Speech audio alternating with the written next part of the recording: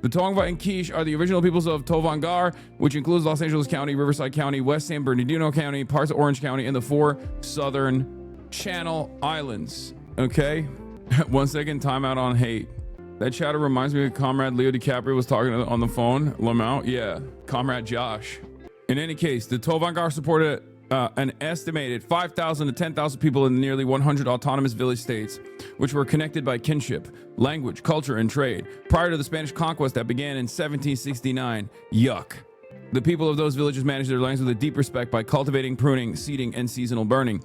Villages were often built near rivers, creeks, and other sources of water, which supplied a lifeline of food and resources. We acknowledge that the HasanAbi broadcast is being broadcasted live from the city of West Hollywood, which is built upon and has benefited from their land stewardship over many generations. Many Tongva and Quiche continue to live in the traditional territory and care for their lands. The HasanAbi broadcast pays their respects to the Tongva and Quiche ancestors, elders, and relatives past, present, and emerging. We recognize the Tongva and Quiche peoples who are still here, and we commit ourselves to honoring and uplifting their stories and culture. We seek to build a restorative relationship with people and place, which requires dedication to reciprocity, co-stewardship, repair, and rematriation. There you go. That's the Hassan Pike delegation has hit a land acknowledgement.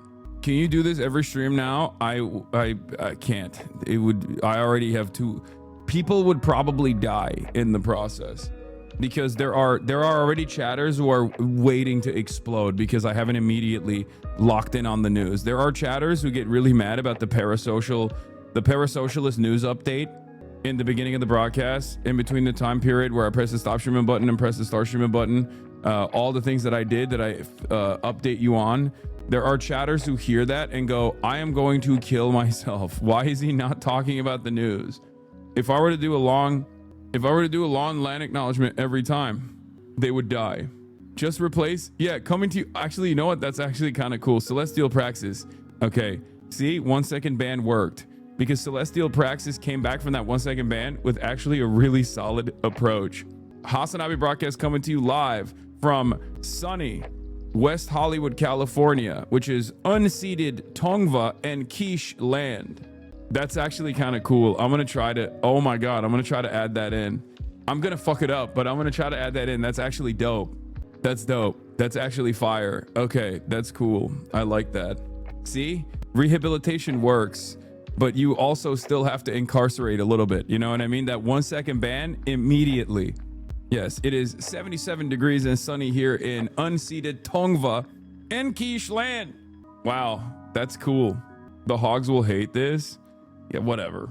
The hogs the hogs love LARPing as though they're native, like 1% native, but then also simultaneously will shit on that kind of stuff. The hogs hate California though. Yeah, it's all good.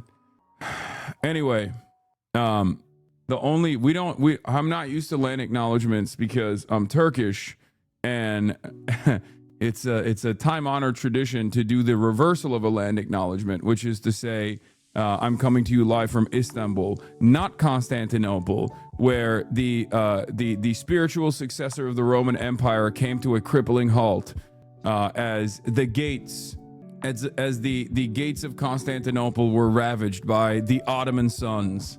1453, best year of my life. You know what I mean? Like, we don't say it's stolen Greek land. We say it's conquered Greek territory that is now Ottoman, that righteously belongs to the Ottoman Empire, which became the spiritual successor of the Roman Empire, if you really want to get into it.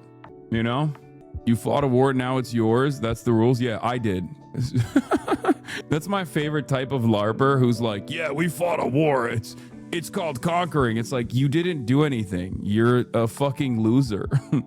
You don't even have a job. Why are you LARPing like you did any of that? You didn't do any of that. That's actually kind of the whole reason why you're desperately clinging on to this notion that you did that. You know? I feel like if you had done anything in your life that was remotely worthwhile, you wouldn't be doing that. You were born. That's all you did. Brother, can you do the thing where you shock the dog for no reason? I missed it the first time. I would like to see it in person. I got you, King. I got you. Gaia, please. Get down. Boom. Was that good? Was that satisfying for you? I got you, King. Do it harder. Don't worry. The Clippers will love that bullshit. Can't wait for the Reddit edit of this. Yeah. Anyway, this is the part of the broadcast where I tell you about my personal news. And one of the personal news I have for you is that I finally watched one battle after another. I watched it with my mom last night. I ended the broadcast yesterday after playing Dispatch. Okay. And contrary to what people were suggesting, no, I did not end Dispatch early because there was a sex scene that got me feeling some type of way. No, I did not goon. Okay. I did not. I ended the broadcast and I watched one battle after another. What is this? After Dispatch last night, I jorked it. Okay, thank you, Chatter, for filling us in on your jorking. Can you imagine on Thanksgiving how isolated, desperate, and alone that person must be to enter a person's chat and make the decision type that no comprendo sad as fuck? Okay, first of all, it's the holiday season, and this is I've been doing this since 2018. And usually around this time, there are a lot of people like that who are just not having a really great time. So I try to be as welcoming as I possibly can because I know for a fact that, this is a tough time for a lot of people. Okay. This is just how it is every year. And it gets worse and worse until like January 1st. And then after that, it perishes. Right. And then there's almost like a reset. So, we just got to be a little bit nicer to some of the people that are going through it all. Okay. Because I'm sure there's plenty of chatters who are going through it as well. Right. Like wonderful members of this community who are going through it as well. That's kind of the reason why I stream every single day. Part of the reason why I stream on the holidays as well. Anyway, as I was saying, I watched one battle after another, and I mean, I'm going to show you the trailer and it's going to literally explain nothing to you. If you haven't seen it, you're not going to understand anything from the trailer. As a matter of fact, one of the criticisms of it of the movie was that the trailer explains nothing. I need a weapon, man. All you got is damn nunchucks here. You know where I can get a gun? Well, what's going on? I need to find my daughter. Let's play offense. 1, 2, 3, 4, go! Sir, do you know your last name? Batman. So, the wrong trailer. All the trailers are not exactly explaining what's going on, but yeah, one battle after another is a work of art. As a movie, it's amazing. It's a fantastic movie. It's supposed to be a Pynchon novel that Vineland, the Pynchon novel that is recreated through the voice of Paul Thomas Anderson. And while I haven't read that novel and am unfamiliar with Pynchon's work in general, people like Noah Colwyn, who are big fans of Pynchon and Paul Thomas Anderson, were very excited about this movie and have described to me that the Vineland one was like the Vineland novel was supposed to be about the Reagan era, an assessment of like where social progress and revolutionary sentiment went in that time frame, with unimaginable reactionary fascist forces absolutely gutting whatever kind of revolutionary sentiment that existed. And I think that this is like the modern iteration of that. And I will say that, as far as the politics of the movie, I'm just going to say that Paul Thomas Anderson is a little bit of a lip. Okay. He's definitely a lip. I got that vibe from him, I think. FD Signifier has some criticism of the movie that turned me off it. He had good critique. No, as a movie, if you just watch it as a movie, it's fucking awesome. It's great. The only issue I had was with the score, which I know people are going to yell at me over it, but I think the score that was supposed to basically drive the tone of the movie at times could be a little bit too busy, even though it was supposed to be chaotic, and I totally understand that. I do think that, like, no, just listen to me. Okay. The score was fine. I'm just saying every other aspect of the movie was so perfect that the score left me thinking the score left a little bit more that I desired out of it. Okay. I don't know music. It's a bad take. I know, like, the score was The score ultimately was still good. I'm just saying that the movie was like 10/10 across the board, where the score was like an 8 out of 10, if that makes sense. Okay? Because I do think that there could have been like slight differences that could have made it a little bit better. I also do think that the stereotype, like the movie is, it kind of felt like it was like a very woke white man's take on white supremacy that got a little strange on revolutionary black women at times.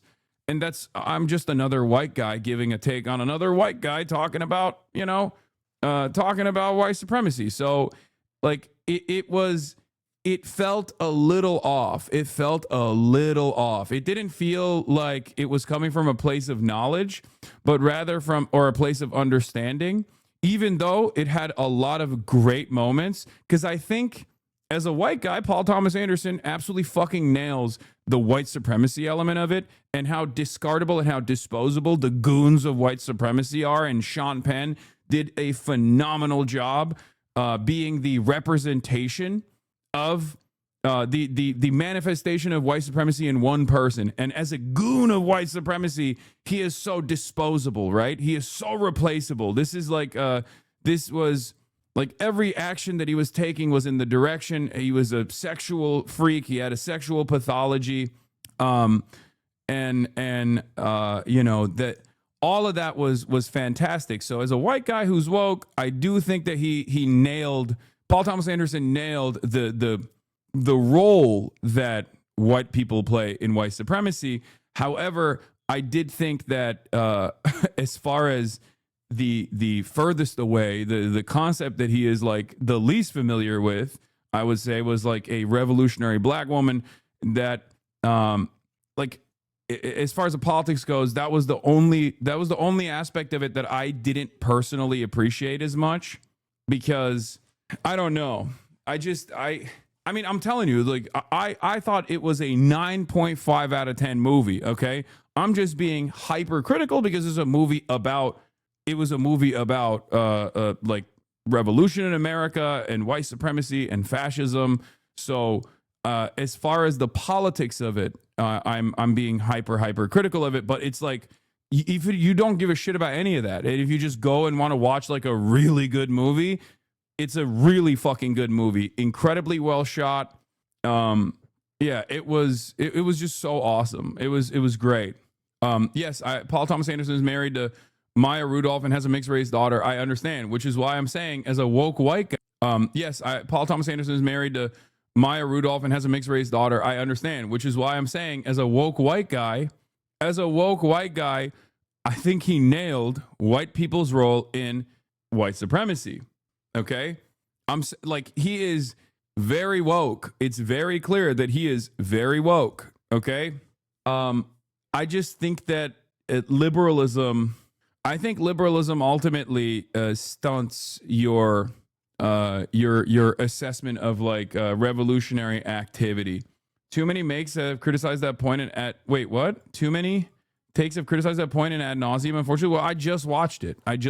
So this is I haven't seen any of the other criticisms of people who I respect and admire, or people who I don't respect. I have no idea what other people have said about the movie. This is just my unvarnished take immediately after watching it. It was, again, fucking awesome though. It was so good.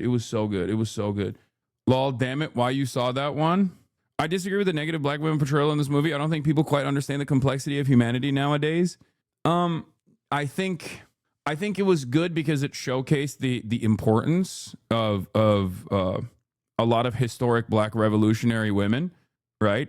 But also simultaneously, I think it was just like the most pivotal figure. The most pivotal figure is seen as like an anarchist or just a person with no real structured, organized interest in making change. Okay. That's all I'm saying. The black woman's name Perfidia means traitor. No, I understand. I don't think it's a fucking psyop. Okay. I don't think it's a psyop or anything like that. That's not what I'm saying at all. It's also a very good movie. But like the main point, like the most lovable figure. First of all, also shout out Mexicans. Okay, I just gotta say, this was a love letter to Mexicans. Like I don't know what happened in the movie, but god damn, it was so sick. It was like shout out immigrants, shout out Mexicans, shout out La Raza. They were portrayed incredibly well. Their role was portrayed incredibly well. I think they did a fucking awesome job with that. I don't know. I just think that it left me wanting more. The role that Perfidia played, even as like somewhat of a villain character, right? It just it also did a really good job comparing the two revolutions the characters were a part of. Benicio's versus Bob's. Like the French 75 was super secretive and focused on passwords and whatnot, whereas Benicio was just like, fuck yeah, I'll help you. Yeah.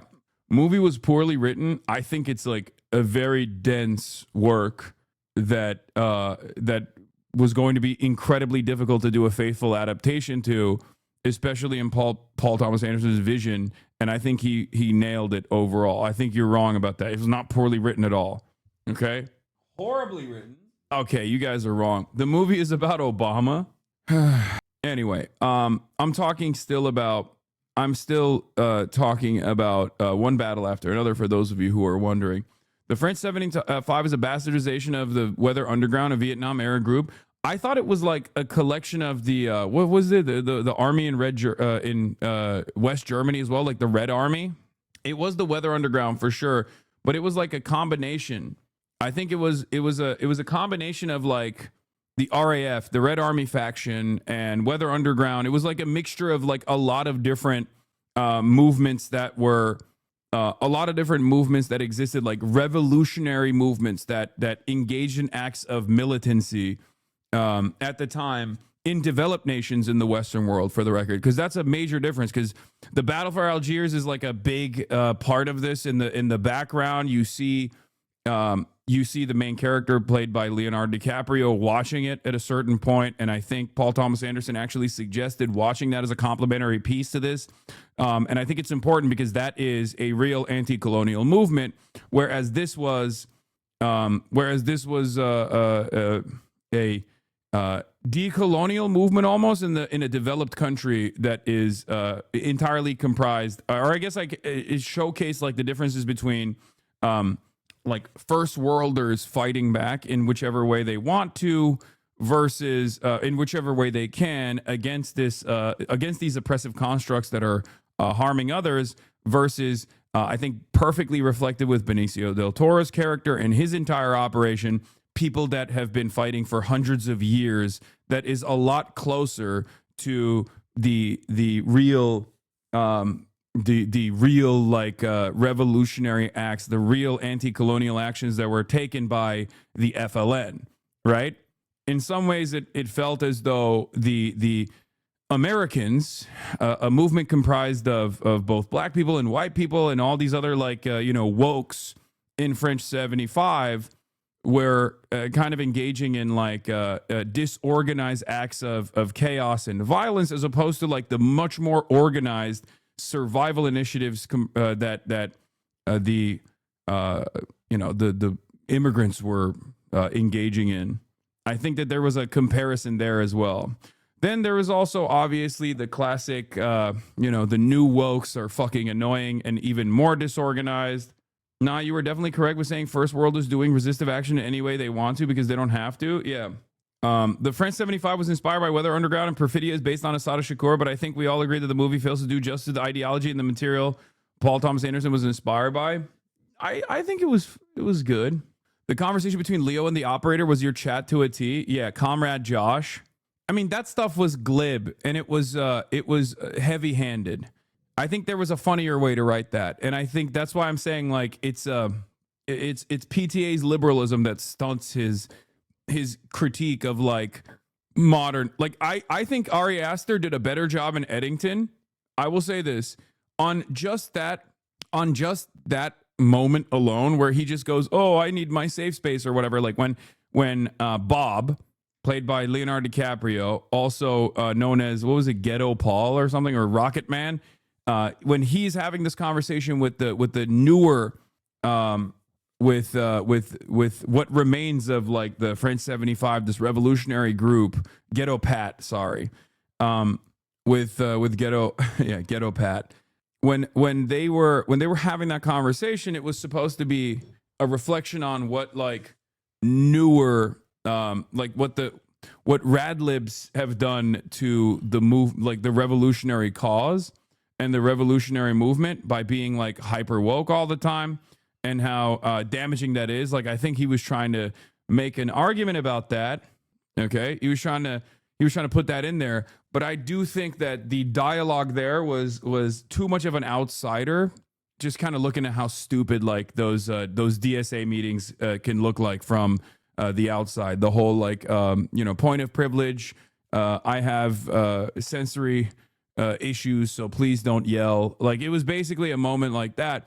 Whereas Ari Aster in Eddington actually nailed the ways in which performative activism and radical liberalism actually has this role in modern left discourse that is purely for the performance in and of itself, and oftentimes seen as like oftentimes is much. I mean, the dialogue on that issue, if I were to just compare one to the other, I would say that Ari Aster did a better job of showcasing that.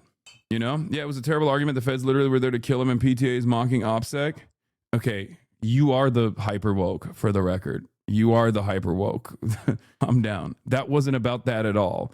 We're not talking about it within the confines of like logic inside of the movie. I'm critiquing the dialogue, because like the goal of Paul Thomas Anderson in that moment is to showcase that like the new version of the wokes are so focused on their own personal feelings that they are that they're being annoying and they're being a fucking nuisance, and they wear that on their sleeve almost.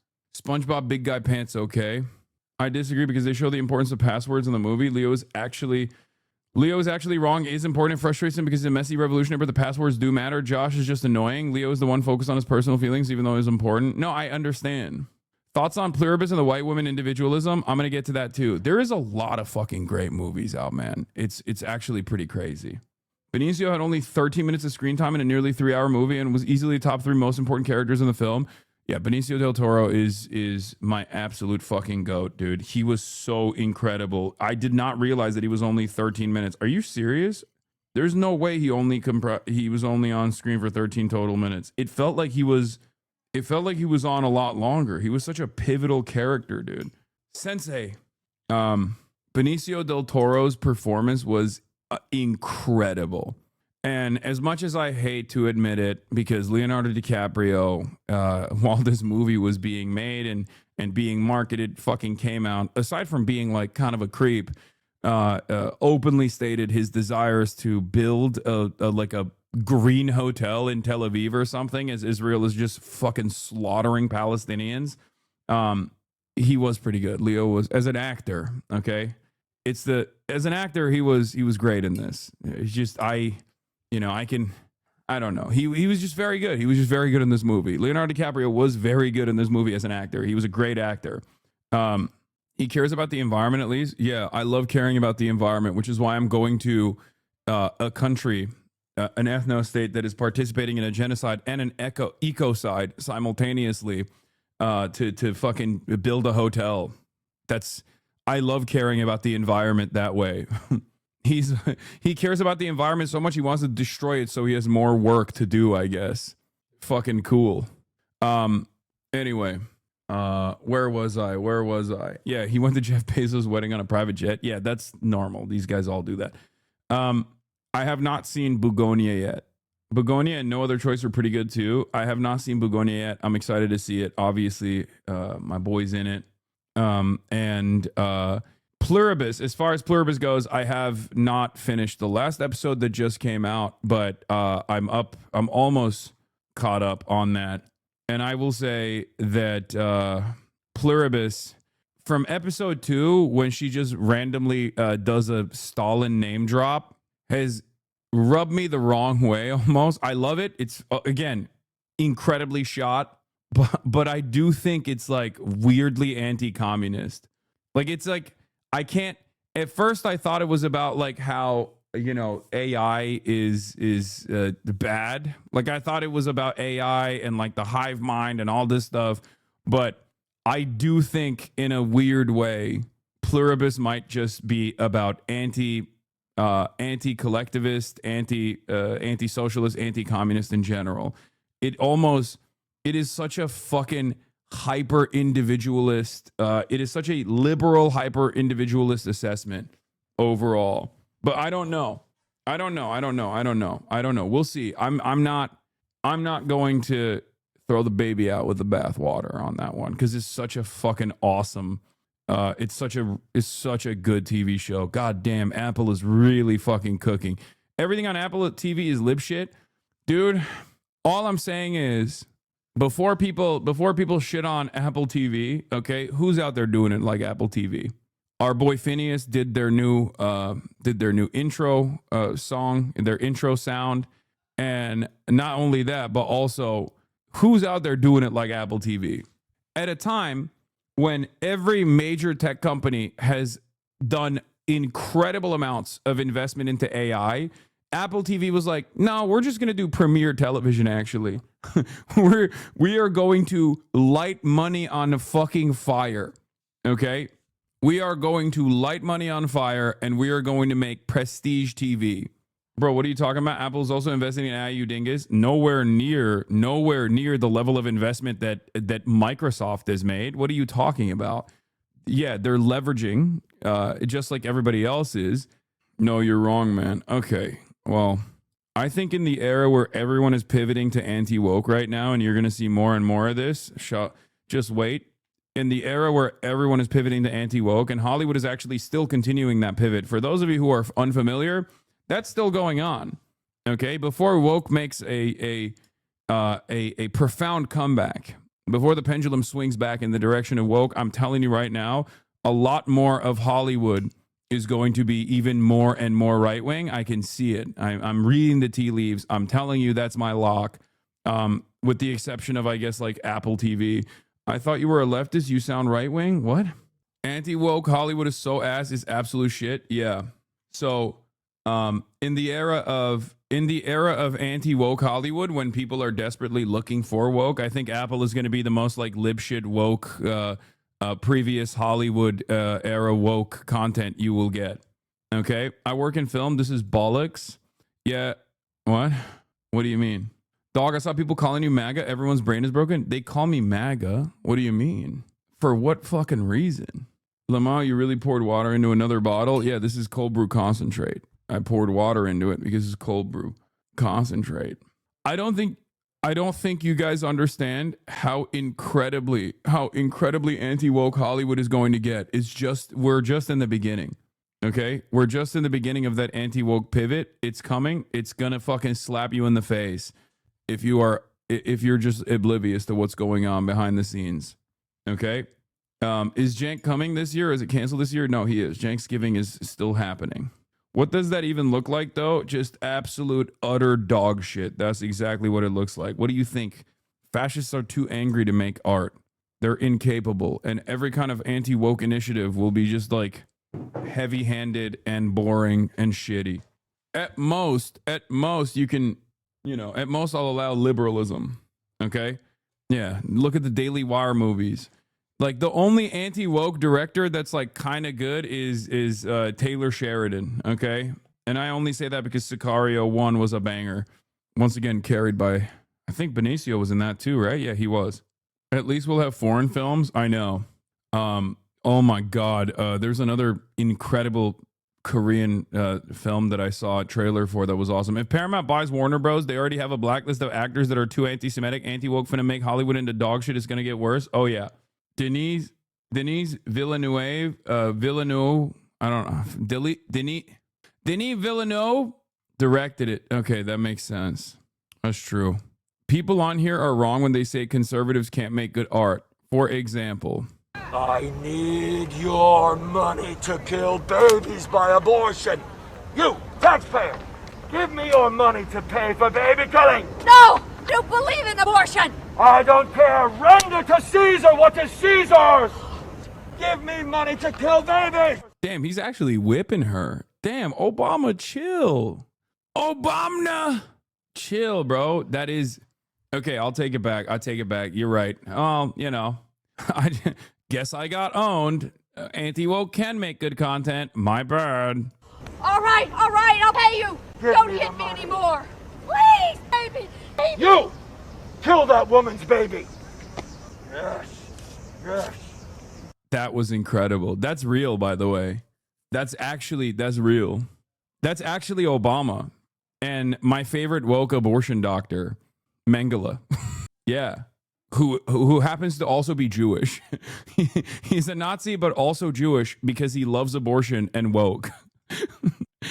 God, to go back to the mindset of the average conservative in 2010, man. What I mean, I guess it's still a sea of contradictions, but yeah, this is the dangerous woke Jewish woke Muslim communist alliance. And they are united on their love for killing white children and then paying people to do so. Anyway, Sicario is woke. It shows how fucked up and evil the CIA is. Yeah, I know. But also, it's one of those movies where, like, if you are right wing, you watch it and you go, oh my God, the CIA is so fucking cool. Like, it has something for everybody, okay? Yes, if you watch it with an understanding of, like, how the CIA operates, you're like, wow, pure evil. Okay, I can't believe how destabilizing of a role they play in Latin American countries. And then if you watch it as a chud, you go, oh my God, it's so sick. I can't wait to be an operator and wear a button-up shirt and a fucking vest over it and be a tier 1 operator in the fucking streets. I never watched the second one, but I suspect the second one is more heavy-handed on the chud side. Leftists think people don't know how the CIA operates. Excuse me, we're watching how the CIA operates, okay? In the mind of a right-winger, the deep state is doing this. I hope you understand that. They don't give a fuck about the deep state or the CIA and its involvement in, like, Mexico. This is what they think the deep state is doing. Yeah, the average Republican believes that this is what the deep state is doing, okay? Paying off doctors. Anyway, what is this? Muslims are the bane of the earth. EU, get that all out. This guy is the wokest European. We got the wokest European chatter who's like, we should kill every Muslim. We should purge the entire boundaries of the European continent of all Muslims. Also, everyone should be able to get an abortion. Average woke Swedish guy. The median voter watches this video and is mad about the vilification of boob jobs. What is happening on screen? Kino. Wait. Oh, anyway, where was I? Yeah. I have of the mindset that right wingers and fascists are capable of making good art. They're called social fascists, which is the entirety of the Hollywood, Hollywood. Okay. Yes.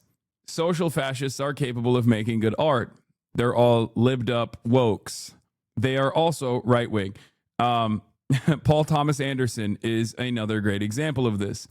Having said that, as I was talking about, you know, Paul Thomas Anderson, one battle after another, fucking awesome. Okay, great movie overall, wall to wall. It's like 8 hours long, and it doesn't feel that way at all while you're watching it. It's like another one of those. It's another one of those movies that's like people will say, oh, it's too long, but I thought it was great. And I didn't even feel like this 2 hour and 40 minute movie was 2 hours and 40 minutes long at all. One battle after another. It was, it hooks you in from the start, and it didn't feel long at all. And that's how you know it was good. What is this? How about this one? New movie makes fun of woke lefty libtards. A super progressive movie made by One Nation Australia has been banned in a number of Australian theaters in fear of being offensive. It will be releasing worldwide 26th of January 2026. Basil the Great, we must take our country back. DMs for submission and deletion. Hold on.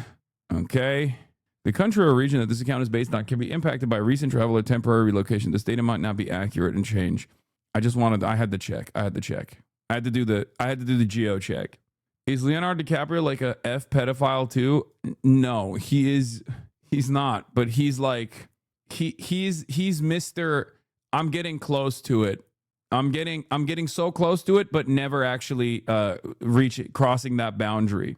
He is Mr. Borderline. It's strange. Okay. He's Jerry Seinfeld light. No, Jerry Seinfeld has crossed that boundary. You're wrong.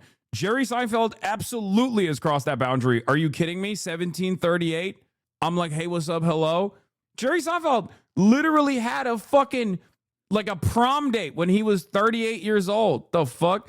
Leonardo DiCaprio, on the other hand, is Mr. I'm blowing a 0.7 on the fucking pedophile breathalyzer every time. Okay?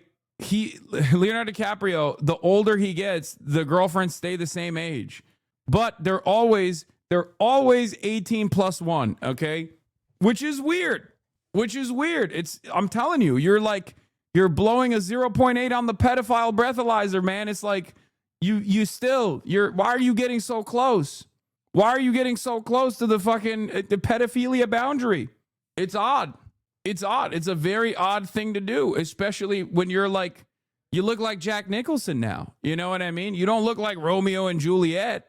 You look like Jack Nicholson. What's happening? Your head has gotten so much larger over the course of many, many years of what I suspect is heavy drinking. You know? It's a strange thing. Obvious beards? Okay, I don't know about that. Jack Nicholson is gorgeous. You take that back. He's an icon. Yeah, Jack Nicholson is an icon. But if he was running around fucking 18-year-olds and 19-year-olds, you would still say, that's a little weird. Wow, making fun of big heads? Really? Insecure much? Yes, you caught me. I am insecure about the size of alcoholic Hollywood guys. Okay, and how large their heads get from drinking. Maybe there is a lesson for me there. Okay?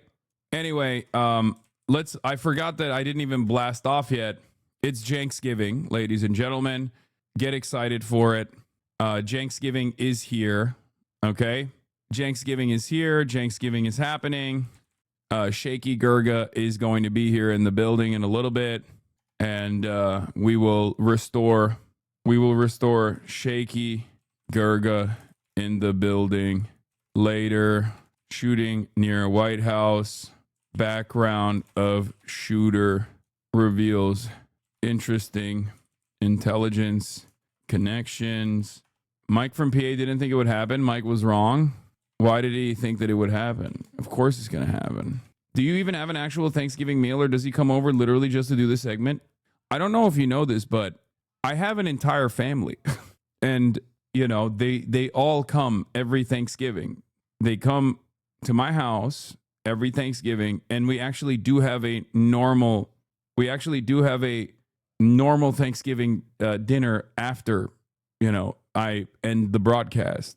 I know many people don't have object permanence and assume that when I'm done with the stream, that means like I just go into an isolation chamber or something, like I'm Dracula. I just get into an isolation tank and I wait. Yeah, they just shut my brain down, and then they wait until until I wake up and I'm live again. But I do have a life outside of this stream, which is what I talk about in my parasocialist segment in the morning. I assume your house is just that room you're in now. Yeah, pretty much. I sleep on the bed. I sleep on Kaya's bed. Anyway, yeah, the Afghan guy. Never have I ever had a harder lock on. As soon as I found the background of the person, the shooter yesterday, I didn't even suspect it would go this far. Like the rabbit hole would go this far. The well would be so deep. But because I thought it was just like regular resentment from. I thought it was regular old resentment from, a collaborator with the American forces that was now either having his friends and family members, after all the work that he put in, serving alongside the colonial occupation, okay, the imperialist forces in Afghanistan. I thought he was just like angry, resentful, and wanted revenge. I didn't realize he directly was a part of the fucking CIA as an asset, okay? Holy fuck. Yeah, turns out the very same, he was Ryan Ruth's strongest soldier. Yeah, this is one of the units that Ryan Ruth was talking about, the NATO-trained Afghan soldiers. It turns out if Donald Trump had only sent him to Ukraine, as Ryan Ruth suggested, things would have been fine. Anyway, O1 unit, a CIA death squad in Afghanistan that performed night raids that killed kids. Yeah, he was also, by the way, Americans love talking about how like these barbaric forces use child soldiers. It turns out America is also just as barbaric in their utilization of child soldiers. Yeah, but we'll obviously talk about the background and the details and how hard the Republicans fucked this one up, as always, immediately diving into conspiracies when it turns out there is plenty of real conspiracy, not a conspiracy theory, but real conspiracy. Anyway. Yeah, a U.S. official says the Washington, D.C. shooting suspect was vetted by intelligence agencies and clean on all checks. Yeah, gonna need a live clip of Fox News finding that out. Good luck, absolute space girl. That clip is never gonna happen because they already dove heavily into, oh, this is Afghan illegal. Joe Brandon did this. And it's like, well, first of all, American foreign policy is uniparty, especially when it comes to cruelty in all of our colonial subjects, in all of our endless occupation and endless militarism around the world. So in that regard, make no mistake, Democrats are just to blame as Republicans are on this one. Okay. Having said that, Donald Trump's very own administration played a formative role in this person as well, in this person's development under Trump 1 and then certainly under Trump 2 as well, because he was fucking brought into the country and got his residency under Trump 2. So the idea that this guy was an illegal immigrant is fucking stupid. He was not. He is maybe perhaps too American. He got that American style PTSD doing American shit in Afghanistan in spite of being an Afghan national. So, that's crazy that because of this, though, they're going to go along with their more white supremacist, white nativist attitudes, their white nativist anti-immigrant attitudes. In spite of the fact that, there needs to be a better assessment of how we got here. Yeah, that's another American Hassan and Joe Biden bringing in all the Muslims to do communism. Yeah, this is communism. Communism is when you work alongside the American occupation in Afghanistan and slaughter a bunch of Afghan nationals, get crippling PTSD, get evac into the United States of America, become a permanent resident, and then lose your fucking mind, American veteran style, and then shoot a bunch of National Guardsmen in the head. Your facts don't matter if I ignore them. It's true. It's true. So, in any case, let's get into it. We'll obviously start with some details on what took place. But he was 4 years old when 9/11 happened, and 15 when the CIA recruited him. Yeah. I mean, in some ways, he was destined to have an American veteran-style PTSD moment. I think his entire life was designed around this. But yeah, let's get started. News on the shooting of 2 National Guard members in Washington, right near the White House. Jay O'Brien starts us off with the latest on the investigation. Good morning, Jay. Yeah, Rebecca, the scene is clear here now, but it was right at the entrance of this metro station where those 2 guardsmen were shot, ambushed in broad daylight. Our crew arriving here just moments after those shots rang out, a chaotic scene, people running for their lives. Other guards. I'm going to keep it $150. This has been a really rough year for Republican commentators who are first to market whenever a shooting takes place, and they immediately go, this is woke, this is trans, this is Antifa, or this is the Democrats. Oh, this is an Afghan migrant. Oh my God, this is an undocumented immigrant. And then literally the very next day, they're like, oh my God, everything that we said was exactly the diametrical opposite. Fuck! They can't even get their shit together. This is why you need to wait to do theory crafting. You can't just like immediately run in and rush in head first with biased narratives.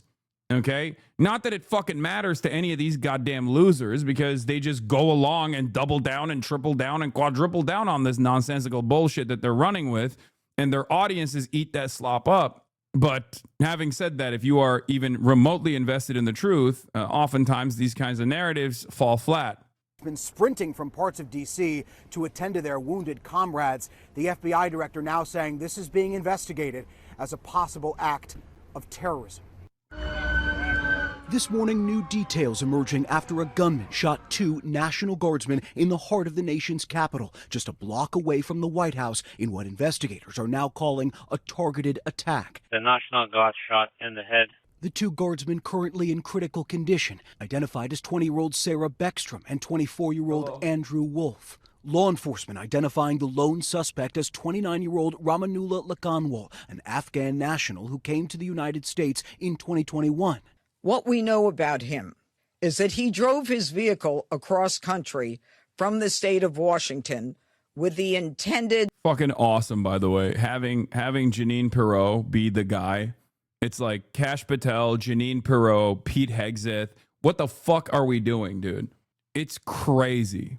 I know it's just like my issue here is minor. It's just like purely built around aesthetics, but a wild set of circumstances. Release Bongino, he's tired as fuck. Yeah, no. Target of coming to our nation's capital. The CIA director saying this morning, quote, the Biden administration justified bringing the alleged shooter to the United States in September 2021 due to his prior work with the U.S. government, including CIA. Sources telling ABC News Lakanwal was later granted asylum in April 2025 by the Trump administration. Investigators saying the shooter deliberately targeted the 2 guardsmen as they stood outside a busy metro station. The suspect. Conspiracy theory about this? I mean, isn't the name Ramanullah Lakanwal the name of a cricket player or something? That's what people were saying. So it's like, or a rugby player or something. So that might not be a fucking spike. Because a lot of CIA was a lot of the people in the CIA in DC were just like actively searching the name or some shit. Conspiracies are spreading on the right wing side. Oh, it's fucking over. So are we ready to revisit that one time that days before Charlie Kirk was murdered, someone in Israel Googled the exact house number and street name and address where Tyler Robinson planted? Also the names of all the surgeons at the hospital, the buildings at the UVU, senior political. Oh, God. Okay. All right. Well, it's just wild. Like, this is fairly cookie cutter from A to B to C. Like, guy who's activated and resentful. Like, the conspiracy here is like CIA actions causing blowback on American soil. But for some fucking reason, these guys can't comprehend it as like a normal, like a level 1 conspiracy theory. They have to go into level 12 conspiracy theories. Everything has to be more complicated. All right, let's just keep going. Came around the corner, he immediately started firing a firearm at the 2 National Guard members. Our own ABC cameraman, Chris Plater, there as it all happened. What I heard were pop, pop, pop, but then boom, boom, boom. And you saw I'm starting to handle these big guns. People nearby running for their lives. First responders scrambling to help. Some seen here on the ground attempting to give first aid to those 2 wounded guardsmen, a man and woman both deployed to D.C. from the West Virginia National Guard. Immediately rushed to local hospitals.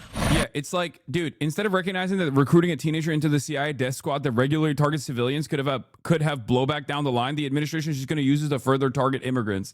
And the Republicans are going to go, oh, this is like... this is the Jewish CIA's actions or something. And Blue Anon will probably also go along with it in their own version where they'll say like, oh, the administration actually did this to further encroach on people's civil liberties. The administration will use this as an opportunity to further encroach on people's civil liberties and further justify military action on domestic soil. That is true. Having said that, I don't know if this was like activated deliberately. Okay, this was a sleeper cell that was activated deliberately or anything. Whereas, like, even judging by what's going on here, it's opportunists leaning into whichever direction they want to, but it's a fairly basic. HasanAbi kalk oğlum Türksün sen. HasanAbi ne demek lan? Salak herif.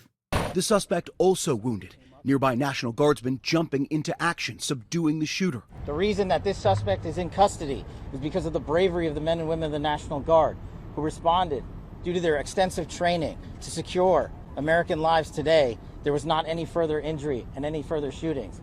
Now, since August, more than 2,000 National Guard troops have been deployed here to Washington, D.C. on the orders of President Trump, part of what he calls a crime crackdown. They've largely been patrolling heavy tourist areas with traditionally low crime, and they've been in particular focused on metro stations. Lindsay. Certainly unnerving, and we wish those National Guard members well. Jay, thank you. Well, President Trump is speaking out about the shooting. Last night at his Florida resort, the president called the shooting an act of evil and ordered more troops to be deployed in Washington. Nancy Cordes is in West Palm Beach. Nancy, you've got new information this morning about the suspect. So what are we learning?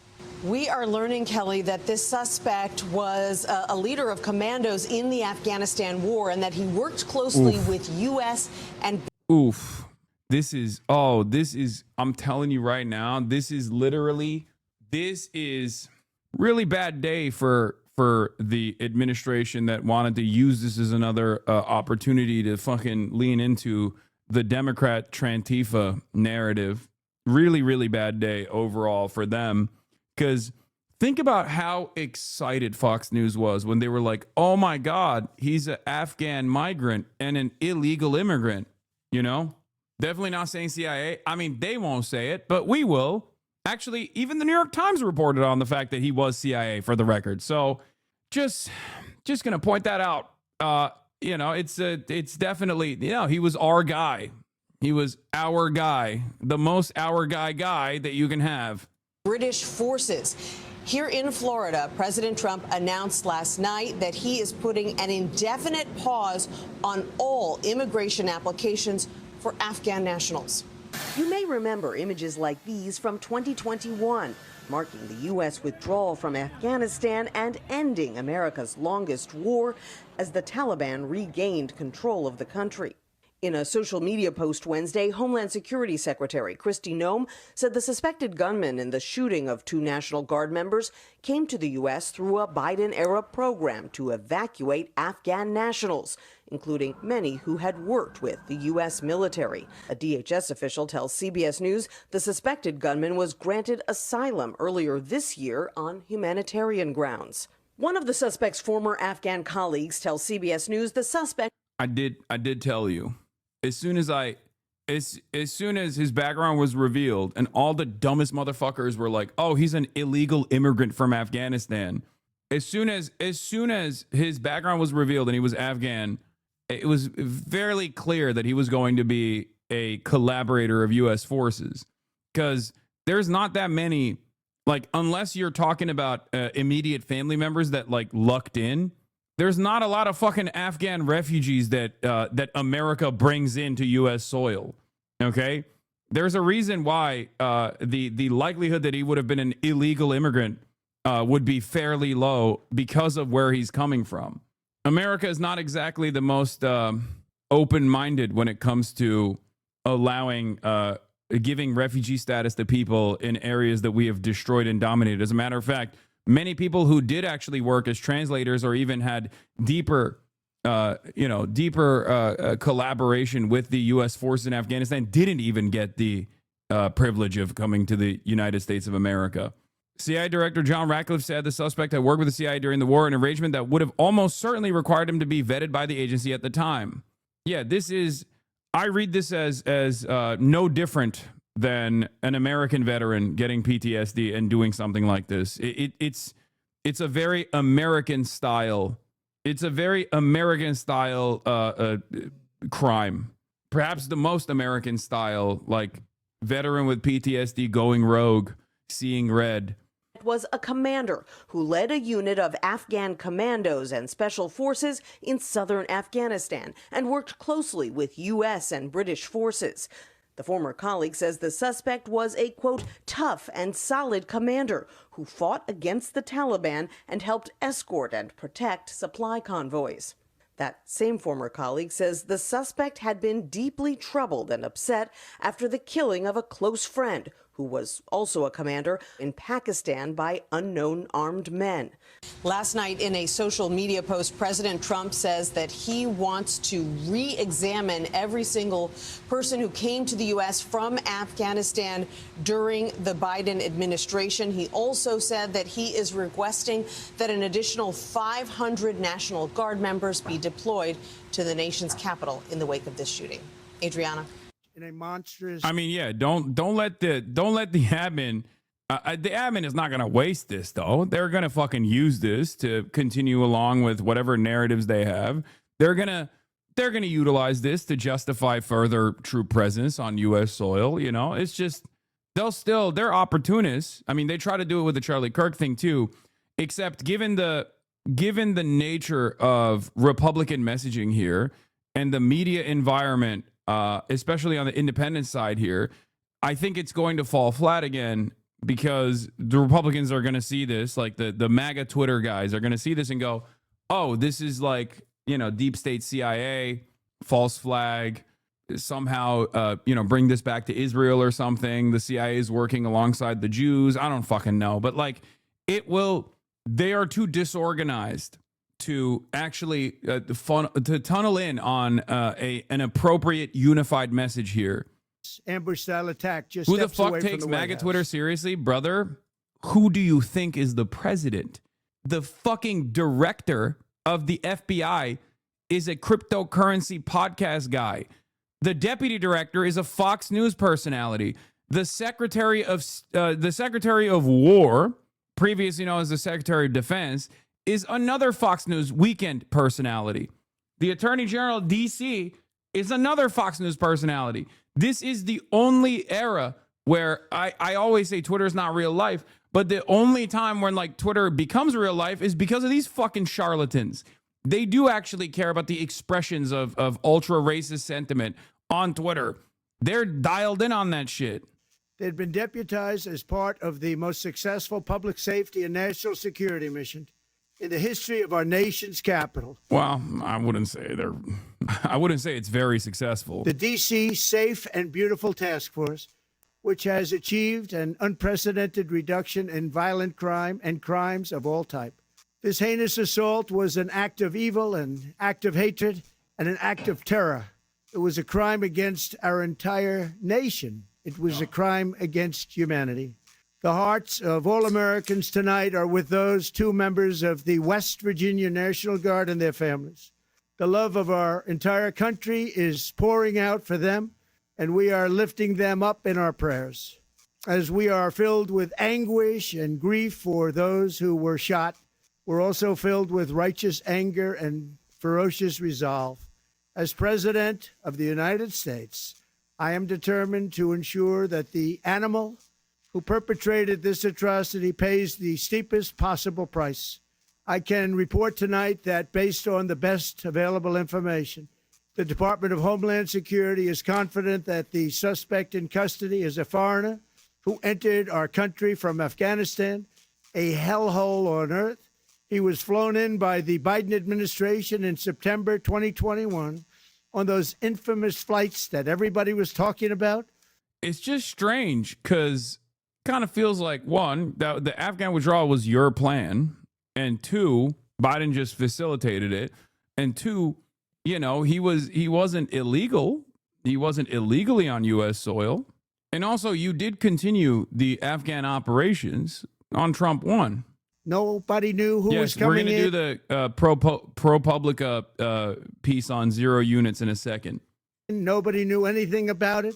His status was extended under legislation signed by President Biden, a disastrous president, the worst in the history of our country. This attack underscores the single greatest national security threat facing our nation.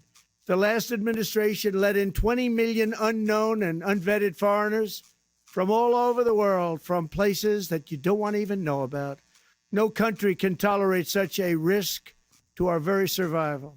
An example is Minnesota, where hundreds of thousands of Somalians are ripping off our country. What? And what the fuck? Bro, that's awesome. That's crazy. That is, what the hell is happening here, bro? He went from Afghanistan a real hellhole, and also Somalia another Muslim nation.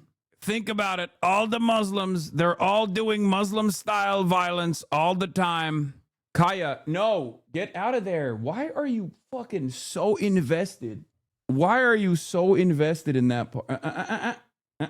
She loves the left cubby. She loves laying down right next to the PC. I don't know why. Fox News has been talking about Somalian fraud in Minnesota lately. I'm from a third world Muslim country. Am I cooked? A little bit.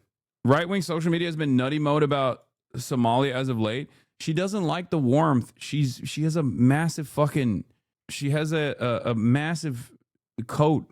I think she just wants to sit next to me. But it's dangerous because I move around sometimes and I'm always scared of like accidentally rolling over her tail or whatever. Fox yesterday, Stephen Miller's in his ear. Up to. Oh, God. I hate this administration so much. Anyway, let's continue. Ripping apart that once great state. Billions of dollars are lost, and gangs of Somalians come from a country that doesn't even have a government, no laws, no water, no military, no nothing. As their representatives in our country preach to us about our Constitution and how our country is no good. We're not going to put up with these kind of assaults on law and order by people who shouldn't even be in our country. We must now re-examine every single alien who has entered our country from Afghanistan under Biden, and we must take all necessary measures to ensure the removal of any alien from any country who does not belong here or add benefit to our country. If they can't love our country, we don't want them. America will never bend and never yield in the face of terror. And at the same time, we will not be deterred from the mission these service members were so nobly fulfilling. That is why tonight I can announce that I have directed the Department of War to mobilize an additional 500 troops to help protect our capital city. We will make America totally safe again, and we will bring the perpetrator of this barbaric attack to swift and certain justice if the bullets going in the opposite direction haven't already done that. During this time of the year, when we gather at home with loved ones, these two patriots were wearing the uniform of our country, patrolling the streets of our capital. They had taken a selfless oath to defend our nation against all enemies, foreign and domestic. And that is exactly what they were doing when they were gunned down in a savage attack.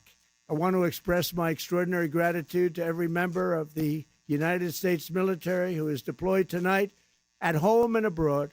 I also want to thank the Secret Service and the D.C. Metropolitan Police Department for their work today. This Thanksgiving, I ask every family to say a prayer for the two great heroes who were so horribly shot and for their loved ones. Please say a prayer. May God bless them and comfort them, and may God bless and protect the United States of America. Thank you and good night. Hey, Sean Hannity here. Hey, click here to subscribe to Fox News YouTube page and catch our hottest. The FBI director and the U.S. attorney are giving an update on those two National Guard members who were shot Wednesday just blocks from the White House. Let's listen in. Fucking Hitler-ass country? Oh, 100%. Yeah. The Democrats or someone needs to be shouting at the top of their lungs that Trump has blood on his hands. Led by Loomer, the Democrats are, what is this? Led by Loomer, hogs are now attacking a couple that set up a GoFundMe for him in 2021. Nice. Of course. This wacky couple has blood on their hands. Laura Loomer, before committing Islamic jihad in our nation's capital yesterday. Yeah, he was doing Islamic jihad in Afghanistan too, right? Alongside the CIA. Islamic jihad. During this difficult time.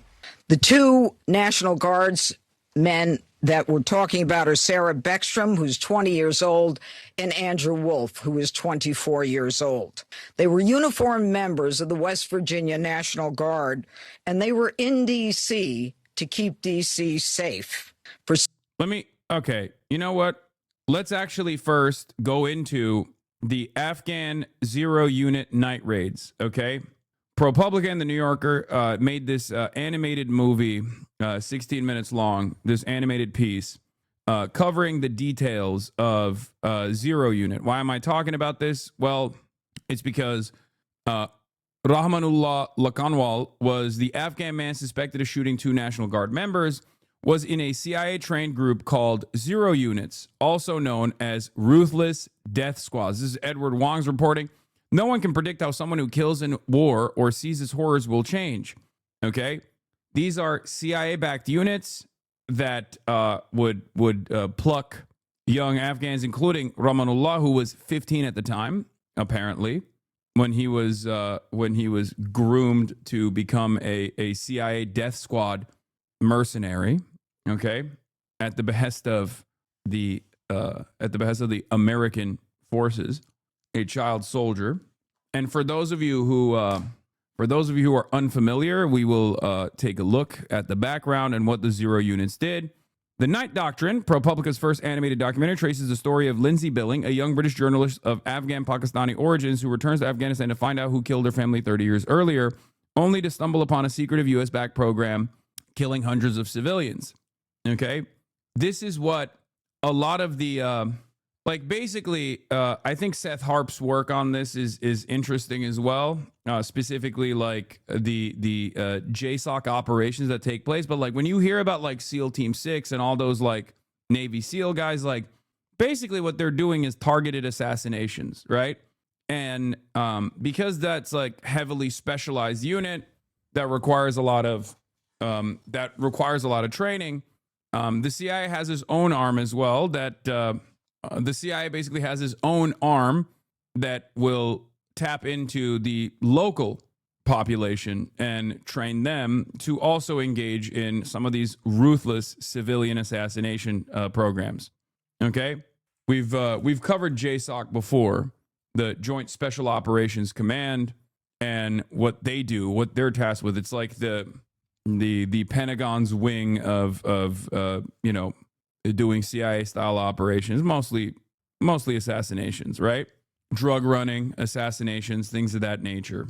Maybe even sometimes child trafficking as well. Speaking of HARP, a couple of National Guardsmen getting shot in DC by an Afghan repatriated here after Kabul fell is about as literal an example of a blowback from the forever wars as you are likely to see.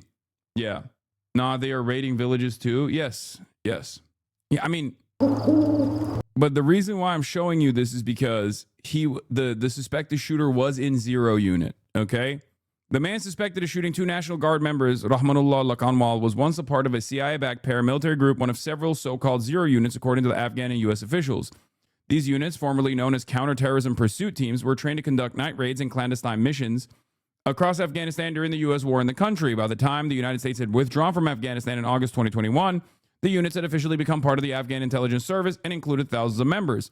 As the Afghan military dissolved and the U.S. military scrambled to evacuate thousands of people during the Taliban's rapid takeover, the Zero Units were essential to securing the remaining U.S. and NATO bases in Kabul, Afghanistan's capital.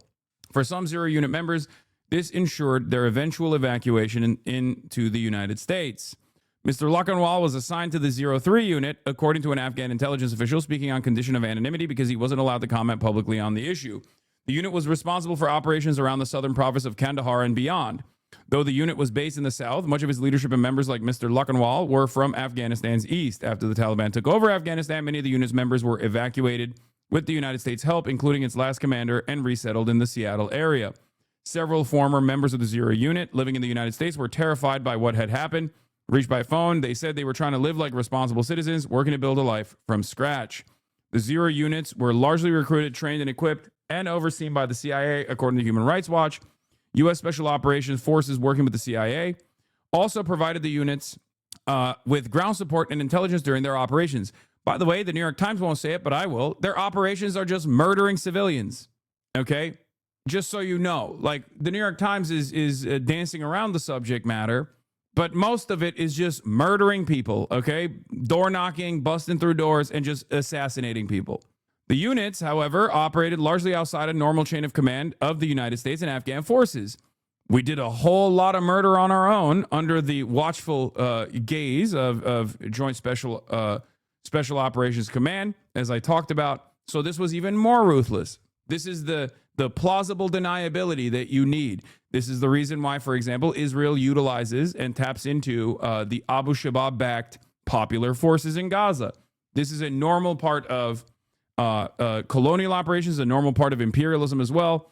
They will get locals. They'll get pliant locals. They'll either take advantage of like the sectarian tensions that exist in whichever country that they are choosing to dominate, or they will get a bunch of desperate people early on, sometimes even as child soldiers, like this guy who was 15, okay? And they will train them, and they will turn them into ruthless, bloodthirsty assassins. In July 2021, when the president of Afghanistan wanted the forces to defend Kandahar city against the advancing Taliban, he had to ask the CIA for the unit's aid. According to Afghan officials, the units also had a reputation for ruthlessness, with journalists and human rights groups referring to them as death squads. Yeah. In a 2019 report, Human Rights Watch said it had documented several instances in which the strike forces were responsible for extrajudicial executions and enforced disappearances, indiscriminate airstrikes, attacks on medical facilities, and other violations of humanitarian law. Okay? This is so that the American government can wash its hands of the extra fucked up aspects of what they were doing in Afghanistan. Oh, we didn't do it. It was a third party. Okay, that's how you do it. You know, you delegate some of the more ruthless parts of your imprecise murder operations to the locals that you have trained specifically to do this. The reason why I think it's important to understand that is because you got to understand the mindset of this person, like how we got here. Okay, especially when the regular forces in Afghanistan were also engaging in wanton acts of violence and cruelty and death, indiscriminate death and destruction. So just understand how much worse this was in comparison to the regular units and what they were doing. In one instance, in 2018, an Afghan paramilitary force unit raided a home in Nangarhar province in eastern Afghanistan, shooting and killing 5 members of a family, including an older woman and a child, according to Human Rights Watch. Taliban officials have also condemned the units. On Thursday, an official in Nangarhar accused the group of looting during the fall of the U.S.-backed government. The CIA has denied the allegations of brutality among the units. Shocking. Saying that they were the result of Taliban propaganda. But I just want people to understand why, people in the global south resent America. When a lot of people ask this question in the United States of America, this is one aspect of it, just a sliver. When I tell you why people actually would rather choose a local villain or a fundamentalist group over an American puppet, this is part of that reason. Okay?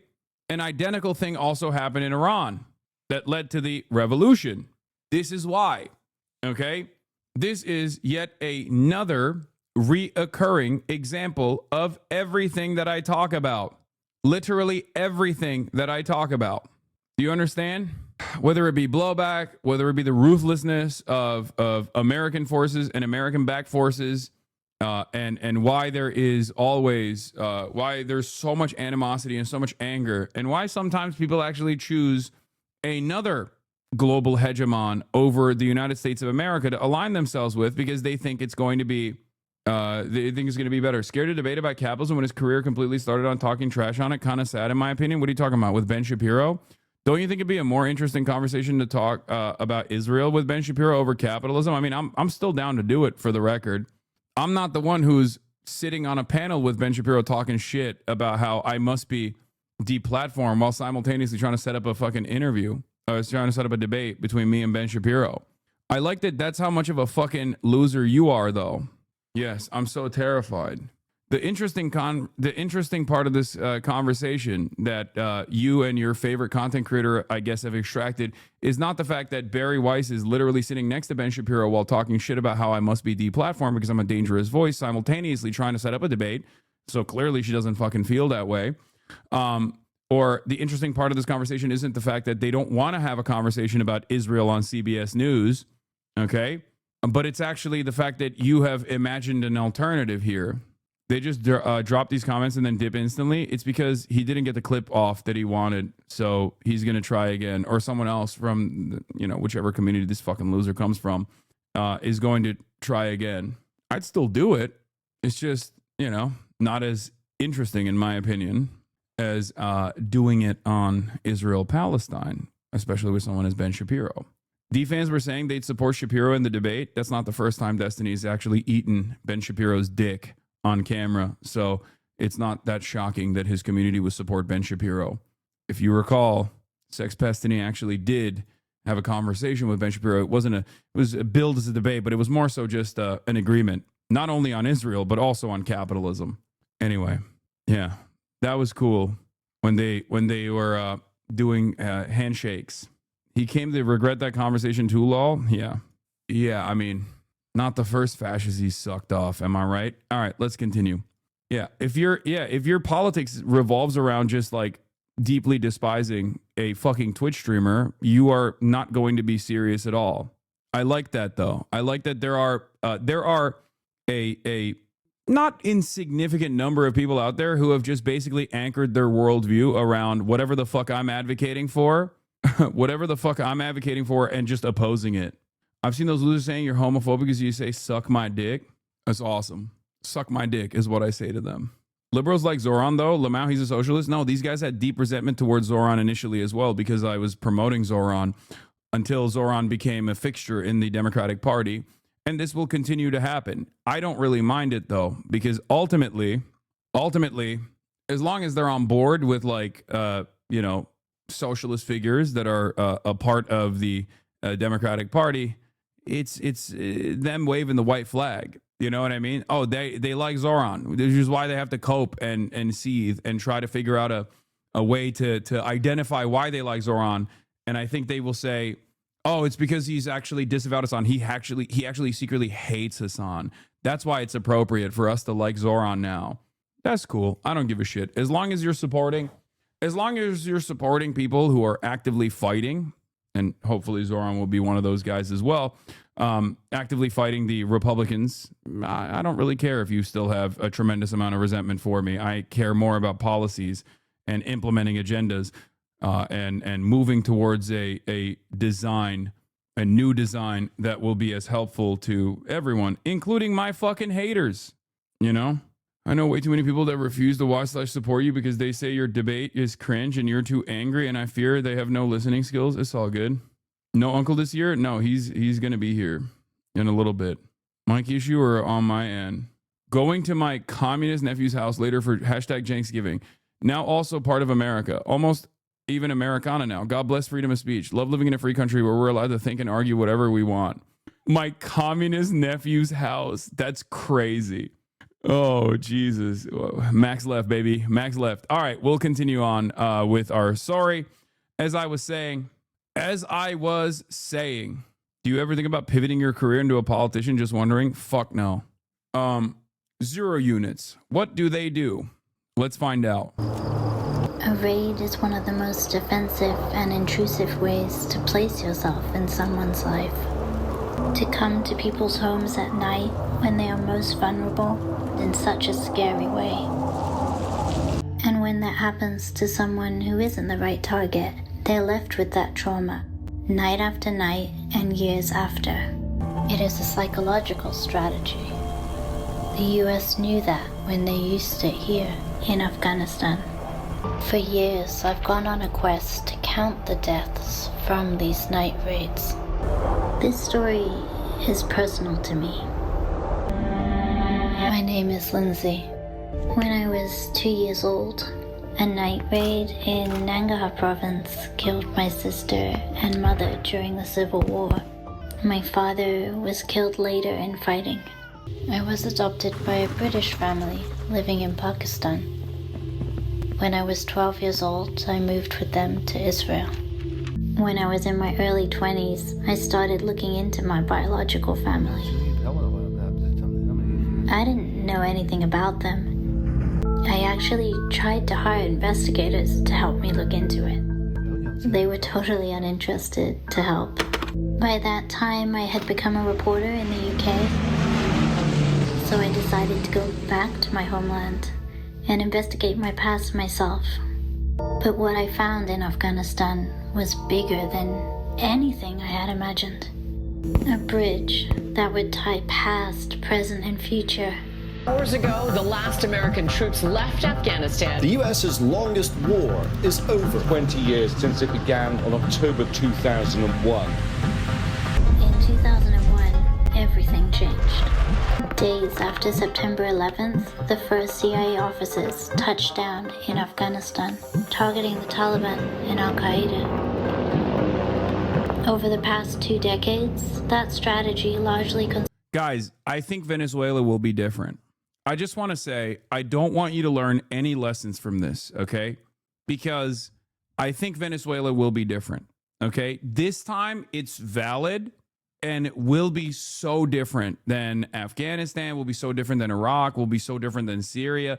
This time, it will be different, okay? I need you to understand. Vietnam, sure.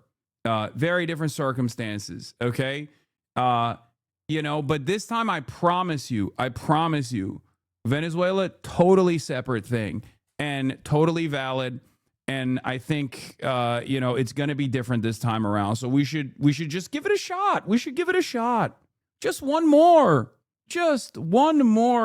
regime change, destabilizing war for natural resource extraction, and we will figure it out. Okay? We will fucking figure it out this time. I mean, think about it. It takes a while to perfect. This is a very, very difficult endeavor. It takes a while to perfect. You know what American foreign policy is like? It's like the fucking guy who's the gambling meme, the guy with the pickaxe. 99% of gamblers quit right before they win big. That's it. That's it. It's just, let's hear from Lindsey Graham on this one more time. I think that's going to...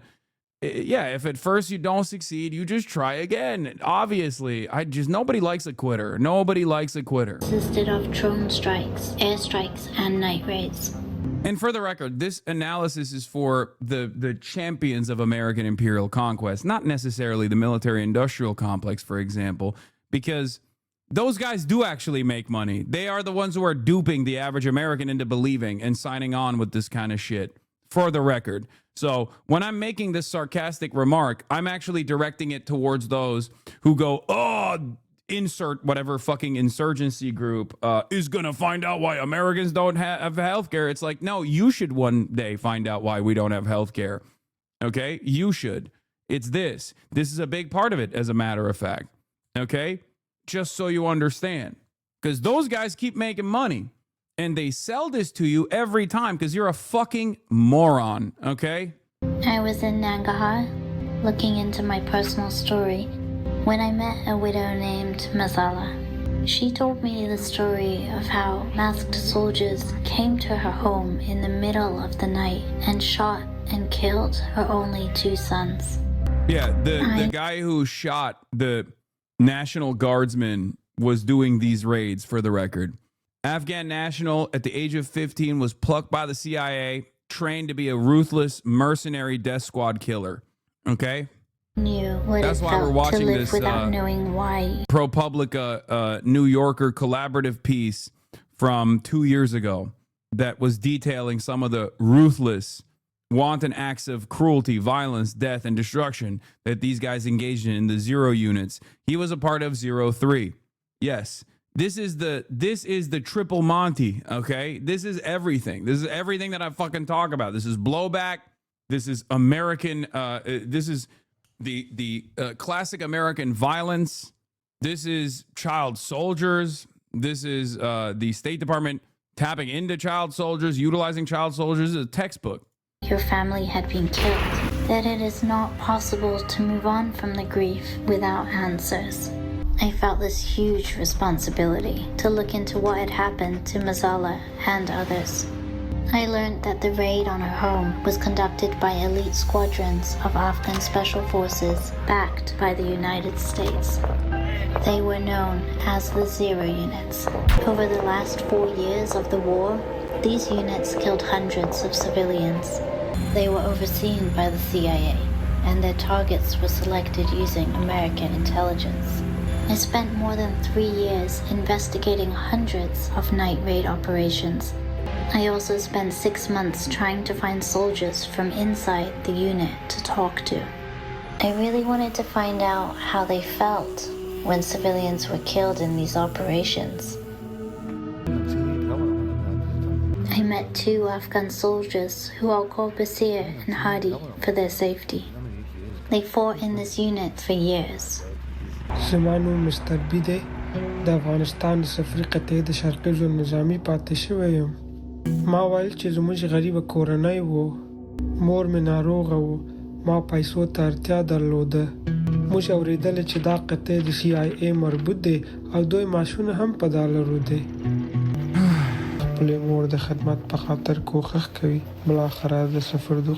If I recall correctly, these taxis were derived from a Green Beret counterinsurgency handbook that was written based on the Phoenix program, death squads in Laos and Vietnam. I mean, even the Dahia Doctrine is detailed off of what America did in Korea, bringing the war to the entire civilian population deliberately in an effort to punish any sort of liberatory, emancipatory movement.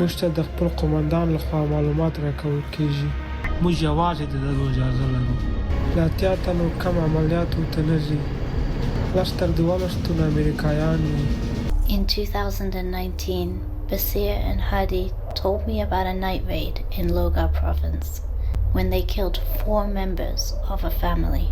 I'd later speak to the surviving grandfather and uncle. This was not the first time they had killed civilians, but it was this raid that felt like a turning point in their lives.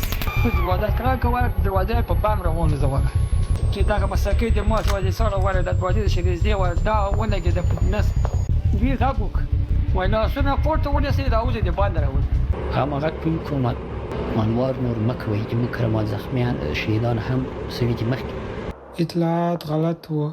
په وژل شویو کې یو طالب هم نه وو. دا مرګونه زموږ د لاس نه وشول. Why were they even doing the raid? Seems like terrorism to me. Environment of fear, but also, I mean, it is terrorism. This is the point. This is what state-sponsored terrorism looks like. That's why I say Israel's a terrorist. That's why I say America is a terrorist. This is what we do. Like, our understanding is terrorism is associated with like non-state actors, but state actors more commonly engage in acts of terror. What do you think a military occupation is? It's just a legalized version of it. If corporate lobbying is legalized bribery, then military occupation is the legalized, systematized version of terror.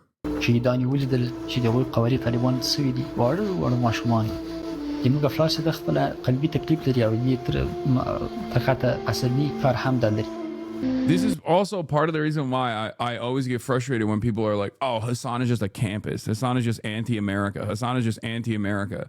Oh, he's just always fucking anti-America. Like, how can you learn about global history from the perspective of the victims and not develop an attitude such as that one? I'm not anti-America across the board, but I always say, like, if you are a campus, you're going to be right on like 98% of issues. That's just what a global hegemon does. That's it. Being anti-imperialism will, yes, require you to demand America do better, and therefore a lot of the fucking hoorah patriot dipshits will run around and say, oh, you want America to not do this kind of endless violence and imperialism? You're fucking anti-America. د سفري قطعو هدف دا دی چې افغانستان کې تروریزم ختم کړي. ځینو سیمو کې تروریزم زیات کړي. امریکایان وایي دوی تر ټوله غوره ټکنالوژي لري. نو بیا ولې د ملکیانو What do you mean by campus? Campist. Camp. Like a tent. Campist is a terminology that implies that you are in the anti-America camp. So you just always defend whoever is opposing anti-America initiatives. It's a silly term. Many people don't even know this. When they say tanky, that's what they're talking about usually. توپیر نشي کولای. دوی امریکایان دي افغانان وژني. موږ افغانان یو افغانان وژنو.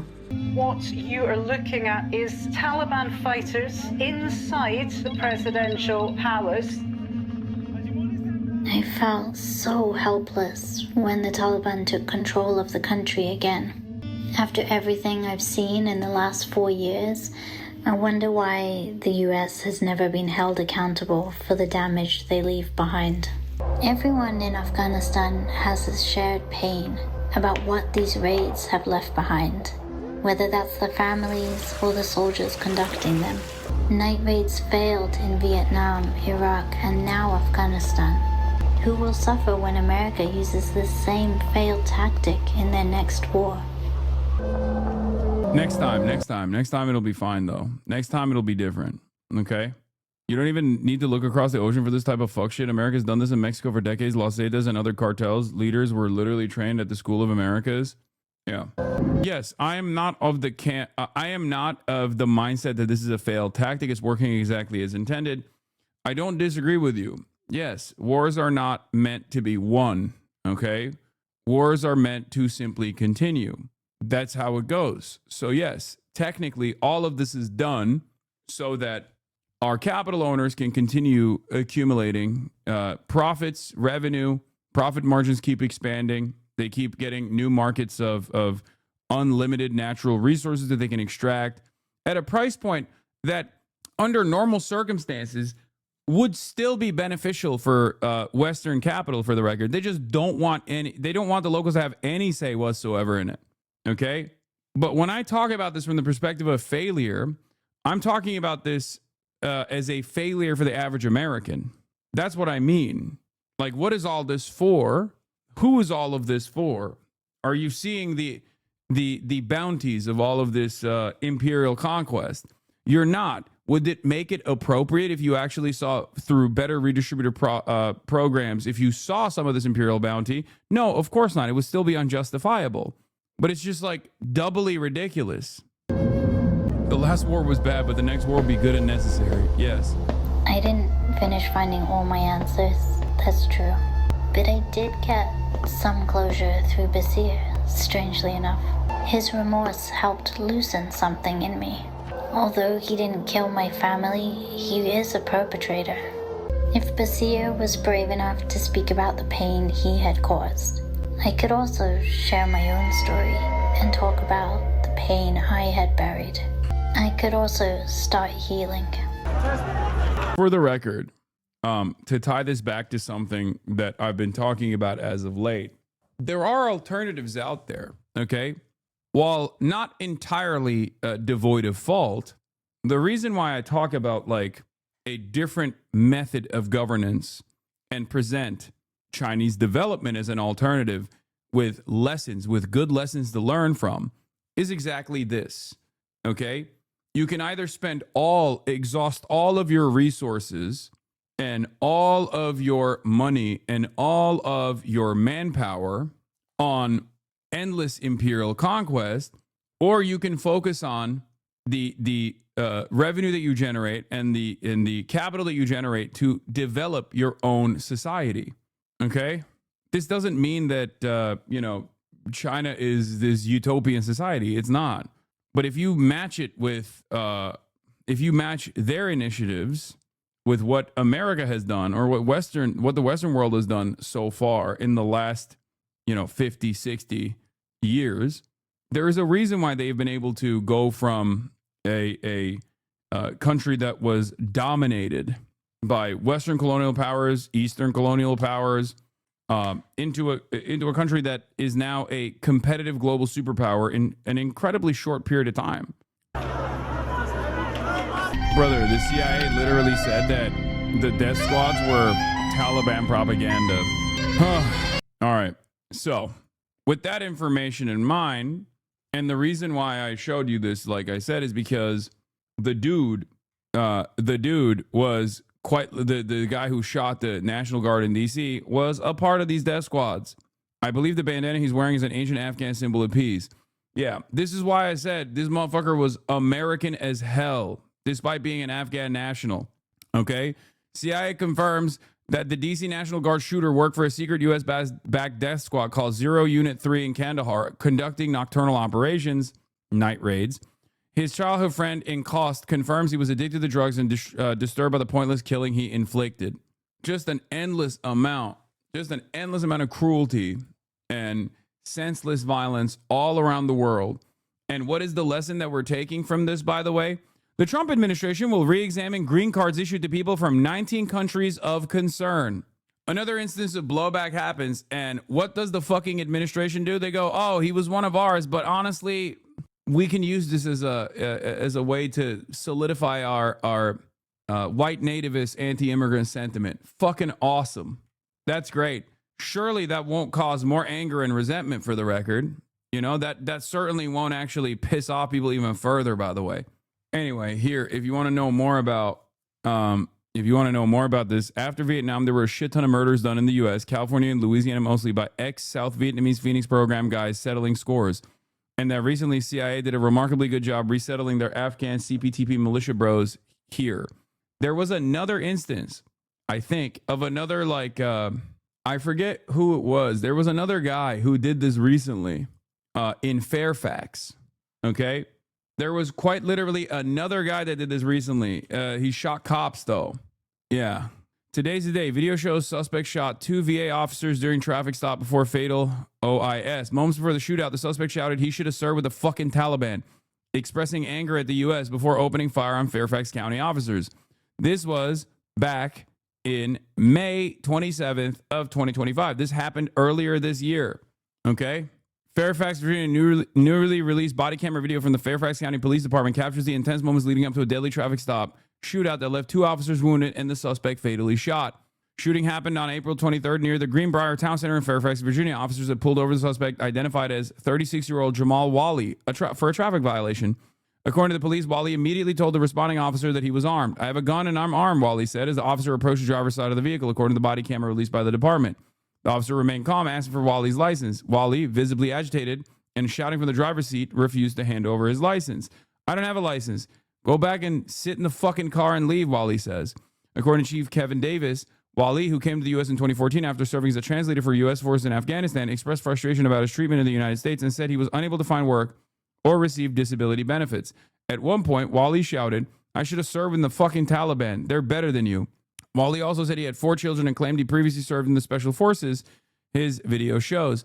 His statements quickly escalated into a rant, during which he turned on a GoPro camera and said, today's the day, buddy. As backup officers arrived, one positioned himself at the passenger side of the vehicle while another moved to the driver's side. When the driver's side officer attempted to detain Wali, he pulled away, drew a handgun, and fired several rounds. A single bullet struck both officers who were positioned on the driver's side of the car in the arm. This just happened earlier this year. Some more examples of the white homegrown version of this, for the record, is the guy who drove his fucking F-150 into a Mormon church. That didn't get a lot of play, obviously, because we found out he was the most homegrown, the whitest guy of all time, okay? Not only do we have our homegrown version of this, okay, or the I feel like Batman or Halo guy that blew up his Tesla Cybertruck outside the Trump Tower in Vegas, okay? There are a lot of these guys out there, okay? There are a lot of these fucking guys out there. It's just, we did this. I feel like Batman or Halo. Thank you for the 5 gifted subs. Let's not play the game. This is a vet. He was a comprador. What do you mean? A lot of vets get abandoned? No, that's my point. Vet or comprador, it doesn't matter. We mistreat everybody all the same. They are just servants of capital. That's the whole point. Okay? They're servants of capital, and we export our brain rot. It's not enough that we ship our young to do untold amounts of violence overseas so that someone can turn profit in a fucking corporate boardroom. But then also on top of that, we export the brain rot to the local population, and we make them also serve in the same exact violent ways. We brick their brains.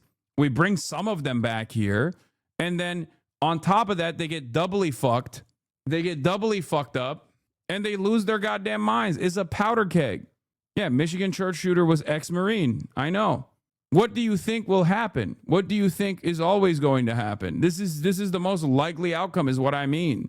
Yes, comprador for a native agent of a foreign business in a colonial or semi-colonial economy. Mohammed Afzal Hussain, 27, a planning director for the city of Espanola, who came to the United States from Pakistan, was shot dead on Monday outside his Albuquerque apartment complex, while Aftab Hussain, 41, was found dead of a gunshot wound on July 26 near the Albuquerque's International District. Those deaths are likely linked to the shooting of a 62-year-old Mohammed Ahmadi in a parking lot by a halal supermarket and cafe on November 7th last year, police said. 2 of those murder men were members of the same mosque who were shot dead in Albuquerque in late July and early August. Police said there was a strong possibility their deaths were connected to the November killing of an Afghan immigrant. This is basically, this was all the way back in 2022. 4th Muslim man murdered in New Mexico in targeted killings. It's just like the revenge killings that took place, just like they took place in the aftermath of the exact same initiatives that took place in Vietnam. This ties it back to the ProPublica article about terror in Little Saigon. An old war comes to a new country.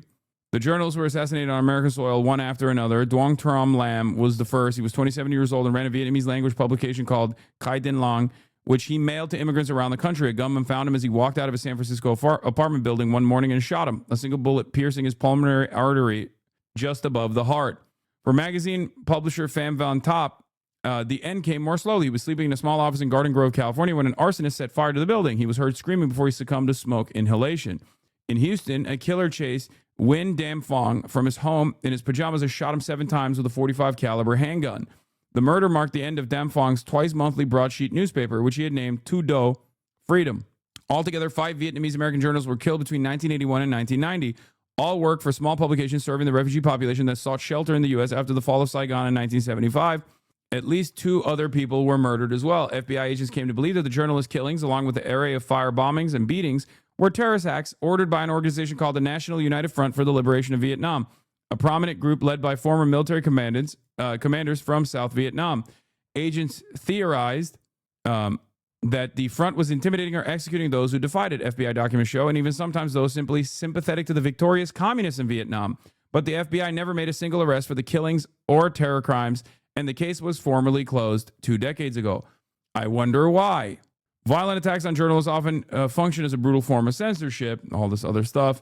But that's it. Last year, when fighters from the Islamic State group executed war correspondent James Foley, President Obama praised him as a man who courageously told the stories of his fellow human beings and promised to hunt his killers. Our reach is long, Obama said. We are patient. Justice will be done. Yeah. I think we know what happened to some of the figureheads of that movement. Justice was served, if you think about it. Actually, it wasn't. I don't know what it's just remember. Wonder what happened to the Islamic State leadership. Wonder what happened. Maybe there's a room for growth and job opportunities. Also, just going to say this right now. A lot of people are going to get mad at me for saying this. Ukraine. Get mad at me all you want. But just remember, oh my God, how could this have happened? Just wait. What level of resentment will exist for the nationalist militias and the nationalist forces that were galvanized and emboldened and seen as emancipatory figureheads once Russia invaded Ukraine? The same people that got training and then were cast aside, some of which were, shipped here, maybe. Just saying. All of these violent desires inevitably will have violent ends. Okay. I'm sure emphasizing that we have an ocean to protect won't come back to impact us. I mean, there is a fucking ocean between us and all these other places too. Like, what will happen? What will happen in the aftermath of that? I'm just saying. You're about to see white mujahideen. Ukraine war was not started by the U.S. and the biggest atrocities documented so far are from the Russian side. You're right. We have no involvement in Ukraine whatsoever. And I'm totally fucking oblivious for saying that arming and training, even before the Russian invasion of Ukraine, arming and training the Azov Battalion, which became righteous liberators, we became seen as righteous liberators, will never get mad and angry and resentful against the West for abandoning them and then basically leaving scraps of what remains of Ukraine to the Ukrainian population after endless amounts of fucking war. This isn't defense of Russia, dumbass. My point is, you can make the same fucking argument about Afghanistan 1, not even Afghanistan 2. Do people not have object permanence? No. You have to suspend object permanence if you want to find yourself in defense of American foreign policy. Yeah, did the U.S. face blowback from its support of Afghanistan in its fight against Russia in the 80s? No. Famously, the U.S. never received any blowback from its support of Afghanistan in its fight against Russia in the 80s. Clearly, that did not lead to any sort of domestic blowback. That's just, those towers just kind of did it on their own, you know? They just kind of did it on their own. This is certainly the first time a CIA asset in Afghanistan has attempted to murder American citizens on U.S. soil. That's never happened before, and it certainly will never happen again. This guy is a unique incident. One time, and one time only. I thought he was Saudi. Well, I'm saying CIA asset who operated in Afghanistan for that reason. I didn't say Osama bin Laden was an Afghan national. He was not. He was Saudi. Are you talking about 9/11? Yes, dude. What the fuck do you think we're talking about? Yes, we're talking about 9/11. Anti-communist CIA asset on a path, paving a path to peace in Africa. Okay, that's what he's doing until not so peaceful. Anti-Soviet warrior puts his army on the road to peace. Yeah. What more can I say? Hi, Twin Tower expert here. Towers only explode and crumble when they're in extreme fear. You're being highly insensitive. Yeah. Maybe more and more people will understand what I meant when I was talking about America deserving things. I don't know. America bringing about this kind of blowback on its own. Who knows? Anyway, let's get back to this. To President Trump's executive order to make D.C. safe and beautiful. They answered the call. They took the charge. They volunteered. They put their lives on the line for people they don't even know.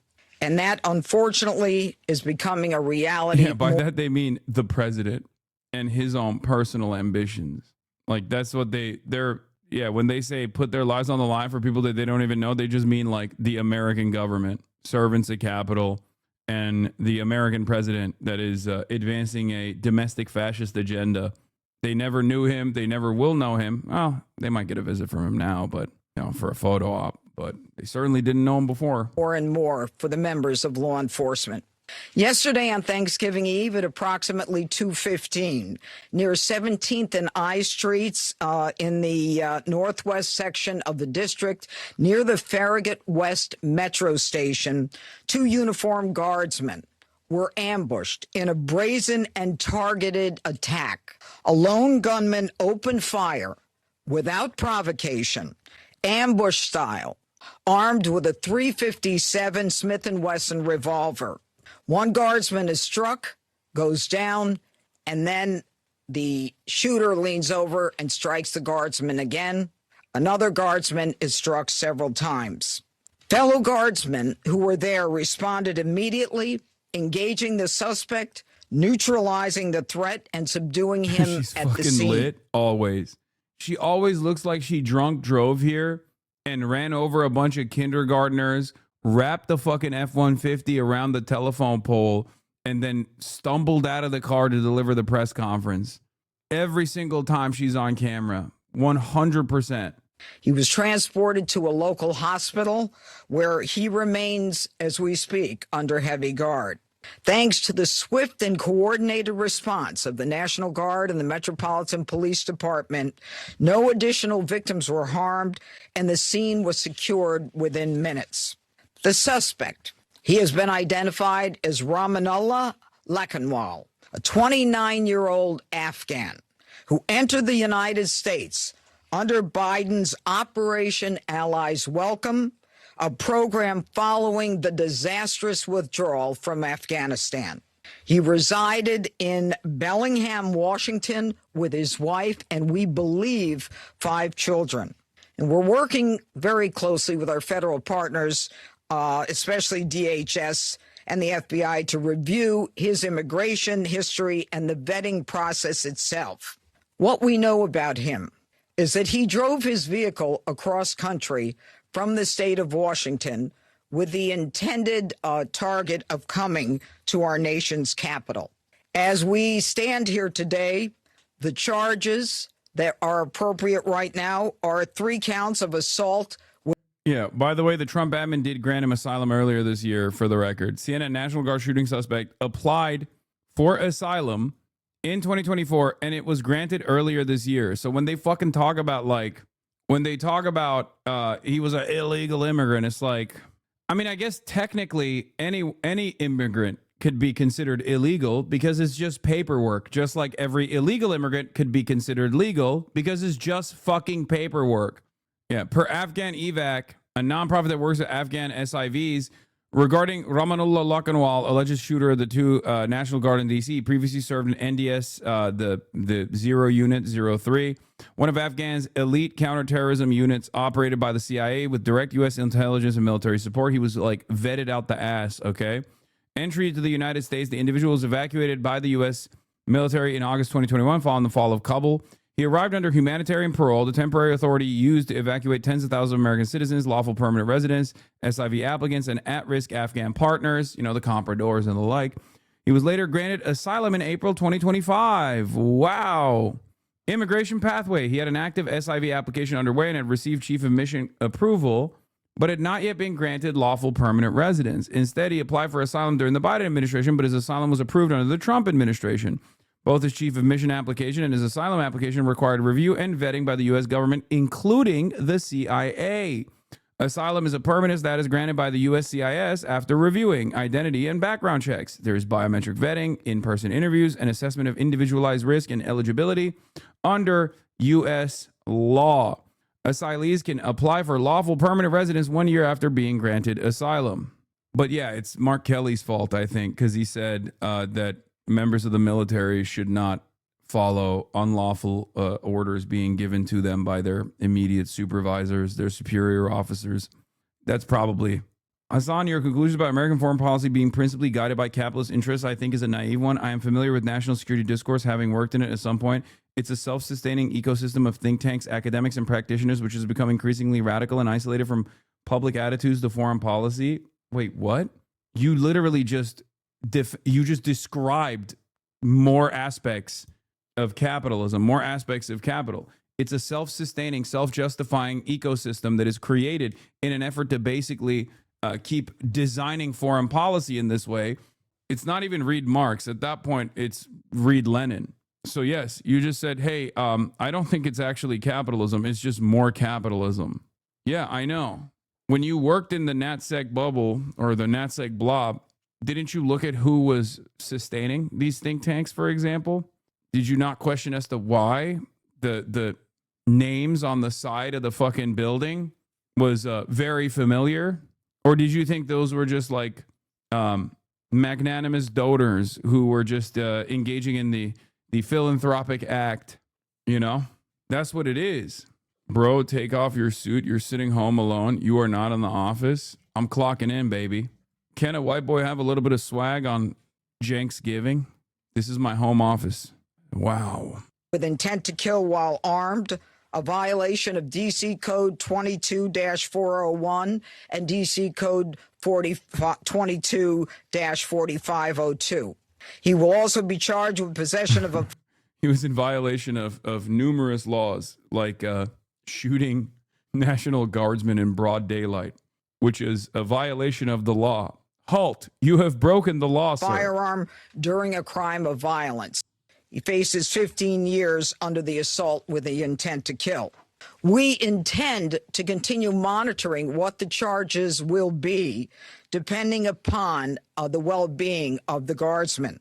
We are praying that they survive and that the highest charge will not have to be murder in the first degree. But make no mistake, if they do not, that will certainly be the charge, murder in the first degree. The Department of Justice, under Attorney General Pam Bondi, is committed to a thorough and an impartial... Holy shit, for a fucking TV personality, she's awful at speaking. Okay, it's very difficult for her to read when everything looks blurry because she is zooted, okay? Excuse me.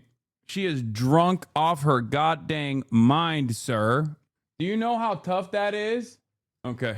Do you know how difficult that is to competently read while you're hammered? Investigation where we will hold this perpetrator accountable under the full weight of the law. And barred out, now, Sarah too. and Andrew volunteered. They came here to protect the people of the district, pursuant to a crime emergency that President Trump rightly declared in this city and in other cities across the country. Our nation's capital should not and must not be a place where evil comes to commit violence, whatever their cause or motive may be. We should not have to live in fear in the nation's capital, especially by one who came here from a foreign country. And through a process that was so absurd that he came through and released into this country, as many were, knowing virtually nothing about his vetting. This is what happens in this country when people are allowed in who are not properly vetted. These guardsmen and all who are here to protect the district are the line that separates a civilized society from a barbaric one. They are the ones who stand for law and order. This was not just an attack. It was a direct challenge to law and order in our nation's capital. And the individual will be made fully accountable. And though it seems that we have been here before, under President Trump, make no mistake, and the Attorney General, we will not allow this to be normalized. It will be confronted, condemned, and prosecuted to the full extent of the law. Now, my message to the individual who committed these acts is you picked the wrong target, the wrong city, and the wrong country, and you will be sorry for the violence and the evil that you perpetrated in our nation's capital. And now I call upon the director of the FBI, Kash Patel. Thanks, Judge. I'll begin my remarks and end my remarks the same way. I mean, he literally is the outcome of American civilized society. There is no perfect demonstration of this outcome being directed by American civilized society, defended by liberals and conservatives alike in perpetuity. This is the violence that we dish out coming back to the home front in the hands of people who we have trained since they were 15 in this case. Like there is no better demonstration of all of the things that I complain about with regular frequency than this instance right here. This is why I always say this is American brain rot. This is blowback, everything. Prayer for our fallen soldiers, prayer for our law enforcement community, prayer. And we're back to Kash Patel looking like he did it, even though we know who the shooting suspect is. For our National Guardsmen and women, prayer for our brave prosecutors at the Department of Justice and the offices of the D.C. United States Attorney. We must. She said she wasn't vetted. He was vetted. She's wrong. He was vetted out the wazoo. Okay. He was maximum vetted, by the way, like more vetted than the average asylum seeker. Say it's a joke before Chatter believes you. I'm not. I'm going to keep everybody guessing. Come together as a nation, especially on this Thanksgiving Day, and remember the sacrifices that so many are making around the world and around this country to secure our freedoms under President Trump's brilliant leadership and administration. I'll provide an update on the case as follows. It is an ongoing investigation of terrorism. Make no mistake about it. The FBI is leading out on this federal assault on a federal law enforcement officer investigation on many fronts. We immediately, with our law enforcement partners in the Metropolitan Police Department and the interagency, secured the scene, seized the weapon, sent in our evidence response team immediately to collect evidence, and started doing block-by-block canvasses. We are looking for and interviewing witnesses.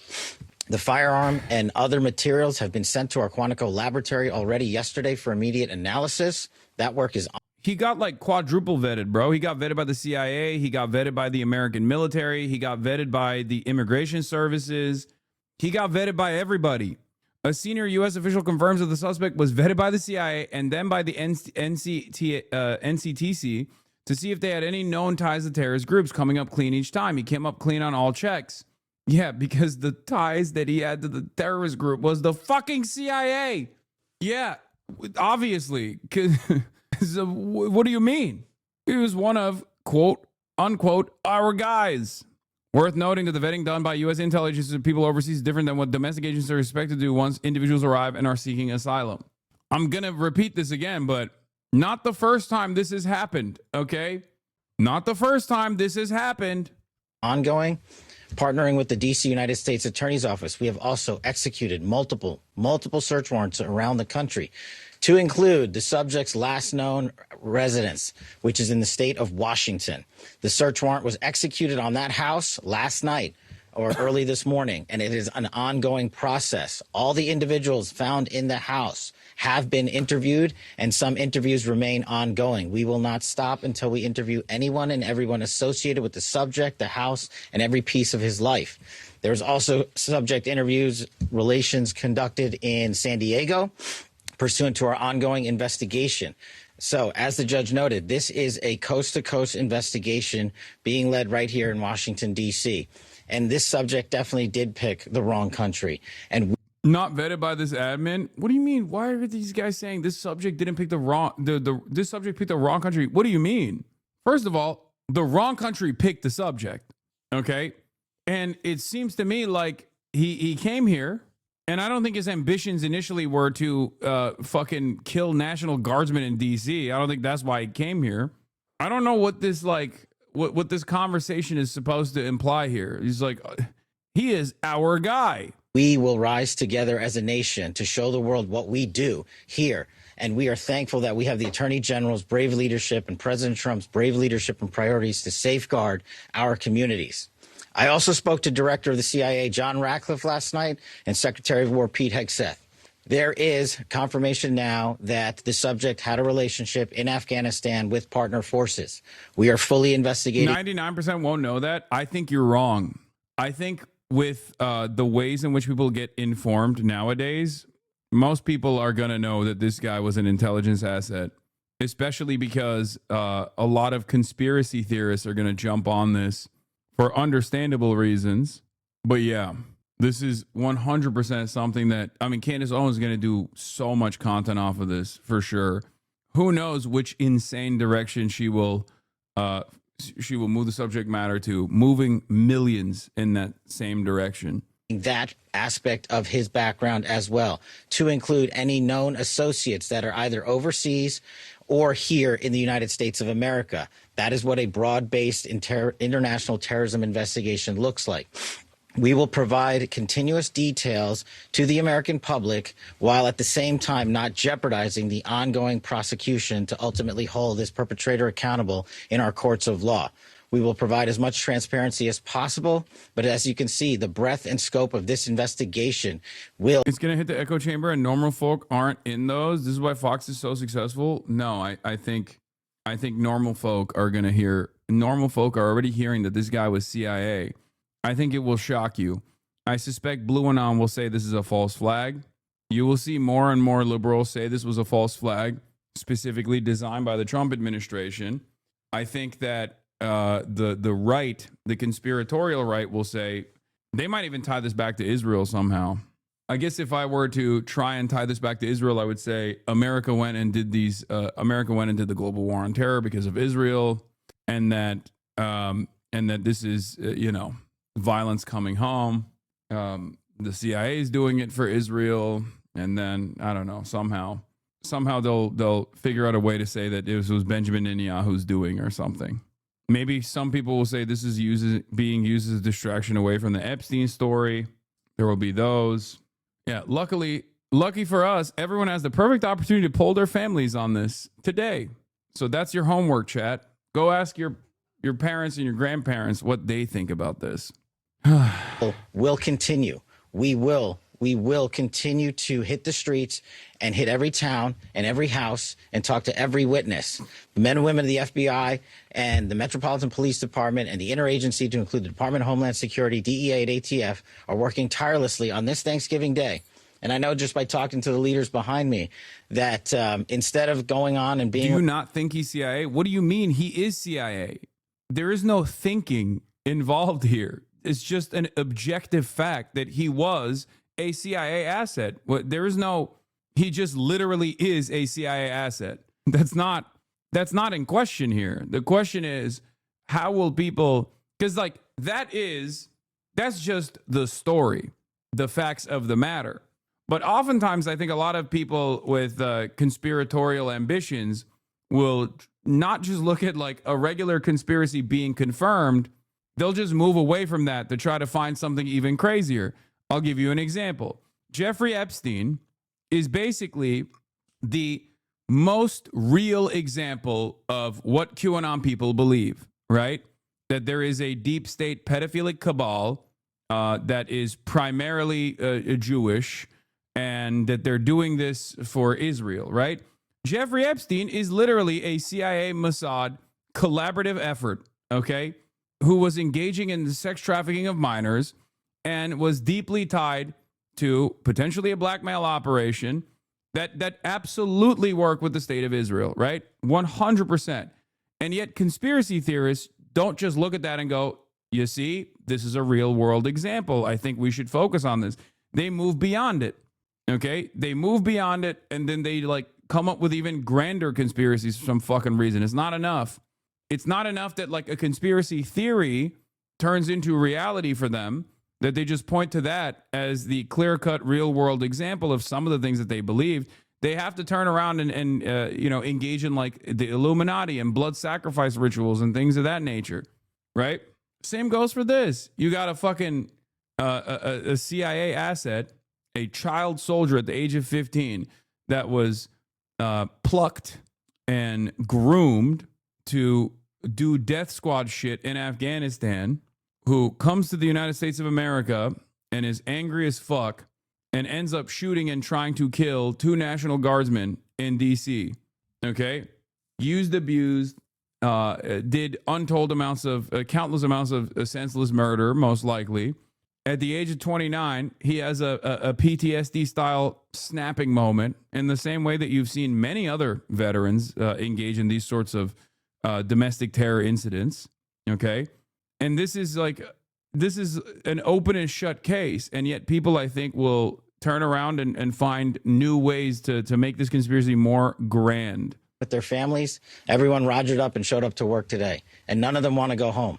That's the resolve that we have together as a team to bring to you justice for this heinous act of terrorism here in our nation's capital. And as the judge said, we will ensure that our law enforcement partners are out there in full force to make sure the world can enjoy our nation's capital. We will not let this heinous act of violence prevent people from visiting our beautiful nation's capital.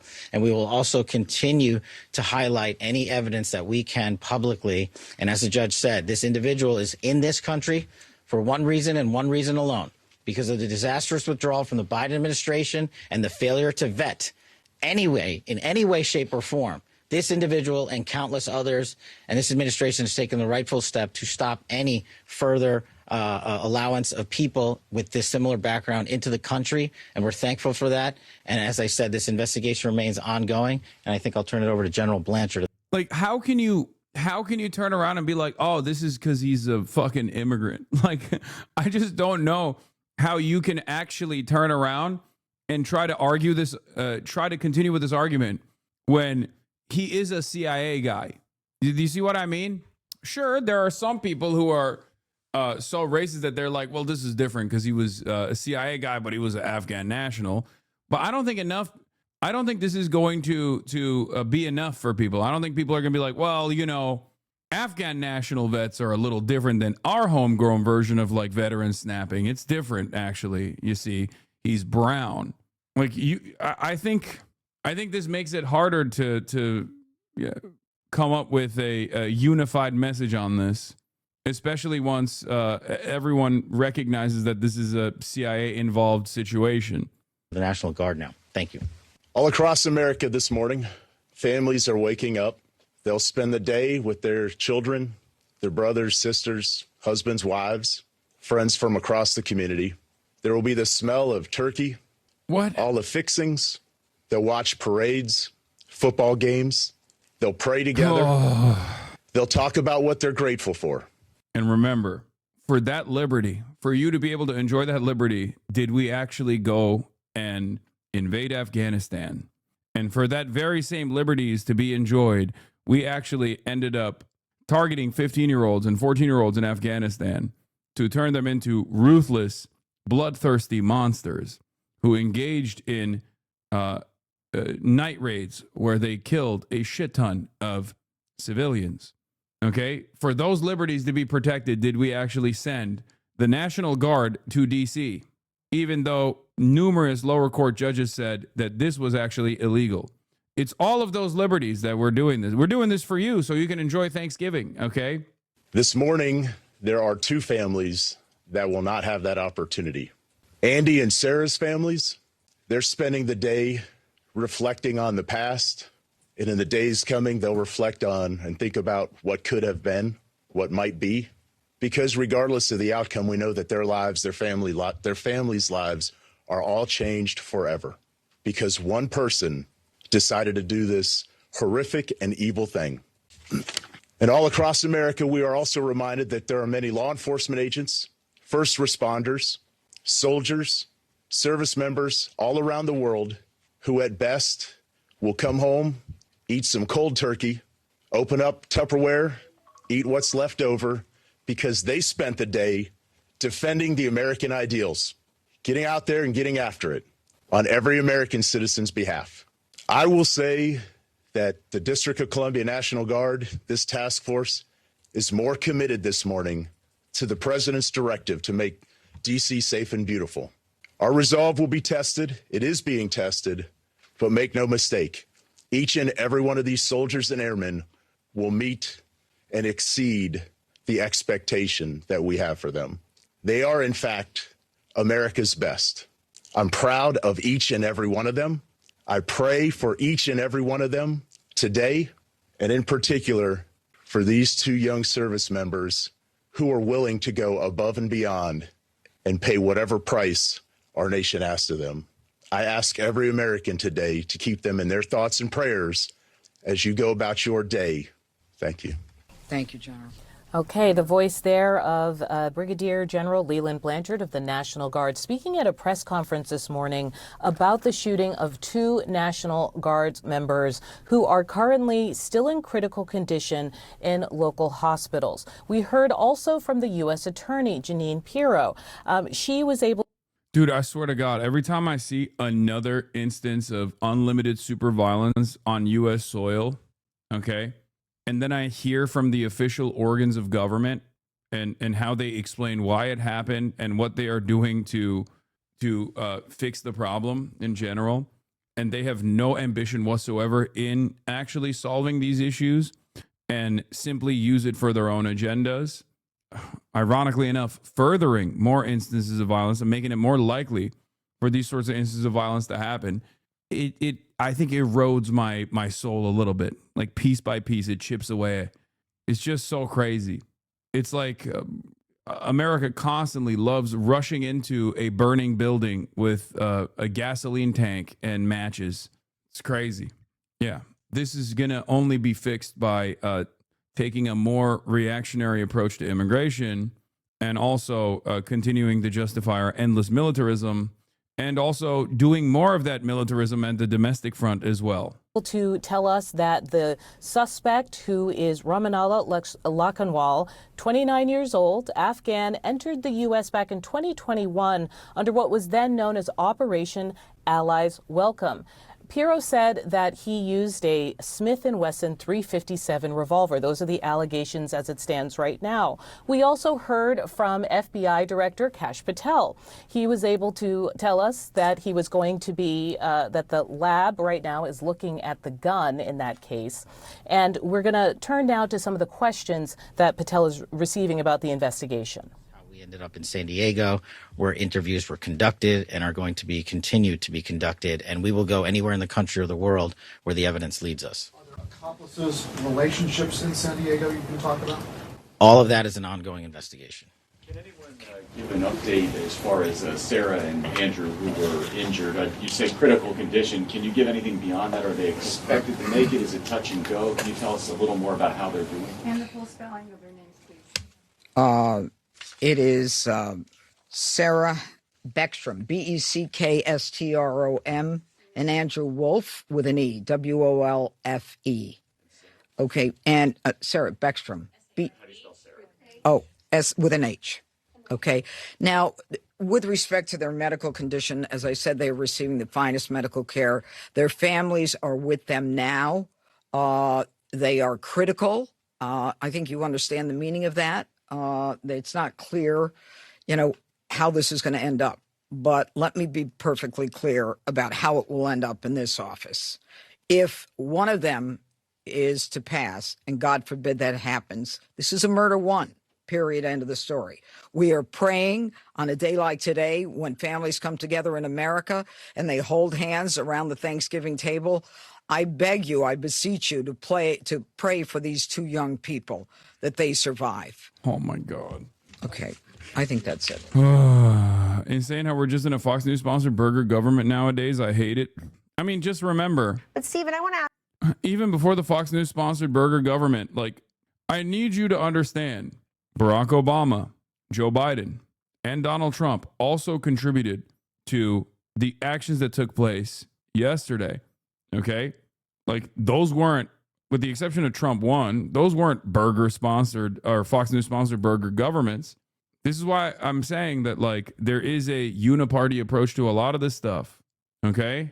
There is a uniparty approach to a lot of this shit. I mean, obviously George W. Bush as well. It goes beyond George W. Bush.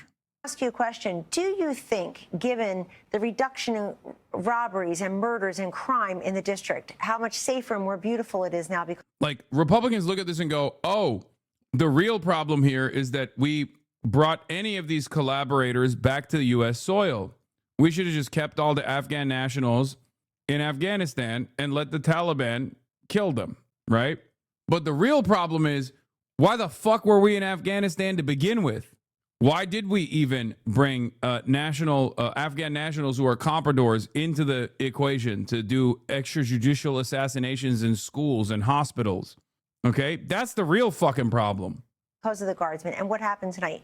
Do you think some of these mayors and governors... Yeah, meanwhile, this asshole, Nazi piece of shit is going to now use this as an opportunity to weirdly fucking bring the conversation back to Somali people.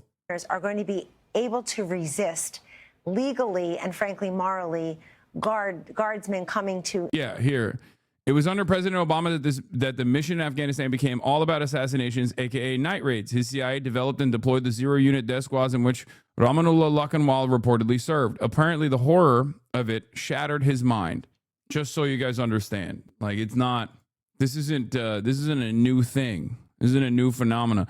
Yeah, 29-year-old Afghan man who shot two nearly sworn-in West Virginia National Guards members in Washington, D.C. had previously worked with CIA-backed militias in Kandahar, the agency confirmed. Rahmanullah Lakanwal entered the U.S. in 2021 under Operation Allies Welcome and received asylum this year under Trump, according to CIA Director John Ratcliffe. Lakanwal served in CIA-run counterterrorism units in Kandahar, including the Zero units, notorious squads used in night raids alongside U.S. Special Forces and long accused of extrajudicial killings and disappearances. The New York Times reported that a childhood friend said Lakanwal could not tolerate the violence of the CIA-backed unit he served in. Prosecutors say he carried out a planned targeted attack yesterday with a .357 revolver before being shot and detained. Both guard members remain in critical condition. The FBI is treating the case as terrorism, and the USCIS has halted all Afghan immigration requests.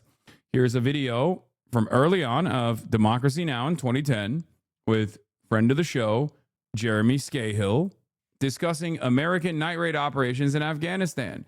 When you think about the collective punishment that's been meted out against people based largely on false intelligence, you understand why the United States is failing in Afghanistan.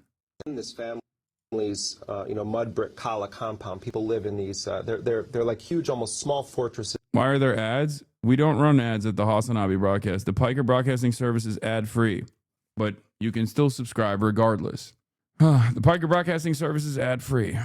However, if you would like to support the broadcast, the Piker Broadcasting Service, Twitch has global ads now. Wait, what? They fucking figured out another way to run ads on this? That's crazy. Piker Broadcasting Service is sponsored by you, the viewers, for you, the viewers. The only reason why you're maybe seeing a fake ad being served is because you probably have ad blocker on. That's the reason. Is built up, 10, 12 feet high with mud brick walls. And then inside of it, you have multiple generations of families living. And we went there and we were welcomed into their home. I mean, what really was humbling is for most people that are targeted in these night raids, the only Americans they've ever met are the people that killed their loved ones and me and Rick. And in fact, one elder in a family that we went to visit, said to our translator, and we found out about this later, first the Americans kill us and then they want to put us on camera. We were in this family's compound where this man, 8 people were gunned down, and U.S. forces threw a fragmentation grenade into a courtyard where children were sleeping outside because it was hot. And multiple children got hit with fragments of this in the face and the stomach, and we saw the injuries on these children. What crime did they commit? People in these areas thought bandits were coming in the middle of the night. No one comes into the homes of Muslims in Afghanistan at night except bandits or the Taliban, is how people perceive it. So they fight back, and then the U.S. says, well, they fired at us. This little girl comes up to Rick and I, who we had seen her playing in the background when we were interviewing her father, and she came up to us and she said to our translator, I have something I want to say to them. How old is and she was, I don't know, maybe 4 to 6. Yeah. And she actually was the niece of the guy that we were interviewing, and she came up to us and she said, my daddy wasn't a Talib, but the Americans killed him anyway. And it wasn't a staged thing or anything. We had watched her the whole time playing there, and she came up. We went to another place in Paktia province where this little girl was sort of weaving back and forth and repeating this thing, and Rick was filming her, and we were thinking that she was just playing, and we were filming a kid playing in a courtyard, and our translator had a tear going down his face, and we said, what did she say? And he said she was reciting all the members of her family that were killed in the night raid. They killed my mommy, they killed my aunt, they killed my uncle, and she was a kid playing, and this is a kid who's 3 or 4 years old. We met a kid who had been shot in the stomach and in another place by U.S. Special Operations Forces. They literally shot the speech out of him. He couldn't speak. And we didn't know this until, we're documenting these things in a sort of forensic way, going through each person that was killed, how were they killed, interviewing all of the eyewitnesses. No one's ever done a thorough investigation. So what Rick and I were trying to do is piece together all these targeted killings. So we're in this place in Paktia province, and we're interviewing all these people, and there's this kid, and we see this gaping wound in his stomach. And so we bring the camera over to interview him, and the translator asks him a question, and he's just kind of going like this, and then someone says that he can't speak, and he just puts his hand in front of his face and just starts wailing in front of our camera, going, ah! He wasn't like that before this incident. He is so traumatized. He got shot in his stomach that he literally can't speak anymore. And so when you think about the collective punishment that's being meted out against people based largely on false intelligence, you understand why the U.S. is failing in Afghanistan. The insurgency is spreading. Yeah. Fuck, we are now the bad guys. We've been the bad guys. We've been the bad guys. That's why it's frustrating when I try to say that we don't have to be. We don't have to be the bad guys, but we have been consistently. And then whenever I talk about how we don't have to be the bad guys and we shouldn't be the bad guys, as a matter of fact, people fucking yell at me and say, oh, you must hate America. Back in the day, it used to be almost exclusive to the likes of Steven Crowder. Oh, if you don't like it, why don't you fucking leave? That clip is from 15 years ago, by the way. That clip is from 2010. And it's crazy that back in the day, it was mostly just like the Steven Crowders of the world who would fucking screech about this shit. But now liberals do it too. Everyone is so swept away with this false sense of patriotism. Not trying to be mean, but my wife is working today as a nurse and she's a fan of you. Can you say, I hope you have a good day, Josie? I hope you have a good day, Josie. Their cities to help do the same thing. Well, I mean, look at the situation in Chicago, where the governor, Pritzker, is fighting President Trump with everything that Pritzker has to try to keep President Trump from ending the murder epidemic in Chicago.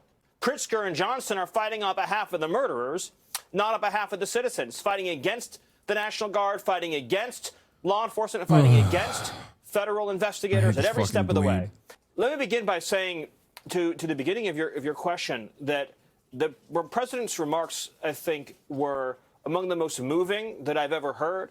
It was perfect for this incredibly tragic occasion, this heartbreaking, anguishing tragedy right before Thanksgiving.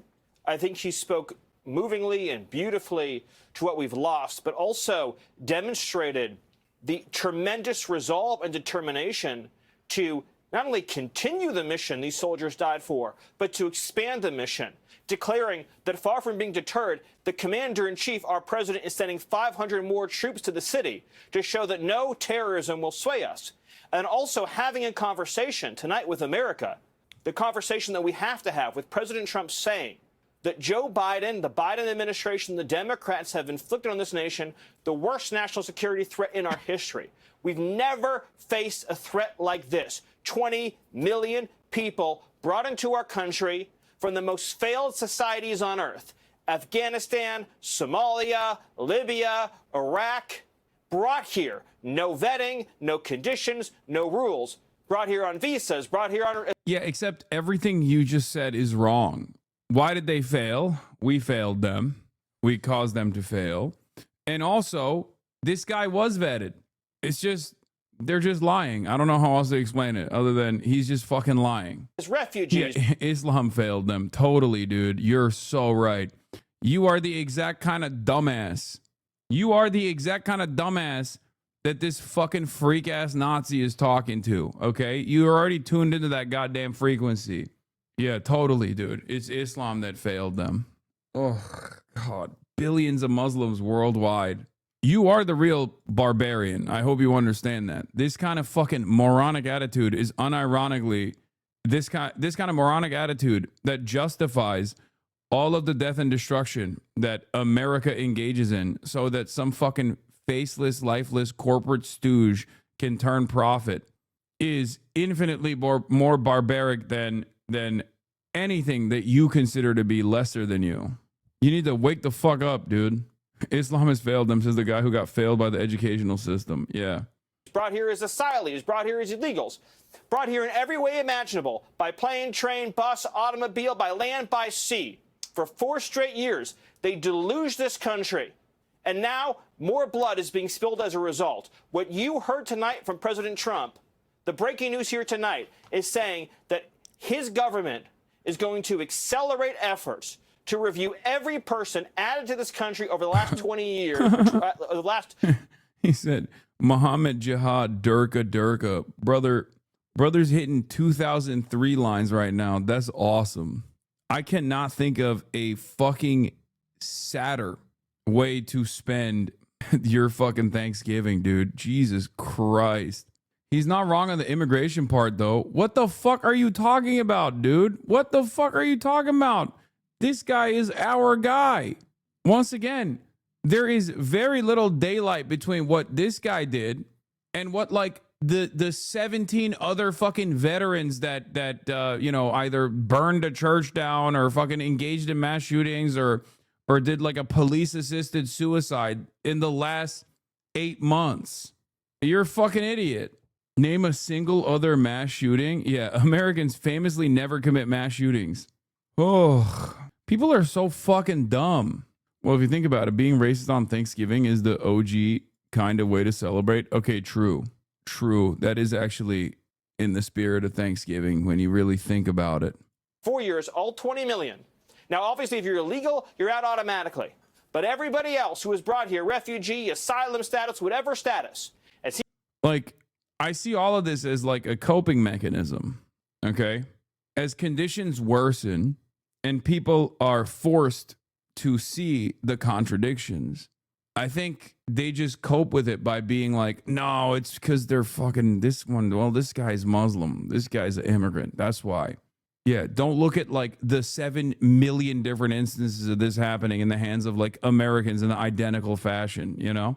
No. This is, well, we got to fix the migrant crisis. That's what it is.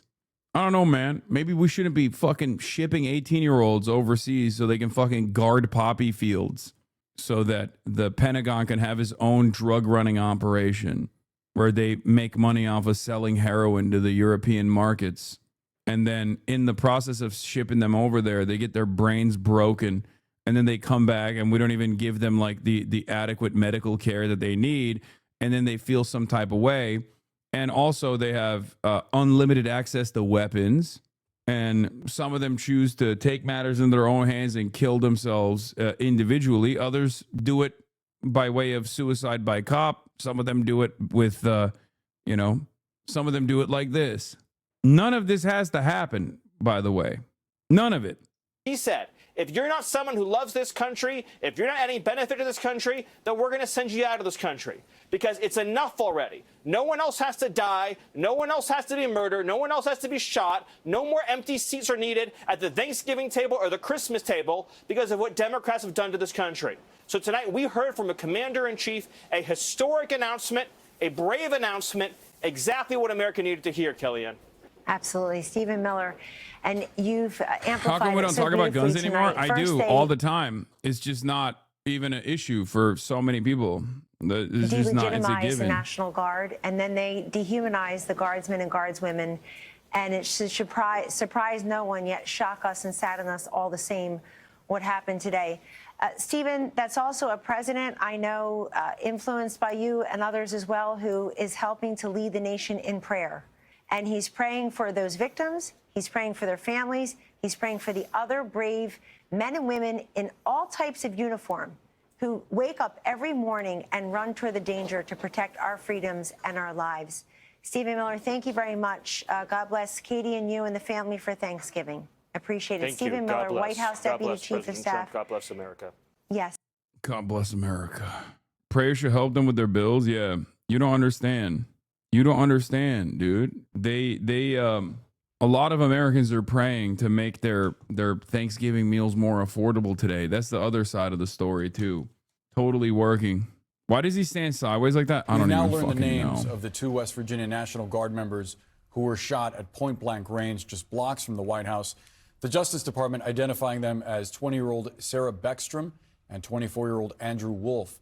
You were right. A lot of people on X are speculating it's a false flag operation. Of course they are, dude. Our brains are fucking fried.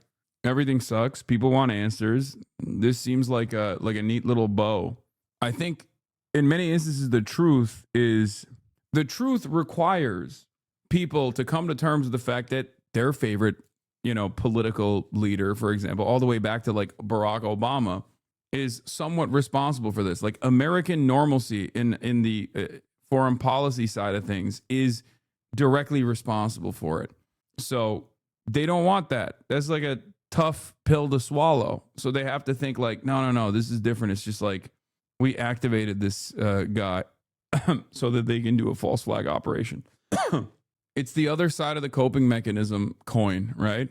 Neo-Nazis look at this and go, well, he's brown, he's Muslim, he's migrant, And then other people look at this and think, no, it's not because like, we have fucking CIA-backed death squads in Afghanistan, a country that we didn't have to fucking be in at all, as a matter of fact. We had no business being inside of. A country that we've actively destabilized for decades, even prior to our direct involvement with boots on the ground, military invasion and occupation, Understand they've undergone surgery and remain in critical condition. We're also learning new details about the suspect. Authorities say the 29-year-old Afghan national traveled across the country from Washington state to the nation's capital before the attack. We'll have the latest on the investigation in a moment. But first, I want to get to CNN's Brian Todd, who's live at the shooting scene. And Brian, you're learning more about how this attack played out. That's right, Omar and Boris. We have important new information this afternoon on how the attack played out. We're going to get to what Jeanine Pirro said about that in just a second. But first, we have access here that we have not had before to the actual spot where the shooting occurred. I'm standing at the spot right now. And if you come over here with me, our photojournalist Jay McMichael and I are going to walk you over here. This area here, excuse me, ma'am. This is the bus shelter where, according to officials, at least one of the guardsmen tried to take cover at, and you can see that a plexiglass panel here has been shot out. You can see the fragmented glass up there. This panel is gone, and I'm going to walk you over here to this planter. It appears here that there is a bullet hole here that entered here and exited here of this planter. There's another planter over here. Jay's going to shoot you a close-up of that. And there's another planter here where this part has been removed. I'm going to walk you over here to show you that part of the planter that was removed. And in the meantime, you see a makeshift memorial here to the victims, people laying flowers and an American flag. Over here is a part of that panel that was actually removed, and you can see additional bullet holes here, one here, one here. And this looks like some evidence that was handled by authorities as they started to process the scene last evening. So in addition to that, we have new information from Jeanine Pirro. She is the U.S. Attorney General for the District of Columbia. Earlier today, she spoke to us about the sequence of gunshots. Take a listen. A lone gunman opened fire without provocation, ambush style, armed with a .357 Smith & Wesson revolver. One guardsman is struck, goes down, and then the shooter leans over and strikes the guardsman again. Another guardsman is struck several times. And both of those guardsmen are now in critical condition at a local hospital. We have made inquiries with the hospital to learn more about the surgeries and about where they're being treated. The hospital's not gotten back to us on that. As Boris and Omar mentioned, they're identified as Sarah Beckstrom, 20 years old, Andrew Wolf, 24 years old. Those are the two guard members who were struck yesterday in this attack. Beckstrom has been in the guard since 2023, according to officials. Andrew Wolf has been in the guard since 2019. According to officials at the news conference, were sworn in yesterday. We believe that meant that they were sworn in not as new guard members, but sworn in as deputies for the U.S. Marshals, which they have to do about every month. Guys, back to you. Brian Todd, live for us in Washington, D.C. Like, part of the reason why I don't think is a false flag is because, like, he's not Venezuelan. You know what I mean? Like, I feel like this doesn't benefit the administration as much. And it seems more so that they are, that they're opportunists that are taking advantage of the situation. You know? Like, a much better, like, a false flag would be if this guy was, like, saying he's Antifa, or, you know, he's just like a card-carrying leftist Antifa guy, or if he's like Venezuelan and, you know, we have to go and do something about it. Yeah. He's even better if he's a Hamas/Hezbollah illegal from Venezuela. Exactly. Shooter is a transgender Venezuelan national that was engaging in drug trafficking for Cartel de las Rosas or whatever, working directly with Maduro and also Hamas. Hope to learn a positive update on those guard members at some point soon. CNN senior national security reporter Zach Cohen joins us now. Zach, take us through what we've learned about the suspect. Yeah, we're learning quite a lot about his background. It's a 29-year-old Afghan national who came to the United States in 2021 as part of this program that was implemented by the Biden administration after the U.S. withdrawal from Afghanistan. Now, it seems that why he was allowed to come to the U.S. in part was because of his work with the U.S. military and CIA. He was, our understanding, he served in an elite counterterrorism unit that worked directly with U.S. intelligence and military units in Afghanistan, including active combat against Taliban forces at the time. And so there were... I also don't think this further justifies like going back into Afghanistan in the way that like the Trump administration has signaled that they want to with like Bagram and stuff. I don't know how you tie this back, because I feel like for many Americans, what was that, little bro? Dr. Pepper?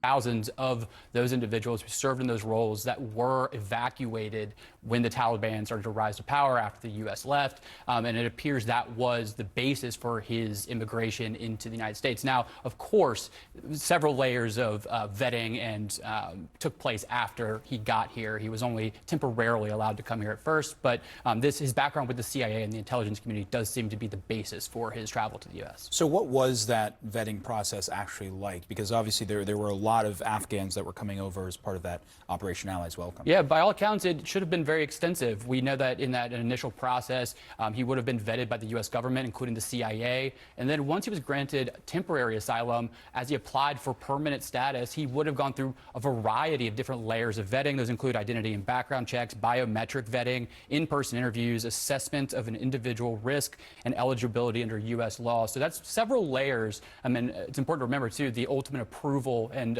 of his asylum application was granted under the Trump administration in 2025.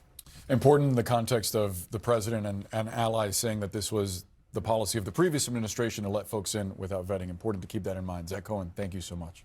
Let's get some perspective now with Donnell Harvin. He is the former head of Homeland Security and Intelligence for Washington, D.C., also a member of the faculty at Georgetown University's Emergency and Disaster Management Program. Donnell, thank you so much for being with us. Happy Thanksgiving. We're grateful that you could share some time. I wonder what a review, as the president has said, of every migrant admitted to the U.S. under the previous administration would look like, as we've also learned that officials are going to pause any migration case related to Afghans pending further review. What does all of that entail? That entails going through and interviewing quite possibly anywhere from 70 to nearly 100,000 people, depending on what reports you read. It's got to be very clear to the audience that, you know, these Afghan asylum seekers who've come over have committed crimes at such a low rate. I was unable to find any major crimes that were committed by these individuals. These individuals and their family members serve the U.S. service members abroad, help save lives. In fact, there's many documented cases of former service people going over to rescue them even after the evacuation. What happens is that once these individuals go through that layered process of vetting and they get into the United States, they're kind of free to move around the country at their will. There's no further surveillance of them. There's no surveillance state of them. They're just like any other asylum seeker. They'll go through their process, and throughout their process, they will have interviews, and then they'll be part of a normal, non-enhanced vetting. What I believe that the administration's talking about now is some type of advanced vetting. The other thing I wanted to mention is that when you interview these people, when they go through the vetting process, you're looking behind, right? You're looking at their previous history, their ideology, who they've been associated with. That can't predict the future. And so this is the difficult part that the administration finds themselves in now. Yeah, especially as we've seen so many cases of people being radicalized through a number of different means. If the obsession with vetting is just a distraction, it's going to fail occasionally. No system is 100% perfect. What do you mean? There's no indication that this dude was going to snap. What do you like? Why? How would the vetting show? If the vetting is looking for criminal associations or associations with known terror groups, and the vetting is being done by the CIA, and the CIA itself has made this guy into a fucking terrorist, of course, you know that's not something that they're looking for in the vetting. So the vetting didn't even fail in this regard, is what I mean. Like, sometimes vetting can fail. This is not even an instance where the vetting failed. If this, in fact, turns out to be no one's going to be like, hey, is there a moment where you will snap in the future? Terrorism. And that leads me to the next question. How is it that officials determine a motive accurately here? Because you have the administration saying that this was terrorism, but the investigators themselves have to piece that together to show evidence of it. Yeah, in the absence of the surviving individual who's now under arrest cooperating, all reports saying he's not cooperating, they can still piece together their background, who they communicated with. You know, Boris, you and I have been on this topic for many times. Yeah. Invariably, many of these individuals who are radicalized and mobilized to violence have some type of breadcrumb trails. We call that leakage. They may have told someone, they may have intimated this online, spoken with someone, shown some type of signs. It's always some type of signs. People just don't wake up, drive across the country with a gun and open fire on uniformed service members. So there's going to be something there they'll be able to find, even though he's not cooperating. I wanted to go back to something that you alluded to a moment ago, and that is the suspect's previous relationship with the U.S. government and his work in Afghanistan, including with the CIA, according to Director John Ratcliffe. How do you read that relationship?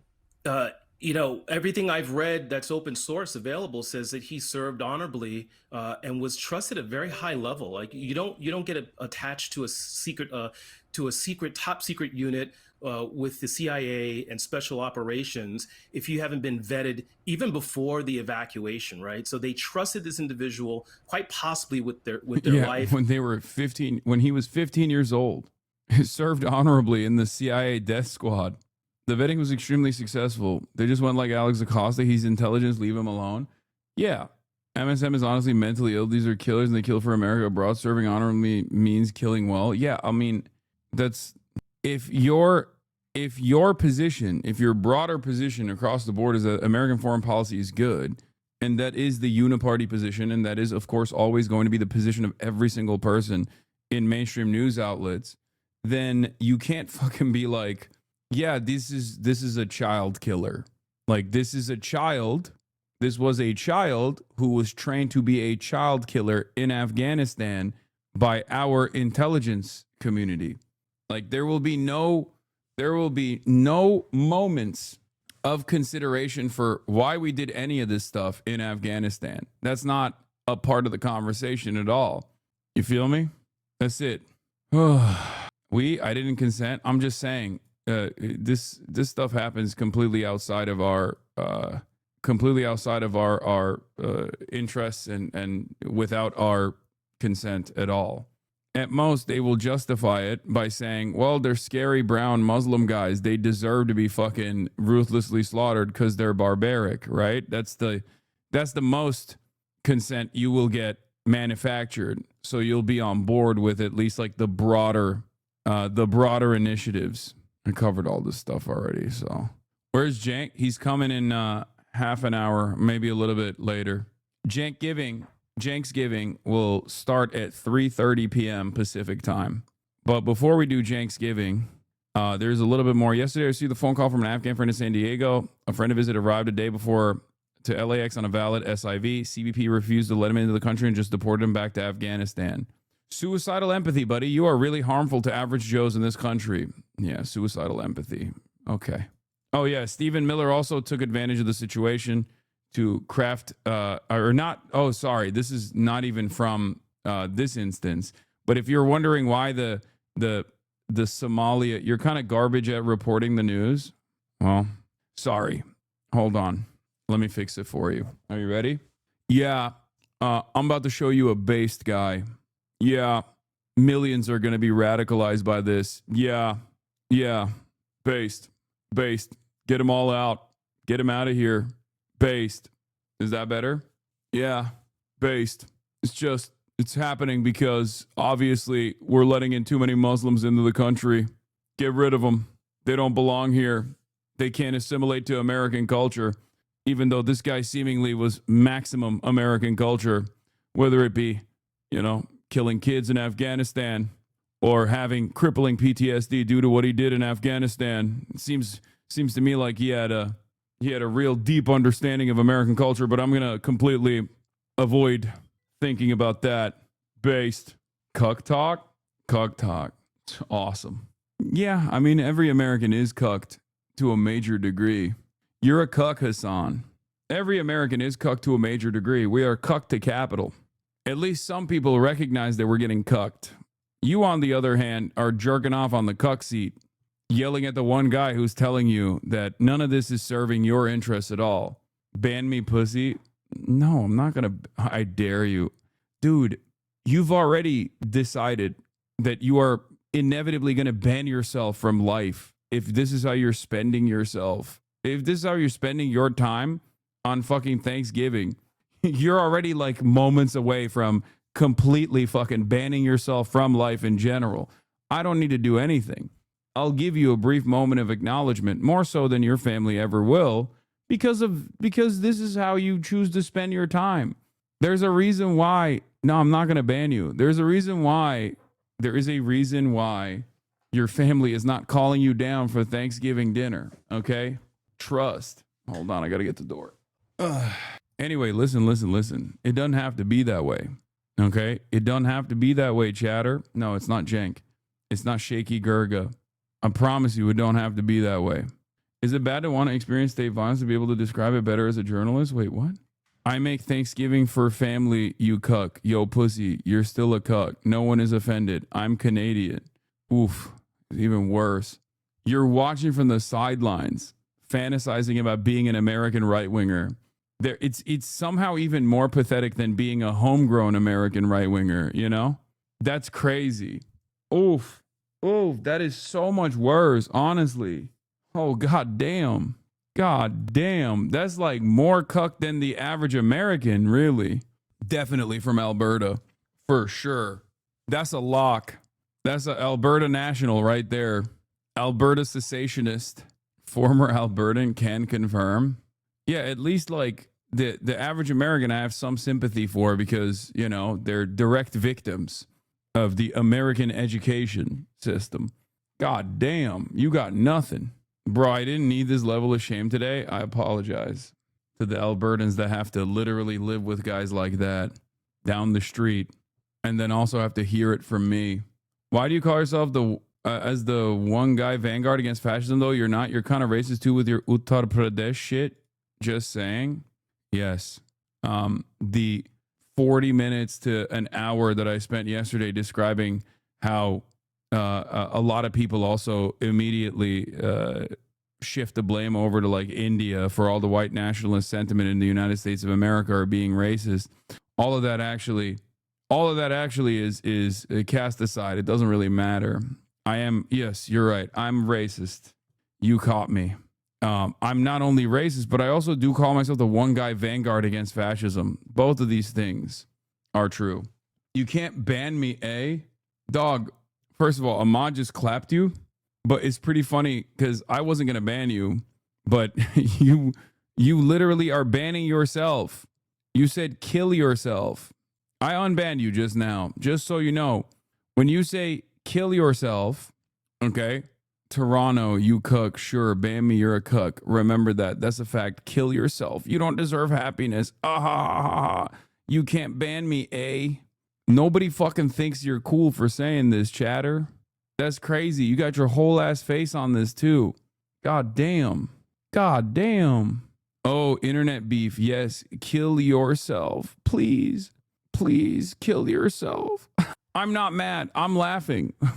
Yeah. I think the fact that you're also not even a white Albertan who fantasizes about being American, you live in one of the more diverse parts of Canada, and you yourself are also victim to white supremacist racism, but then you still fantasize about, you still operate as though you are a part of the in-group. That's triple cucked. Straight up. That's crazy.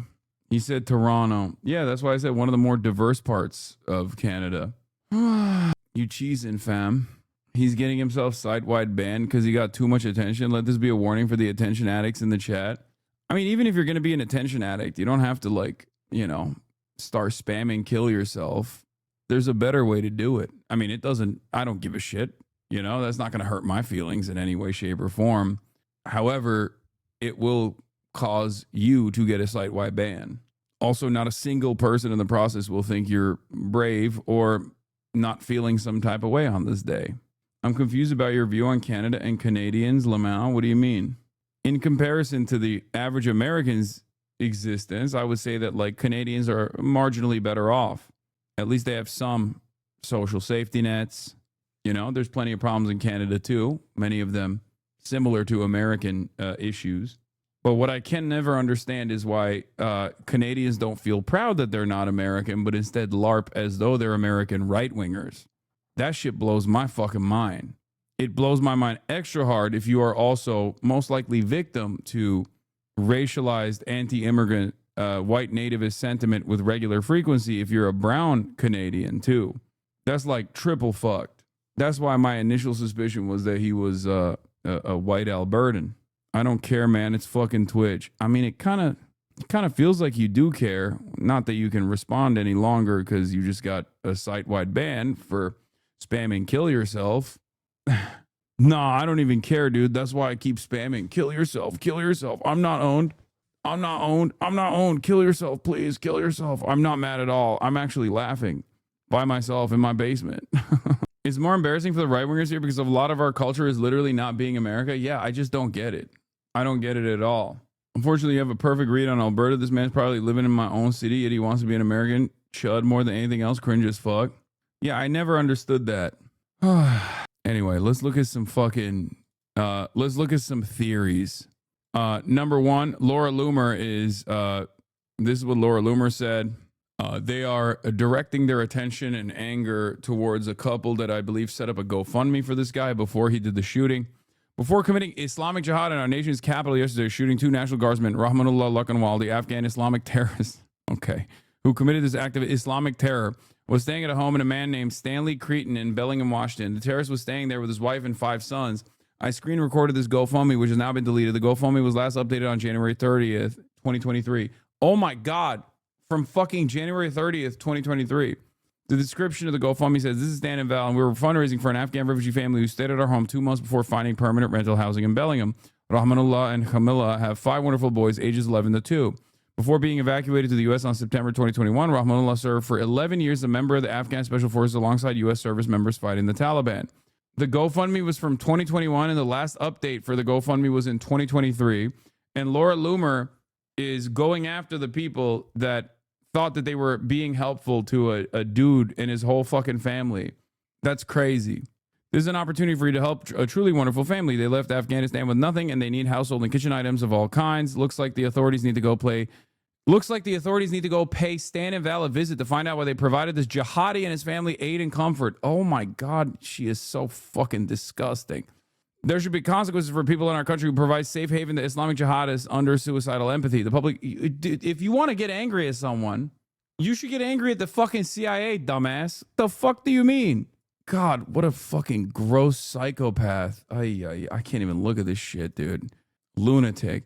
2 weeks ago, General Flynn predicted on my show that elements of the CIA would activate Islamic sleeper cells in the United States in the coming months. Hell yeah. Alex Jones, give me some of that good shit. 2 weeks ago, on my syndicated broadcast, General Flynn, the former head of the Defense Intelligence Agency, predicted that in the coming months, or even weeks, the deep state CIA elements, ally of the Democratic Party, with Communist China, Venezuela, and others, would begin triggering sleeper cells inside the United States, particularly Islamic. I'll post the interview below. He was on my broadcast yesterday and pointed out that all the evidence is clear.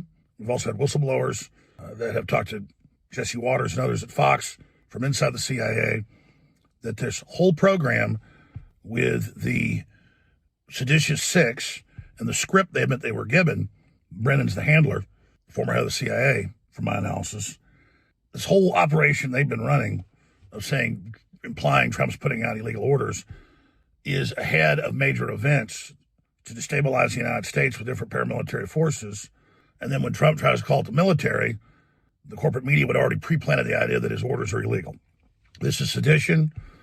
This is the prep phase for a violent coup. And I've been predicting it along with General Flynn as well. This is a very, very serious time right now. And now we know, as you see below, this has been released by CIA Director Ratcliffe. Laura Logan has posted the information, and she's got incredible intel connections. I'll just leave it at that. That this guy was part of a CIA strike force, and that's what his ID says, in Afghanistan. And of course, her husband's been deployed over there for forever and was a leading commander. I just can't take him seriously, even if he has like moments of random clarity in all of the sea of bullshit Trump defense that he engages in. Because like, this is Alex Jones's like aha moment in his career, right? The deep state pedophiles have been outed with Jeffrey Epstein, right? And he's like, oh, it's just actually not that significant. Don't even worry about the Jeffrey Epstein stuff because I love Donald Trump and he would never actually fuck kids. Like how can you spend your entire fucking conspiracy theory career talking about deep state pedophiles, working with Israel, working with the CIA, and then you have a deep state pedophile who was an Israeli and American intelligence asset, only to turn around and be like, yeah, actually, the entire thing that my career hinged on is true, and I can't even fucking say it is because I love sucking Donald Trump's penis. It's fucking awesome. It's awesome. Thank God, dude. Yeah, that's right. I love sucking ding dong. Trump's ding dong to begin with. I gobble it. Yeah. That also, yeah, troops on the streets. He yelled pasta comitatus constantly. Yeah, that's the other side. We got Palantir surveillance by a South African freak lizard person that even the normies look at and go, that's a lizard person. Okay. This guy's been saying lizard people are going to come and do mass surveillance at the behest of the deep state. And now they're doing it, but it's Trump doing it. So he has to be like, that's actually good. That's a good thing. Troops. National Guards troops being domestically sent to U.S. cities to do black bagging operations. Literally happening. Trump building his own Gestapo with ICE. Hundreds of billions of dollars being reallocated to Trump's very own secret police structure. Every single thing that this man has talked about is currently happening, but the guy doing it is his buddy. So he's just sitting there being like, no, actually, this is the ICE Gestapo comparison is actually quite anti-Semitic. Fucking awesome. Yeah, no, the good news, yes, I know. Also a very good source of information on that front. So this is a major message to Trump. This is a probe. This was just literally hundreds of feet away from the fence at the White House. And there's going to be more of this. So people better get ready. It's very, very, very, very, very serious. Of course, Biden brought hundreds of thousands of these people into the country, and they need to be deported. The media trying to spin it now. Oh, dude, yeah, it's a black flag operation. It's a false flag operation. But also, even though I'm recognizing that it's a false flag operation, I personally believe that we should actually follow the ambitions of the federal government doing the false flag operation. Because the Trump administration approved one level of his asylum last year, but that's just because that's part of the larger process. Okay. So Trump didn't do the false flag. It's someone else in the deep state trying to ruin Donald Trump. Makes sense. Yeah, and Trump was duped into the Trump administration was actually duped by the deep state pedophiles, not Jeffrey Epstein though. That Biden set up. And now those policies need to be reversed. Yeah, how deep does the state go, man? And they need to go in and kick out all of these paramilitary Afghans, even if they, quote, work for the CIA. But this guy clearly is working for these very elements. Remember, John Brennan is a Muslim and a communist. He brags about it. People always are blown away by that. I mean, look it up. He brags about it in Arabic. And they're working with these different terror networks. And they use them as a covert army. And John Brennan is a Muslim and a communist. That's fucking awesome. I need to see what he means by this, because sometimes there's like, it's this. CIA Director John Brennan proudly acknowledges that he once voted for the communist candidate for president. That's got to be a trot, right? That tracks with, he has to be a trot, right? I suspect. Because like he goes from voting and being a part of the communist movement during the Cold War to being the fucking director of the CIA. That's trot behavior, the trot to neocon pipeline, you know? It has to be. I don't know how he I don't know where the Muslims thing comes from. They're gearing up the drug cartels and others to wreak havoc in this nation. General Flynn didn't just predict that. He has sources that give him the chatter. And the information is being picked up, and I'm getting that from other law enforcement intelligence sources as well. So I'm very, very sad for the 2 National Guard soldiers that were shot. The governor of West Virginia came out where they were deployed from and said they were dead. And now there's conflicting reports. We'll just continue to watch. Not all trots, chatters. Everybody's put their head on a swivel, and we don't need to give into this intimidation. The left wants the troops off the streets because they want the crown to be high. But like come on, dude. I mean, don't get mad at me, but like, are we serious about? Like, it's always funny when people get fucking mad at that shit, but the official Frank Wuko also elevated far-right conspiracy theories, including that Obama was not born in the U.S., John Brennan converted to Islam, Eric Holder belonged to the Black Panthers, and Huma Abedin has ties to the Muslim Brotherhood. What the A Trump official who suggested dropping nuclear bombs on Afghanistan is now responsible for arms control issues at the State Department. Like, remember the guy who recently died, Horowitz? He was a trot, too. He was just, he had a different evolution, and in the nicest assessment possible, Western capitalist ideologues absolutely utilized a lot of his later work in designing some of the most successful anti-communist propaganda that was implemented during the Cold War. And also, there are a lot of people that started as trots that became neocons in America, like a lot. What, you are no longer viewbotting? Yeah, I stopped today for Thanksgiving. You're going to find out. This is what Fox News is focusing on. Remember the light. Yeah, all my bots are gone, dude. Why are you responding to every troll? I don't know. I mean, this guy's a fucking 12-month subscriber. Yeah.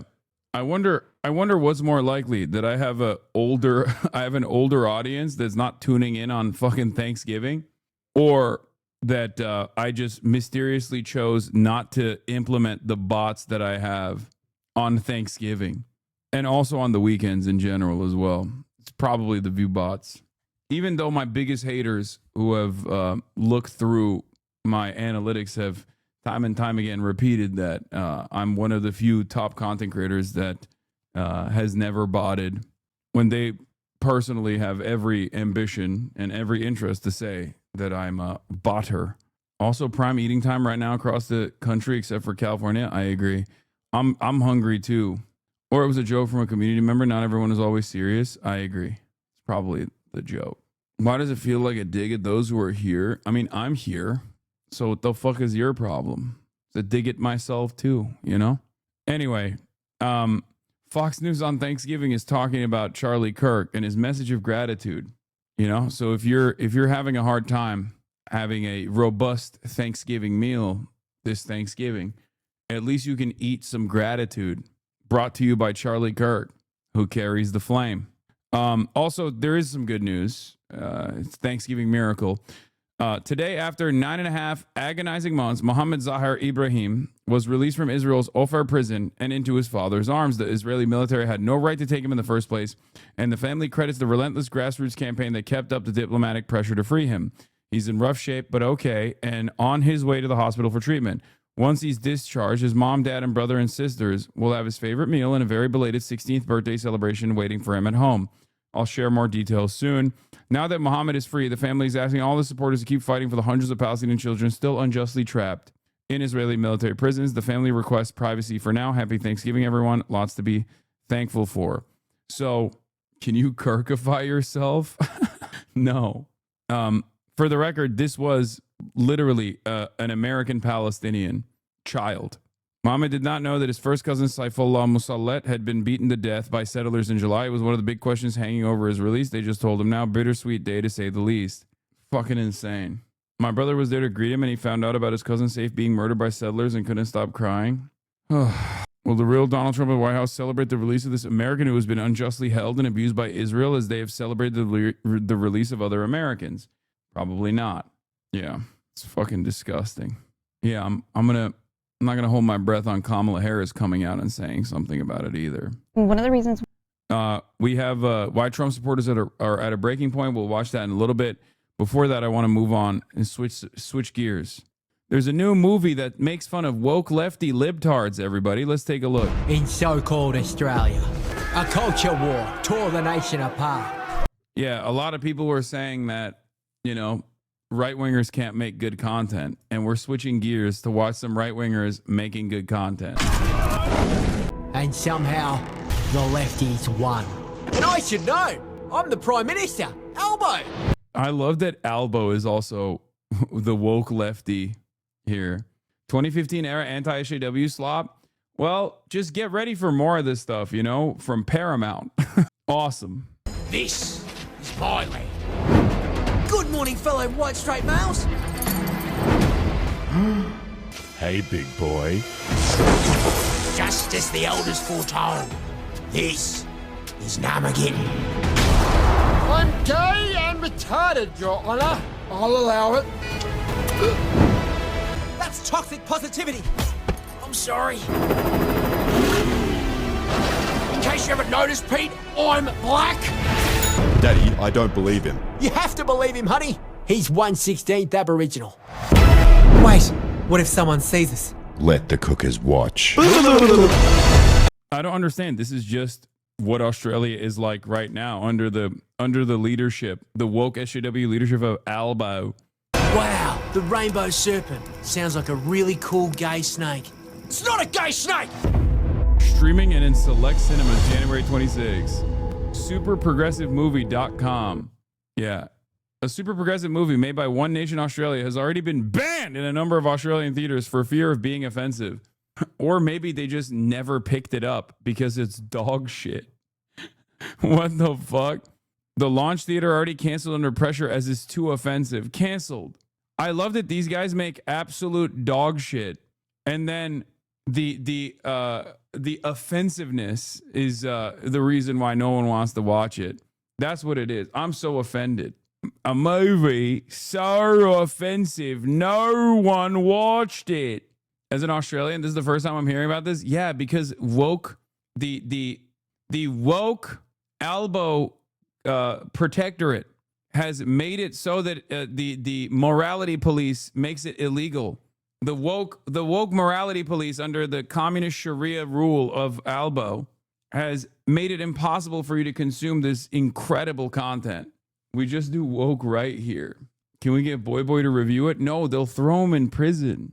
They'll throw him in prison. If they don't throw him in prison for watching this, they'll actually throw him in prison once he becomes anti-woke as soon as he watches this. I mean, Many of the Aussies in the chat instantly became anti-woke by seeing just mere frames of this incredible thing. Yeah, he's black because he's 1/16th Aboriginal is considered woke now by hogs. Not like that's their own definition of blackness. I know. The one drop rule, initially invented by the anti-woke forces, now being used as a line of attack against the woke forces. Times have changed.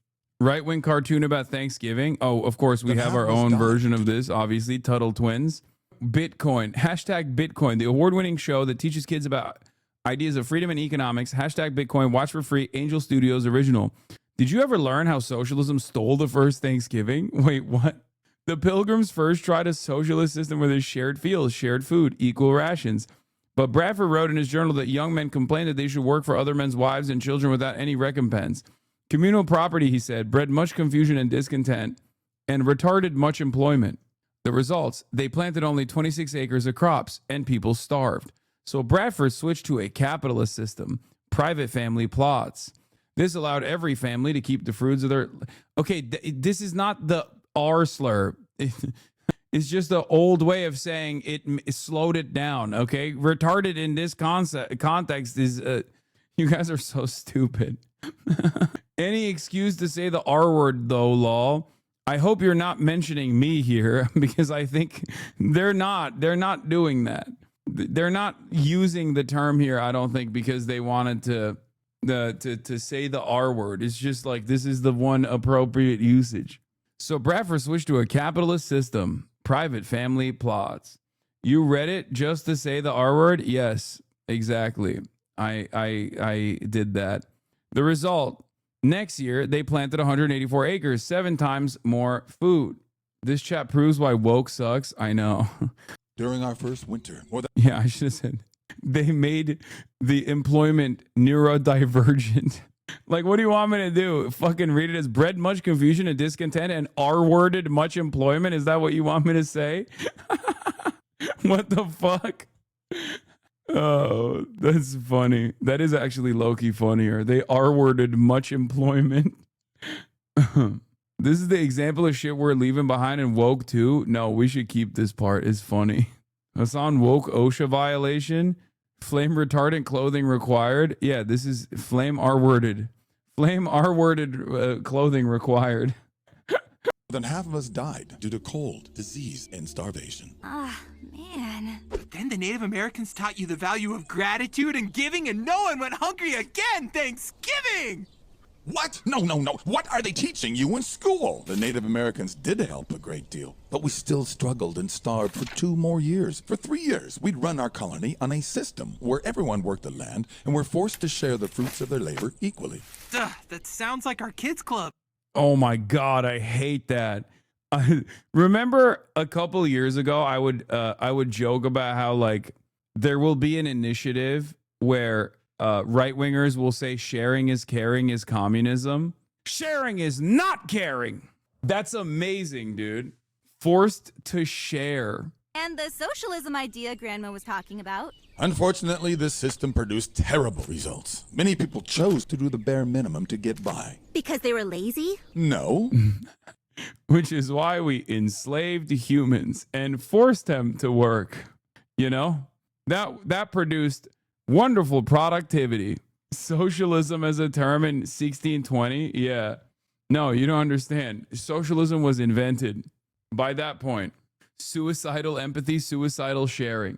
Because they weren't incentivized or motivated to work hard. And when incentives are lost, we all bear the cost. I used to make jokes when Ben Shapiro was like, I'm going to write a child's book. And I was like, what are you going to talk about? Like, sharing is not caring? Like, what the Like, you're going to be that guy? Or like, actually, hypothetically, sharing is not caring. Sharing is actually communism. That's how the USSR was developed. It's like, that's it? That's the lesson that you're trying to teach? Well, now they have done that, by the way. They literally did do that, for the record. Which is crazy. Children, like, what the wrong with you? And then they did do that. Like, they actually did do that. I used to make... Socialism was invented by hippie Jesus. Yep. When your family is starving, it's difficult to work hard when you know you're forced to give the fruits of your labor to someone else. I know I was struggling to stay motivated when I wasn't going to keep what I earned. Exactly. And that doesn't make you lazy. You're just working in a bad system. So I proposed a different plan based on principles of freedom. Each family would farm their own land and was free to keep the fruits of their labors. And it worked? Incredibly well. Our people were finally incentivized to work hard. But Jank ETA, please. It's 12:30 in Yugoslavia. Bro is tuning in from the past. The Balkan boys are getting tired. He's supposed to be here right now, but I don't know where he is. He's late. Maybe he'll be here. Is Jank here yet? Okay. Do modern farmers keep 100% of their crops? Yeah, I love the way that these guys also talk about like how you're keeping the fruits of your labor. Meanwhile, you know who's not keeping the fruits of their fucking labor? Was good. The guy who's actually working the crops, okay? Not the guy who owns the farmland, but it's actually always the guy who's not actually working the farm. The farmhand is not keeping the fruits of his own labor. That's the point. 4 men tended the fields while families stayed home. Now, entire families gladly pitch in and farm together, increasing our food supply dramatically. And everyone's incentivized? It seems like there's more than enough to go around. The year of our first Thanksgiving feast, we planted just 26 acres. 3 years later, once we adopted freedom, we planted 184. That's 7 times more food. Murat knows what he's doing when he just pops up on stream. Yeah, the farmhand being forced to give away 90% of his yield is communism. Abolish communism. We did family Thanksgiving over the weekend, and one of the MAGA people said, I think the government is still doing MK Ultra. That's why all of the mass shooters are trans and leftists. Even Charlie Kirk's shooter was a trans leftist. I feel like just lie to that guy. You know what I mean? Just lie to that guy. I feel like that's easy. You can dupe that person. He's already been so perma-fried by getting duped over and over again. You could jiggle some keys in his face and he'll be distracted. Why are you mad at the story about how we solved starvation? I'm not. I love it. That's why we have an abundance of food supply, a surplus of food supply, and yet people still experience hunger in this country, the wealthiest nation on the planet. I think it's awesome. Yeah, famously. 0 starvation under capitalism, luckily, now that we solved it, right? Tell that chatter that native farming techniques were way better plus suitable. Those pilgrims were forced by kulaks to give their grain to the pilgrim czar, and you're laughing. Unbelievable. Good morning from Kabukicho. Any cool recommendations? Everything. Just walk around. It's the coolest. My 7-year-old says, that's crazy because sharing is caring. Thank God. Thank God that there's still 7-year-olds out there who are learning the right lessons and not the wrong ones. That's just not even like a based 7-year-old, by the way. That's just a normal. That is the most normal 7-year-old position. Okay? That's not a woke baby. What are we doing? That's just how every 7-year-old is supposed to think. What the hell is going on?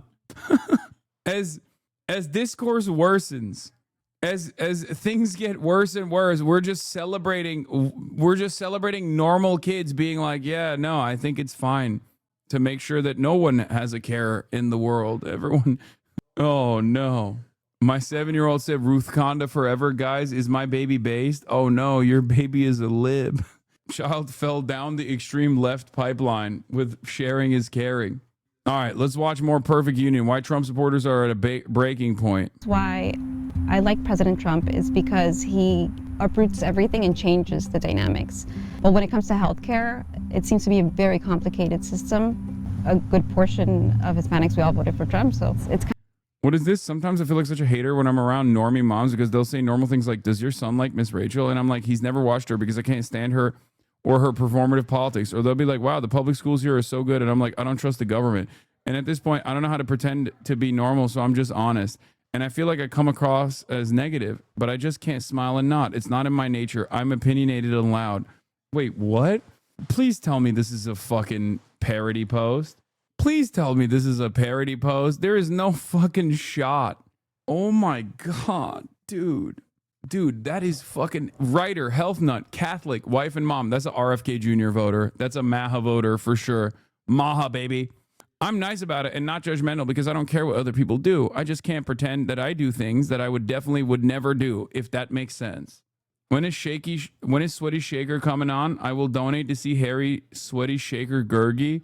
Shaky Gurga Shaky Gurga's going to be here any minute now. Shaky Gurga, baby. The hero of Thanksgiving. The man that Thanksgiving was named after. What the fuck are you talking about? Every year since like 2018, I've always had Shaky Gurga, Unk Chunk Weigert, also known by his normal name, Cenk Uygur, on the broadcast where we chop it up.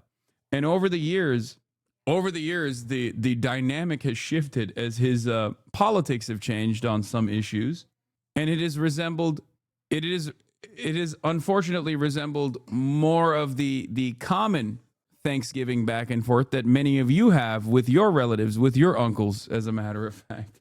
Hopefully this year will be different.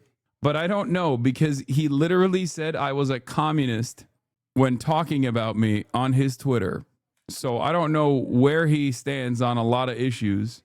Where is it? Let me see. This is how he promoted it on his own Twitter. He said, watching Packers versus Lions with my son as our fantasy football season hangs in balance. My daughter baking cookies. Mom making the juiciest turkey in America. Who doesn't love this country? Hashtag happy Thanksgiving. Hashtag America.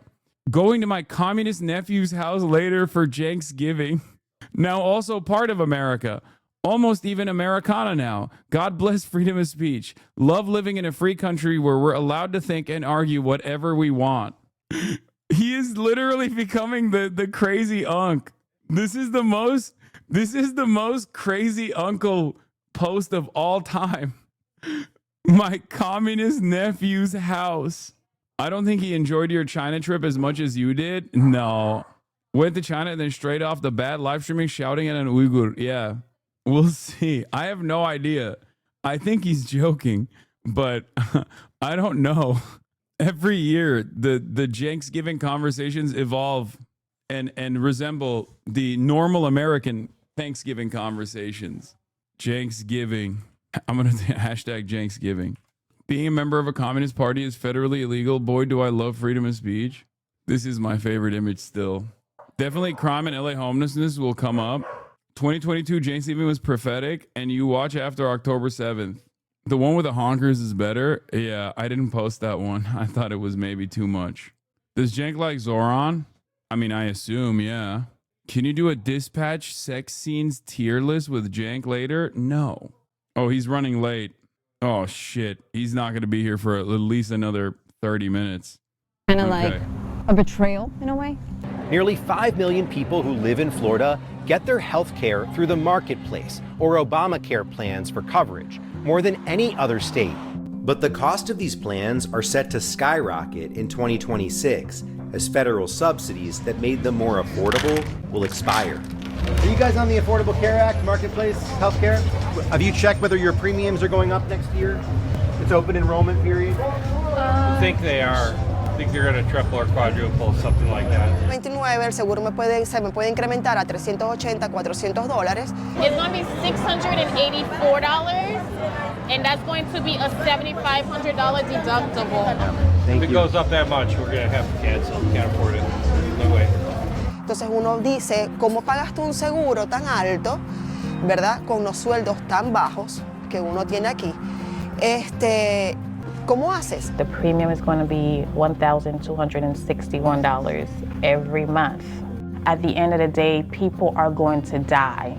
In the last election, every single Florida county moved right, including Democratic-leaning or Hispanic majority counties like Miami.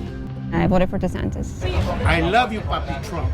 I love you. But while some Trump supporters point fingers at the Democrats, They did it to blame the Republican Party. Because then it was like, oh, he's the one at fault. No, he's not. others feel abandoned by the president. In South Florida, we don't feel like seen, heard, or valued in any way, shape, or form.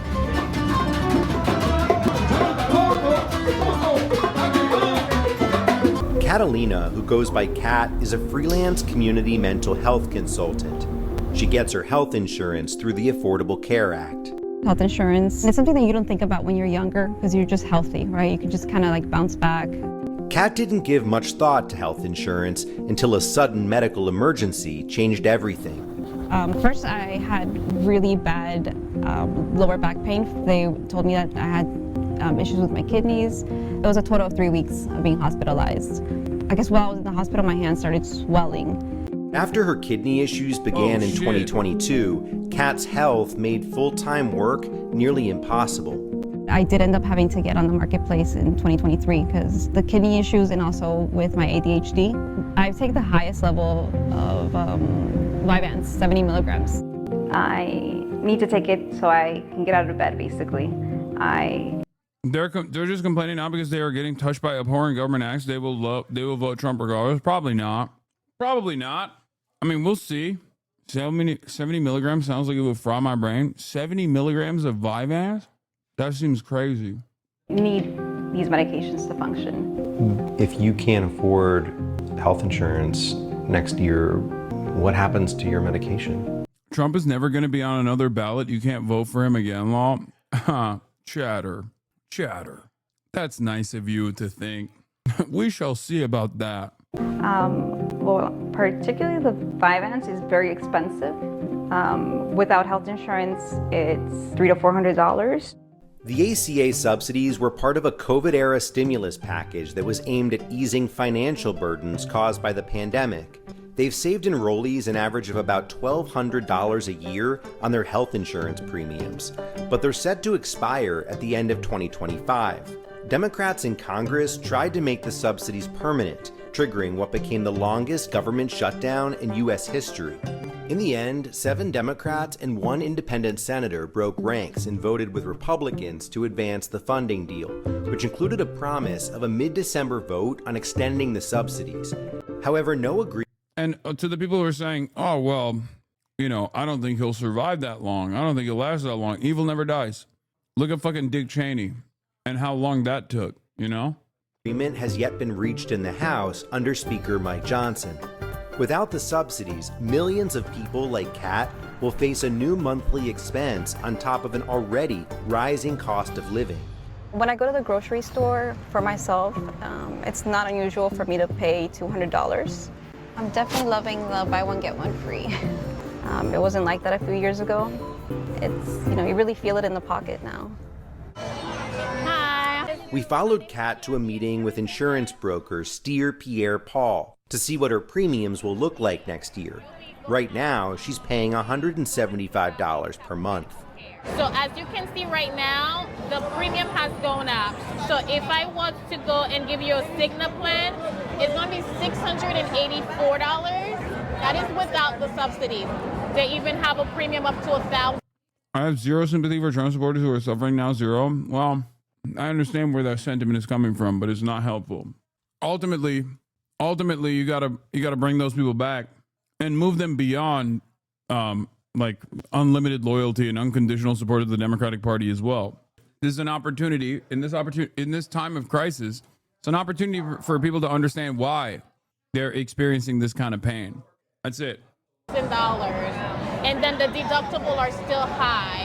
Yeah, I see that's exactly. Especially when considering many of these guys, many of the Trump supporters don't even come to this, don't even have this come to Jesus moment.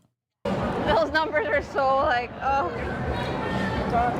Is it more than you thought it was going to be? So yes, that price is just too high. I definitely will not be able to afford that. And I don't have anyone to fall back on, any family members to help me out.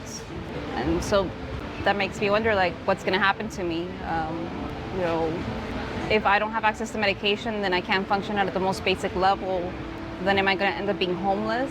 You know, I just don't know. It's just, it's terrifying. So. The Republican Party has long talked about getting rid of Obamacare, but according to this KFF study, support for the ACA among Republicans went from 8% in 2012 to 36% today. And some Republicans have listened to their constituents. Republican Congresswoman Marjorie Taylor Greene of Georgia, who broke with her own party yesterday, writing a lengthy post on social media calling for action to extend Obamacare subsidies and prevent insurance premium hikes. The Democrats passed Obamacare, but yet the Republicans have never done anything to correct the problems that exist with it. And I blame my own party. Florida's Governor Ron DeSantis has downplayed the importance of health insurance altogether. saying that most people under 50 don't really need coverage above a catastrophic plan. And you did vote for Governor DeSantis. The midterms are coming up next year. How would you be making your decision? What do you need to hear from any candidate to earn your vote? I guess if they're voting for me, for the people, for the American citizens, then regardless of what party they are, you know, I can reciprocate that and give the vote for them. So is that a big deal for you? Yeah, it is.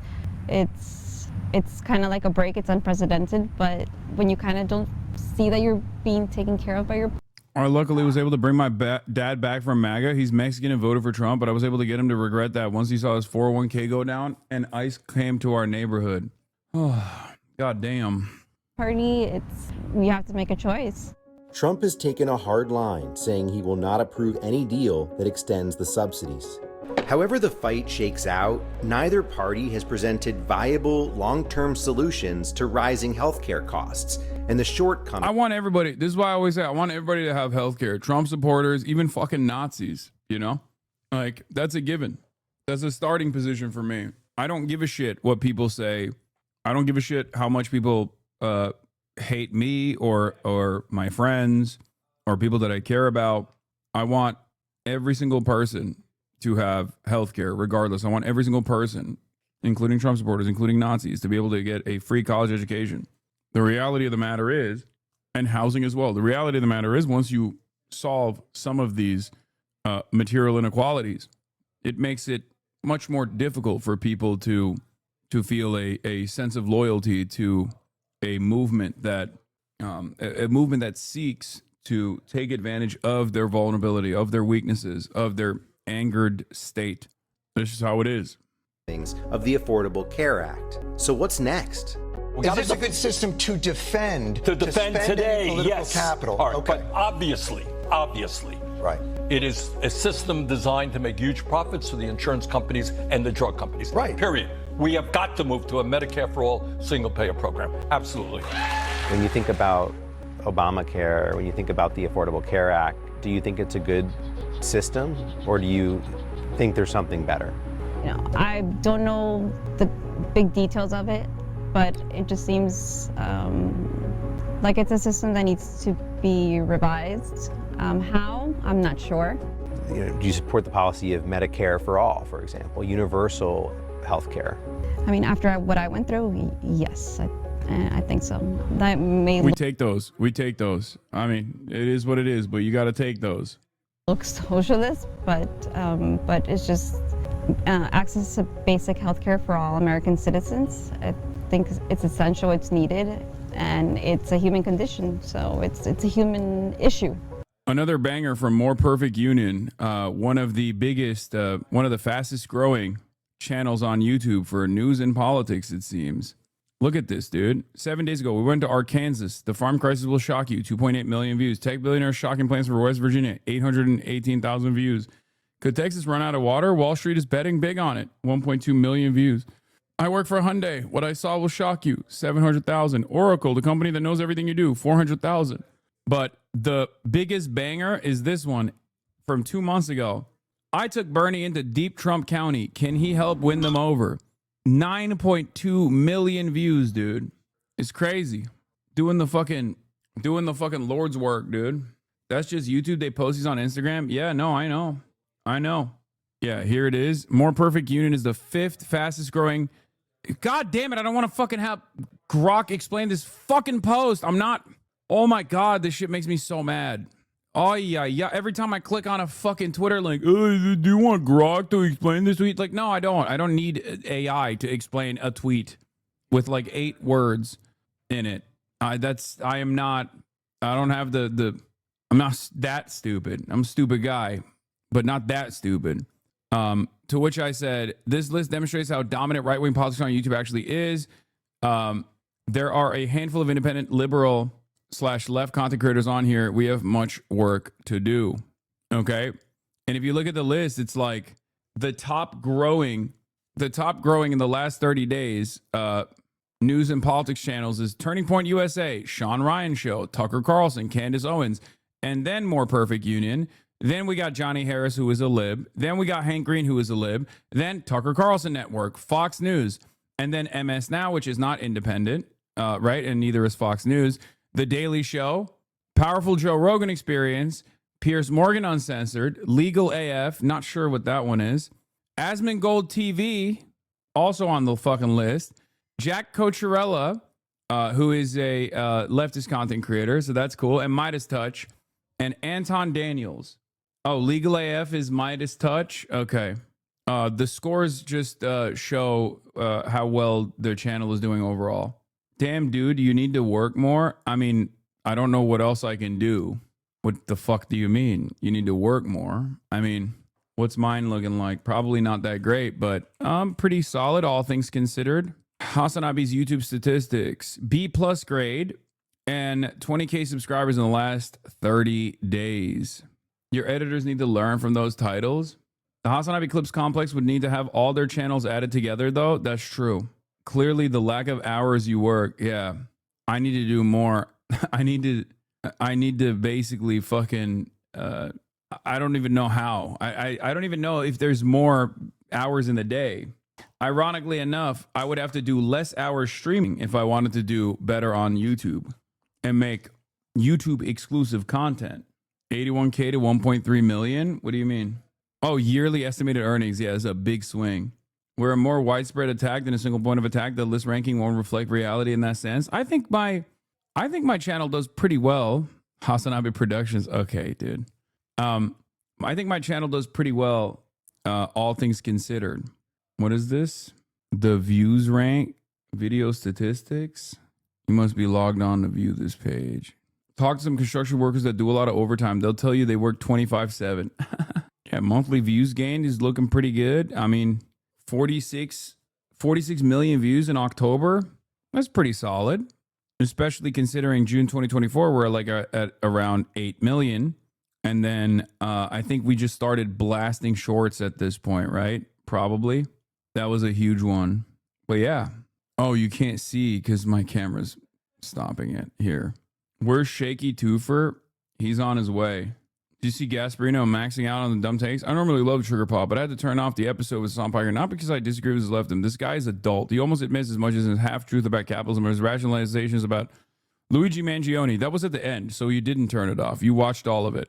And yet you guys barely challenged him. I know you were aiming for dialogue, but it does no good to have him spew about stuff he doesn't understand, like the Chinese economy versus ours, how wealth is created, and a lot more without pushback. Huh. I like that these guys just go, oh, this guy is so stupid. Okay, why don't you just address what's wrong? It's odd. None of these guys only go, oh, I couldn't listen to him. He's so dumb. It's like, okay, explain to me what the wrong dumb thing is. Oh, I can't believe you didn't like debate him. I can't believe you didn't debate him enough. Why would you do that?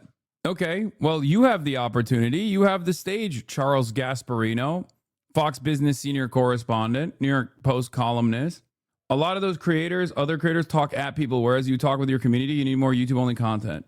Yeah, the way Trigonometry is apologizing for platforming feels like they're trying to equate the Nelk Boys and Netanyahu, except they did actually have Netanyahu on, apparently. So what's up? I do 100% think you should bring back the breakdown style content for YouTube and TikTok more regularly. No chat, just cooking. I agree. I know. Short form video essays. I know. It's interesting because like I started Twitch so I could stop doing short form video essays. And everyone always wants me to do that, except that would require me to stop doing this. Or at least stop doing this for stop doing this for the hours that I do it every day. See, HasanAbi is too scared to respond to my China knowledge. You don't even know that China's economy is about to collapse from being affordable to affordable, moron. Exactly. Yeah. Clearly, I haven't watched the 17 million different YouTube videos about how China's about to collapse any day now. You need to shut down the AI bot channel. They have another channel called Hassanverse. YouTube demonetized 4 of their HasanAbi archive channels. They literally upload your entire stream on their 2 channels. Your main YouTube channel will perform much better if you get rid of those bot channels. I can't. I have tried.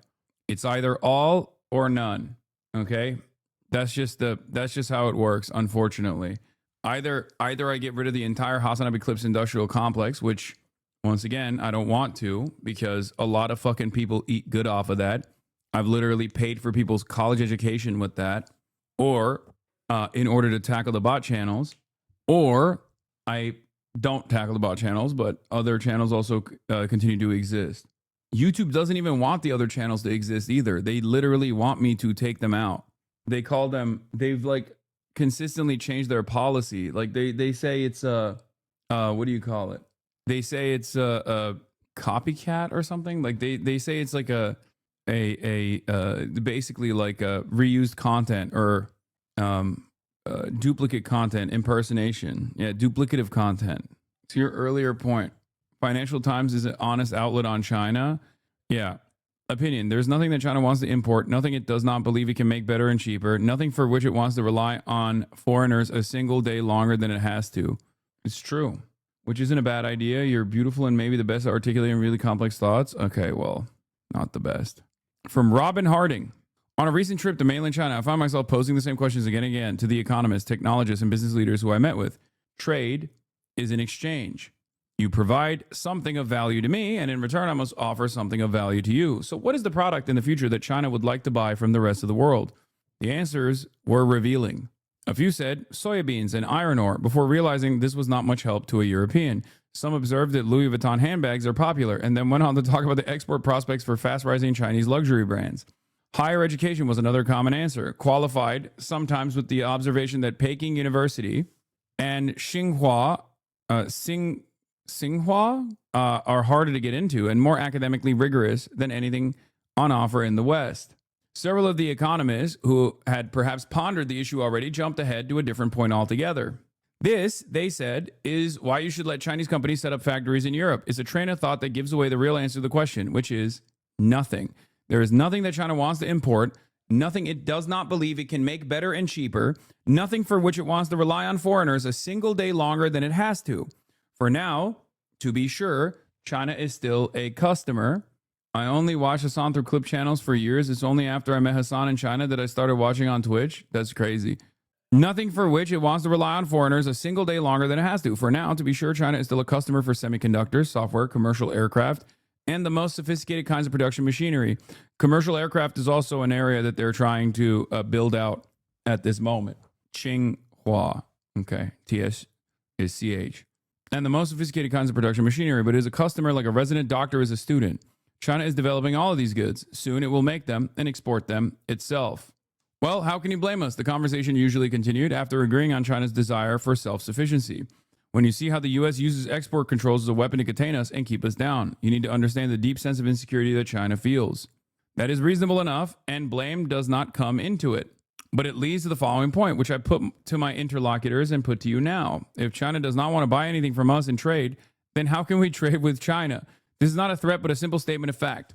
Workers in Europe, Japan, South Korea, and the U.S. need jobs. We do not want our economic development to go in the reverse. And even if we did not care, without exports, we will eventually run out of ways to pay China for our imports. In a different context, Beijing policymakers do recognize this. They worry about a devaluation or default on the mountain of dollar assets China has already accepted. The drag on the rest of the world was well illustrated when Goldman Sachs recently upgraded forecasts for the size of China's economy in 2035. Normally, a growth upgrade in any country benefits all others. There's more demand, more consumption, more opportunity. Yet in this case, the extra Chinese growth comes from exports, taking markets from other countries. Germany will suffer the most, according to Goldman, with a drag of around 0.3 percentage points on its growth over the next few years. I think America will also suffer greatly as well. So how should China's partners respond to its explicit intention not to trade with them as equals? To its mercantilist determination to sell, but not to buy? The only good solutions lie with Beijing. It could take action to overcome deflation in its own economy, to remove structural barriers to domestic consumption, to let its exchange rate appreciate, and to halt the billions in subsidies and loans it directs towards industry. That is crazy. The answer to the solution, become more capitalist. Please, why won't you do free market? Why won't you do freer markets?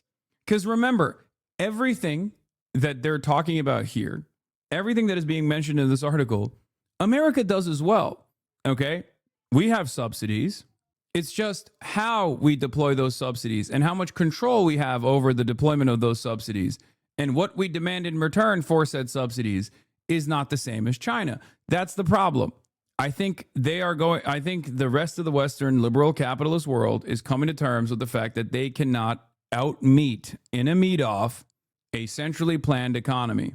And instead of coming to that conclusion and then moving in the direction of socialization or moving in the direction of central planning that benefits the workers, they are deciding, no, it is actually China that is wrong. They're beating us at our own game. But that's so we have to yell at the referee. We have to cry to the referee to do something. It's fucking bullshit. That would be good for the Chinese people too, whose living standards are sacrificed to make the country more competitive. Oh my God. Oh my fucking God. But outsiders have been requesting as much for decades. Whatever lip service may get paid to this, the Central Committee's recommendations for China's next 5-year plan should temper any hope for change. Consumption is on the priority list at number 3. Items 1 and 2 are manufacturing and technology. That leaves one difficult solution and one bad solution for Europe. The difficult solution is to become more competitive and find new sources of value, as the U.S. does with its technology industry. That means more reform, less welfare, and less regulation.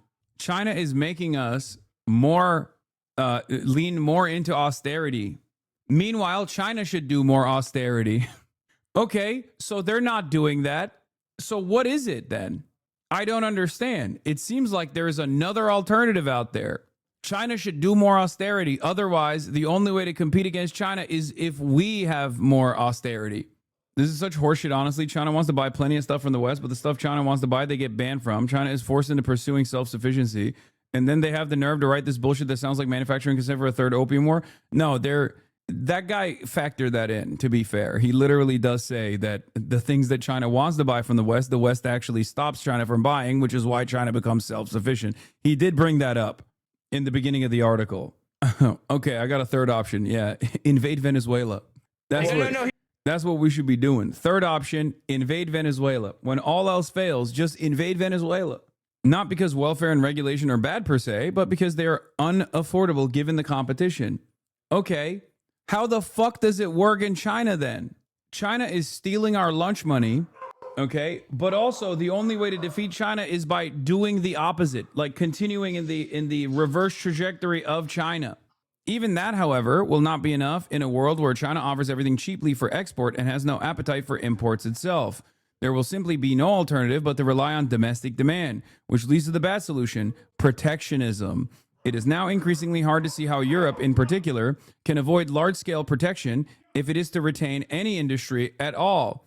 This path is so damaging and so fraught, it is hard to recommend it. China absorbed U.S. tariffs, but the U.S. is the only country it regards as an equal, and Beijing is likely to respond aggressively against anyone else who erects trade barriers. It would mark a further breakdown of the global trade system. Yet when the good options are gone, all the bad are all that is left. China is making trade impossible. If it will buy nothing from others but commodities and consumer goods, they must prepare to do the same. And on that note, Unk Chunk Weigert, aka Shaky Gurga. Hold on. Are you all right? You sound sick. No, I'm good. Hold on. I'll grab you a chair right now. Here, the mic is on. You can speak into it, but I'll Hey, what's up, guys? Oh. No. What's up? Happy Thanksgiving, everybody. My mom made some good turkey. Yeah, right there, brothers and sisters. Right there. Yeah, I got one. Here you go. All right. People are spamming. They should. I like it. Shaky Gurg is in the building, everybody. Hold on. All right, this is good. This is a better angle, I think. And you can even hold on. Let me fix this. Let me zoom in a little bit more. Boom. Yeah, better. Less stomach, better. Okay, there it is. Can you guys hear him? As you guys know, it's a time-honored tradition every single year since 2018 to have Cenk Uyghur in the building. Okay, let's start off with why you said that you were going to your communist nephew's house. I can't tell if you were memeing or if you're being serious. Have I been upgraded to communist?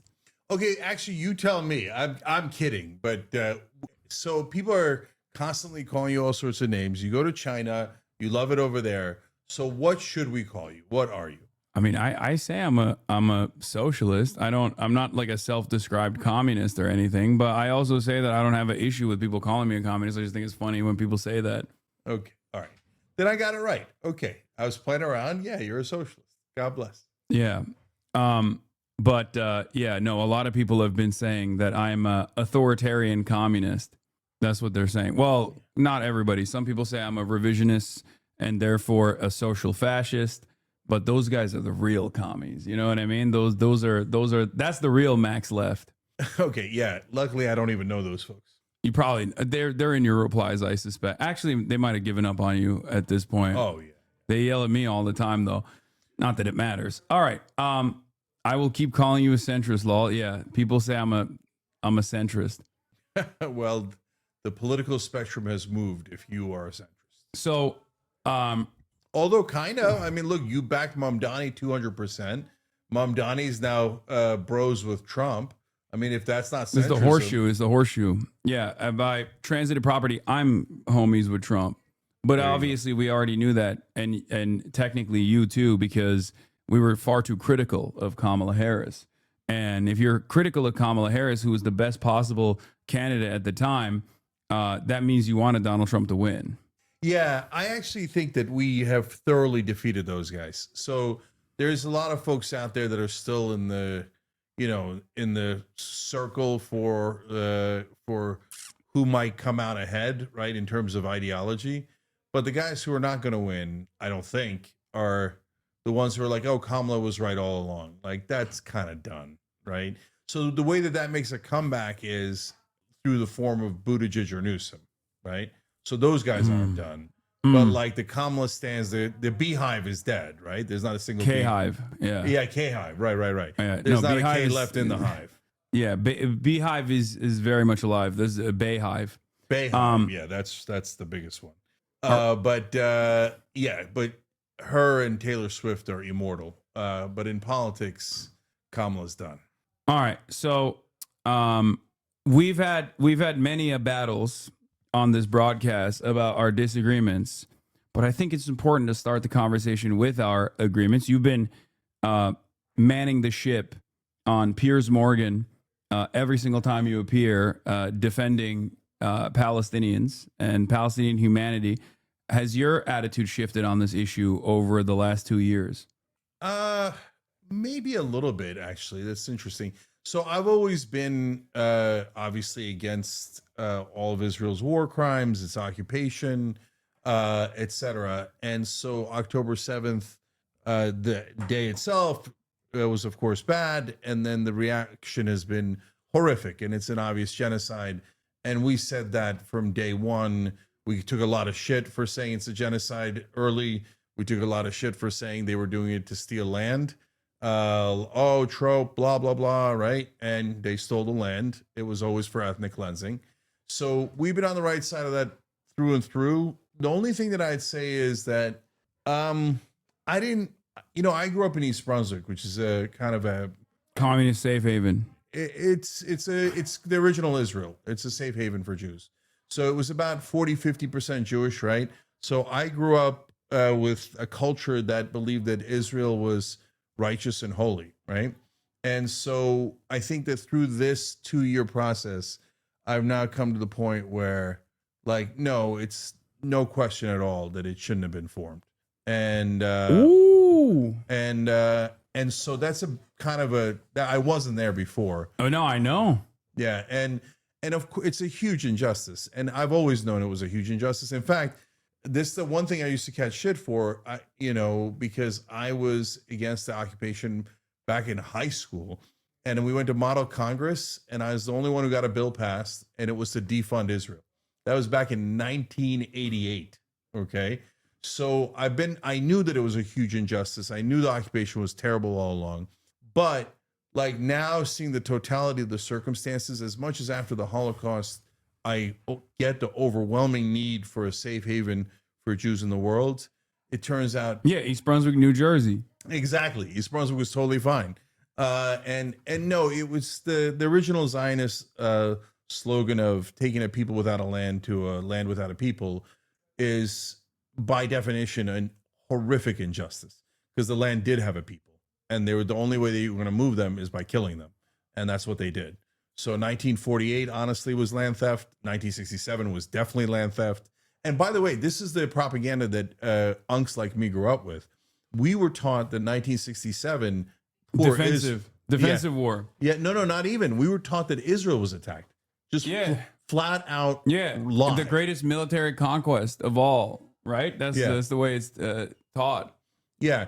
So it was taught to us that that Israel was attacked, and they had no choice but to destroy the air force of all of the neighboring countries, to destroy their militaries, to defend themselves. Preemptively.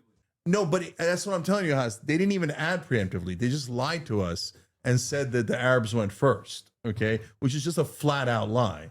Yeah. And then so they said, and I believed it at the time, I'm a kid, right? That they had to take buffer zones, and that's why they originally took the West Bank, Golan Heights, Sinai, and Gaza. But no, now I realize, no, the Greater Israel Project was from day one. They attacked, and they attacked last time in 1967 to take more land and do more ethnic cleansing, and that's what they did. I think given the state of affairs in 2025, especially after 2 years of Israel's genocide, and also the endless amount of arrogance of Zionists on television and their demands for censorship, this conversation that's taking place is probably taking place in many American tables, regardless of the political ideology at play. You know, you and I have difference in opinion on certain issues, but ultimately this is something that we completely unite on and completely agree on. And I think that is actually a point of agreement for many people, even like evangelical Christians and whatnot, that are probably having the exact same conversation. So remember that for the Thanksgiving enjoyers, when you're with your family, if you want to unite on certain things, I think Israel will probably be one of those points of contention, or Zoran Mamdani. So what do you think about Zoran Mamdani? Yeah, just real quick before we go on to Zoran. Look, I never thought this would happen in my lifetime. Oh yeah, me either. Like that Israel would be, you know, that people would understand what's happening about Israel and the injustice of Israel, not just on the left, but the left, right, and center. That the whole country would agree, outside of mainstream media, outside of the politicians, no, we're done with these guys. And this is a gigantic injustice. And most importantly, we all now agree we've all been lied to by legacy media, right? Corporate media is poison. It's the biggest toxic influence in America. Now the right, the left, the center, everyone agrees, fuck corporate media. They've been lying to us from day one. So look, that's another one. For 20 years I've been saying that. And to see everybody come around to that, I love it. I love it. So Zoran's to the left of me. So it makes sense that like he's kind of perfect for you, right? I think, you tell me. But I love it. I love it because it's change. I love it because middle finger to AIPAC that spent $45 million trying to meddle in our elections, and fuck them. Why don't they go back to their own country? Okay, New York is in America. It's not in Israel. It's not Tel Aviv. Okay, and I'm proud that it's the largest Jewish city, and I'm proud that they voted for Zoran, right? So fuck this division on trying to divide Americans with Jew, Muslim, Christian, etc. No, we're America. They're not America, and that's that. And then he's for change, man. Fuck the status quo. So I'm thrilled that Andrew Cuomo lost. Why do you say he's more to the left than you? So some of those policies are not the direction I'd go, but I want him to try it anyway. Like what are the policies? So like rent freeze on the rent control apartments. First of all, I don't think he's saying that'll solve the whole thing. It won't. No, it only affects a tiny amount of apartments, right? But like 1.2 million units or something, I think. Yeah, which is not tiny actually. Yeah, but, I mean it's tiny for New York, but go on. Yeah. But rent control, in my opinion, doesn't work. It pushes up prices in other apartment buildings. In fact, I think it's counterproductive. I wish it worked. It's a simpler solution. Okay, Matt but I don't Iglesias. think. Yeah. I'm Matt Iglesias. Are you an Abundist? No. You're not an Ezra Klein doctrine understander and appreciator? No, I mean I'd have that conversation with Ezra, and I think he's probably at least a third right, but he's not right in the central thesis, which I think is misguided, right? But no, on rent control, I'm definitely a centrist. Okay, what about public housing? Yeah. What about building robust socialized housing as a way to boost the number of available units and as a way to deflate the existing housing market and the prices. So we've done public housing terribly in the past. We've done public housing in rare cases pretty good in America. So, but this is the year 2025, and Zoran's a smart guy. So I hope we learn some of our lessons, that we don't like make he hasn't ran on building public housing. As a matter of fact, I think it's a major area of weakness for the American left in general, because there's not a single Democrat that even broaches the subject matter from that angle. And every single person, even though it's the number one, like affordability is the number one priority, but affordability, as you know better than anybody else, brackets off into certain aspects, right? Healthcare is a part of the affordability conversation. And I think Democrats do have, or at least the left flank in the Democratic Party has a really solid approach to that. Socialized medicine, Medicare for all. But housing is another aspect of this that no one ever talks about. Or they do talk about it, but they don't actually have a simple, easy to understand policy for it. That's why we keep consistently going back and forth on Band-Aid solutions, which you're right. Rent control is a Band-Aid solution. I'm in favor of the decommodification of housing in general. So obviously this works in that direction. But yeah, I'm not for decommodification of housing, but I agree with you on public housing, and I think that there's a right way to do it. So the problem was that we concentrated poverty last time, right? When we didn't know what we were doing in the 1960s and 70s. So now we've done it right a couple of times, spread it out a little bit and make it more mixed housing, but it at least creates more units, helps supply and demand in bringing down, in creating higher supply, so bringing down prices. So there's a lot of logic in it. Yeah.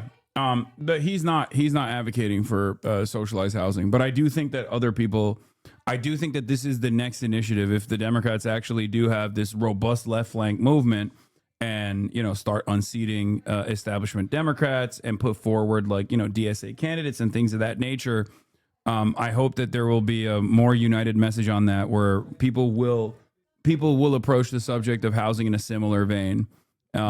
Where they do talk about permanent public housing and better alternatives. Yeah. So the other thing that I don't necessarily agree with, but I want them to try, is the city-run grocery stores. So I don't get it. I don't know why that's the biggest among the biggest priorities. I get some food deserts. I get that there's some some more high-density minority areas where it could be helpful.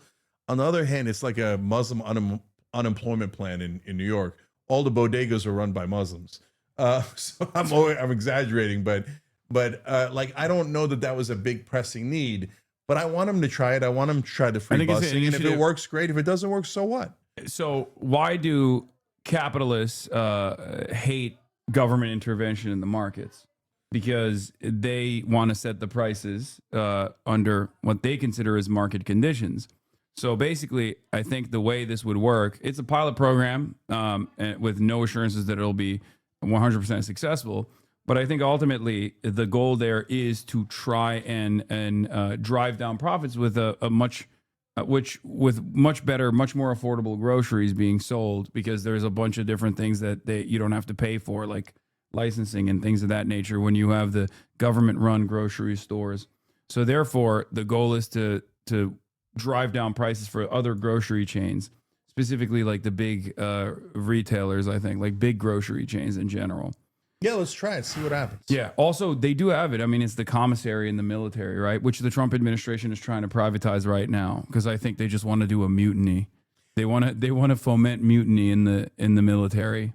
So look, if you're on the right and you're like, oh, you just want to just try it, like, yeah, because that's how we learn, right? Well, that's how so many people voted for fucking Donald Trump. Oh, I just want to try it out again because we got to shake up the system. Yeah, and the states are supposed to be, laboratories where we experiment. And by the way, some of the rights say, can you name it? Some guy on Fox was like, can you name any time that they made something public and it worked better? Bank in North Dakota. They created a state bank. It worked great. Municipal utilities. Yeah. Literally almost every single time the municipality has taken over utilities, it has been so fucking successful that Google worked extra hard to make it illegal in other places. Like, they do not want internet service providers or water or electricity or sewage systems to be controlled by the municipality. But yes, fire department is another great example of this as well. And that goes to the last point, which is we don't know what should be public and private perfectly until we try a couple of different systems. Wow. Like theoretically, you know it a little bit better. If you study other countries, you'll have better examples, etc. But like the fire department used to be private, and that turned into a disaster because if you're... I got an idea of what should be public and what should be private. Yeah. You know, I think most of it should be publicly owned. Yeah, and I think most of it should be privately owned. That's crazy. But that's okay. Well, you're living in it. It's America. No, it isn't. It isn't. So, okay, now I'll make an argument that I'm a better capitalist than anyone on the right wing. Okay, let's hear it. Because the capitalism is all about free markets and competition. The problem is that right now, what the Uniparty is in favor of, what almost all the Republican politicians are in favor of, and what a lot of the right wing got tricked for a long time into being in favor of is corporatism, right? So this is unregulated capitalism, which then leads to corporate rule. Corporations capture the government. It's the natural inclination of every company to become a monopoly, and that's right. And I'm actually agreeing with you. So what happens is if you don't regulate capitalism, it inevitably becomes corporatism. And corporatism is the exact opposite of capitalism. It tries to destroy free markets, destroy competition, and become a monopoly, right? And it does it mainly through government capture. So Adam Smith was right. You have to guard against monopolies. You must regulate. If you don't regulate, then capitalism will turn into corporatism and destroy free markets. So that's why that position is more ideologically But you're not in correct. favor of that for healthcare.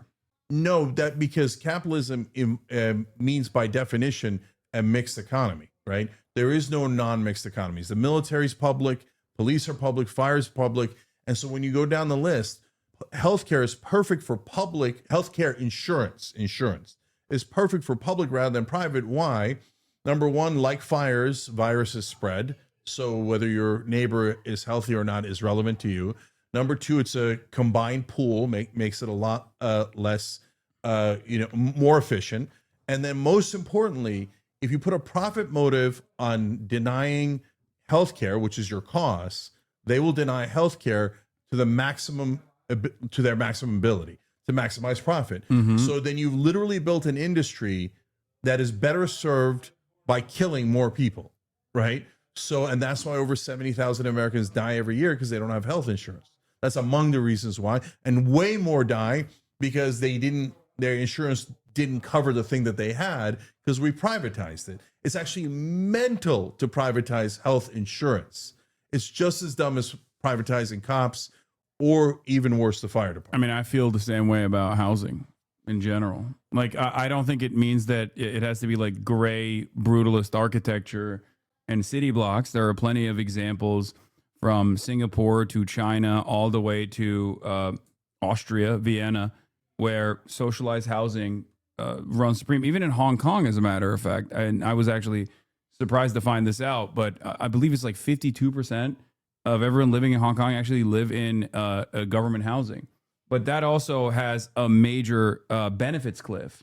So that actually keeps wages relatively low or people unemployed in an effort to make sure that they're still in government housing, because every house that is not owned by the government, that is not public housing, is so unimaginably expensive. Like the price difference is like $300. Let's say the price difference is like $300 for government housing versus like $7,000 for a private unit. Like the cheapest private unit is so much higher that people would rather just like be unemployed than to actually get like that fiscal cliff would not exist under a universal program. And if people wanted luxury housing beyond that, they could choose to spend all the extra dollars and get taxed out the ass in order to have the luxurious privilege of having this mega mansion or whatever. Yeah. So look, I'm not anywhere near that. I think housing should be totally private, but not totally private. I'm willing to experiment with public housing in certain circumstances and see how it goes and how does it affect the market. Does it, like we talked about earlier, create more supply and hence help with prices, right? And, you know, is there a bare minimum where we should help people not be on the streets? Of course, right?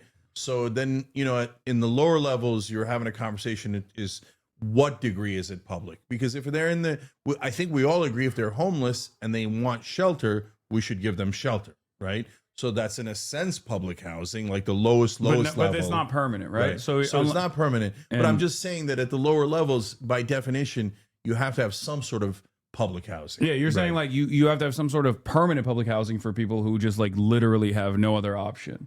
I think that that's a possibility. Yeah, right? okay. And so, but the minute you get into the middle class and beyond, you got to have a normal market, I think. Why? Why do you think so? Like, what do you think are the downsides of public housing? Anytime that we like I do believe in the markets. So if you're going to have public sneakers or burgers or jeans or even houses or cars. Okay. There's a difference. Okay. One is clothing versus the other is shelter, though, right? Like that's why I say, like, yeah, you can have a private market or a free enterprise for small businesses, for, you know, or even for certain goods that people are offering. And but when it comes down to the things that are necessary for survival, I'm a believer that the profit incentive creates a negative experience for people that simply need to get this thing to survive. And I think it would make the public overall much more productive. And the same goes for education. Same goes for housing, and the same goes for like basic necessities such as food. Even though there can obviously still be a private market on top of that.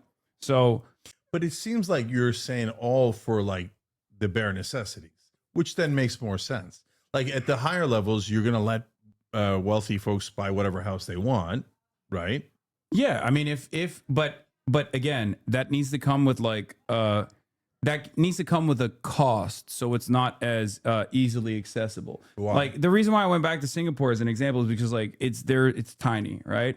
And there's not a lot of cars. And from what I understand, like in order to get a car in Singapore, you have to be incredibly wealthy. And the reason and the government has already made it so easy to use public transit or to use bicycles and numerous different methods of transportation that are not only cost effective, but also much more viable for climate change, right? Ecological disaster, avoiding ecological disaster. So the way that it should work, I think, is that if you want to get a car, you have to get like penalized for it, basically, in that structure. And the same goes for wanting luxury housing. Like I see housing as a necessity. And homes are for living in it rather than a speculative asset in the way that it works in the United States of America. And we've sold to the Americans that this concept is good and it actually invokes freedom, just as we have done with our car-reliant infrastructure. Oh, you have your own car, you have so much freedom. You don't have to sit with the rest of the public in a fucking, you know, subway or whatever. But that creates unimaginable traffic density. It's worse for the climate overall. And it even has economic issues associated with it. And the same goes for housing too. Yeah. So look, I'm not an expert on housing or car regulations or anything, but my general sense of it is no. First of all, there's nothing wrong with this agreement, but I don't agree. So when you talk in bare necessities, make sure people don't die in the streets. I totally agree. Right. I think that everyone agrees. I think that even the right wing agrees to that. I hope. I don't think they do, but yeah. Well, I mean, I think that if you said to them shelter for homeless people, they would generally say yes, partly to get them off the streets, but partly because they think they should have shelter. Right. Oh yeah, congestion pricing in New York City is like a move in the right direction of this sort as well. Like making it more costly to be able to drive a vehicle actually increases the use for public transit, because then people are like, all right, well, I'd rather utilize public transit then. I'm mixed on social engineering. So I don't want to penalize people for getting houses. I don't see the point of it. And I think that the wealth creation we did with for the middle class in America with houses was amazing. It was one of the best things we've ever done in American history. In fact, what I would, my part of my But that solution was for social housing- engineering. Well, first of all, you could say any city planning is social engineering. Yeah. A bridge is Everything social is, engineering, right? It goes But back to then- the same concept. Yes, all matter of governance is technically authoritarian. It's just like no, you could agree, and once you agree, then you execute it, right? Yeah, but so it's centralized. but there's at the, still gonna at be the people that last don't point agree. of contact, right? Yeah, no, but people are still always going to disagree. It's just that it's for the disagreeers, that's technically authoritarian. For a pedophile, it's authoritarian that the government doesn't want him to fuck kids. You know what I mean? Like, that's, Well, I know, but then that's we're, what I mean. We're In theory, we're stretching the definition of authoritarian, because the authoritarian is one person controlling everyone. Alan Dershowitz. Right. Well, Barry Weiss thinks so, and he's more charismatic than you, apparently, according Yeah. to Barry Weiss. Yeah, which even though I found deeply amusing. Even though, Barry Weiss is trying to get me to debate Ben Shapiro, who was sitting next to her when she said that. So that was doubly funny for me. I was like, damn, you guys have been trying to set up a debate between me and Ben Shapiro. Why are you saying I need to be deplatformed? Yeah, and apparently you're not inside the 40-yard lines. Yeah. Anyways, so look, guys, you do government planning to set up a city for sure, no question. You need some degree of public everything, right? But then once you get into trying to, get into the pricing of things, that's where I'm out. I think the market should set the price for people that are in middle class and above, for sure. Then the question is, where's the cutoff? And that's a legitimate question to have. Part of my solution for housing is we have this populist plank, and the Rebellion PAC candidates sign on to it. And what that is in that case is we ban private equity from buying residential real estate. So, and the reason we do that is because when they buy the homes, they're driving up prices because they're limiting supply, they're increasing demand. By definition, prices are going to go up, and they have made pricing go up tremendously, right? And there's no reason why bankers should be allowed to own private residential real estate, and it destroys the wealth creation for the middle class in America. And they're going to turn us all into renters, and it's going to be a disaster. So let's, there is a guy actually that has an opinion that is now the next mayor of New York, Zohran Mamdani, on socialized housing. Let's take a look. American housing is in crisis. You might recognize right now, his up to voice. 12 million Americans are behind an average of $5,800 on rent and risk eviction. With eviction moratoriums soon to expire, we're facing an unprecedented wave of evictions and foreclosures that will crash straight into millions of struggling families across the country. But the truth is, this crisis didn't begin with the pandemic. In fact, housing has been in crisis for a very long time. Even before the pandemic, in places like New York or Los Angeles or San Francisco, median rents for even one-bedroom apartments could approach $2,500 a month or more. About a third of people in Los Angeles spend a majority of their income on housing. In New York City, about 20% of all renters pay most of their income to their landlord. And in my district, Astoria, about a quarter of residents have to spend most of their paycheck on rent. And the crisis isn't just in big cities. In 95% of all US counties, workers making the minimum don't make enough to afford a one-bedroom rental on their own. The Harvard Center Young for Housing cardamom. Studies warns of a new normal for housing in the United States, in which nearly half of all renter households spend almost a third of their income on rent.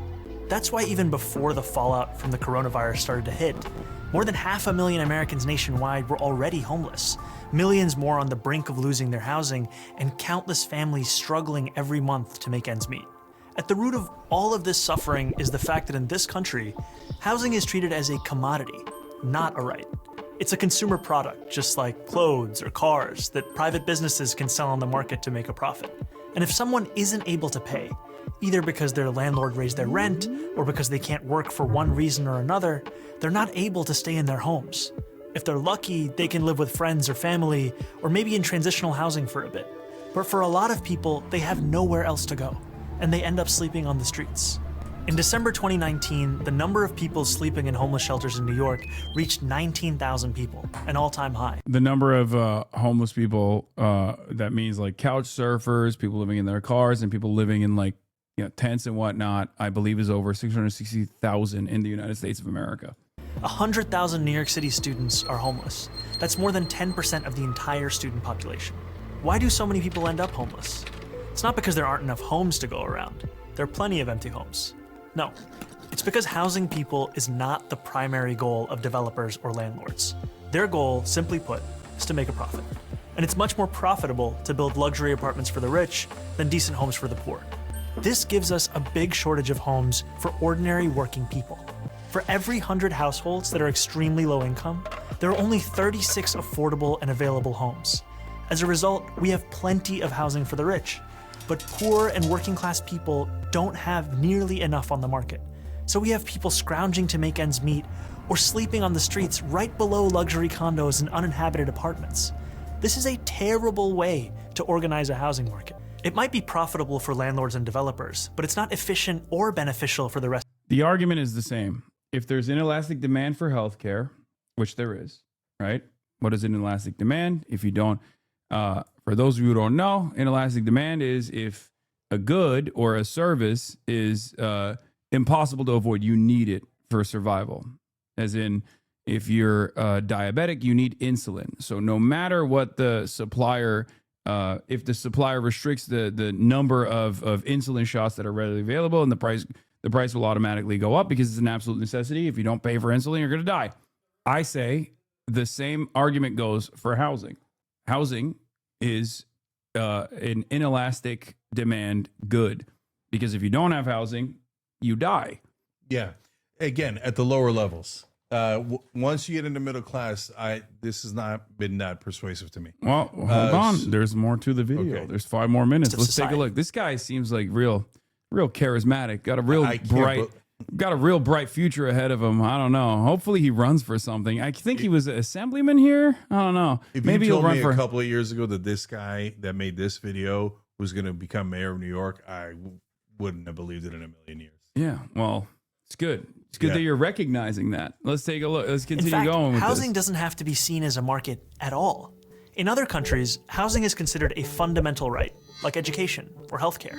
That means the government goes to significant lengths to guarantee everyone has a home, and the market plays a much smaller role in the construction and distribution of housing.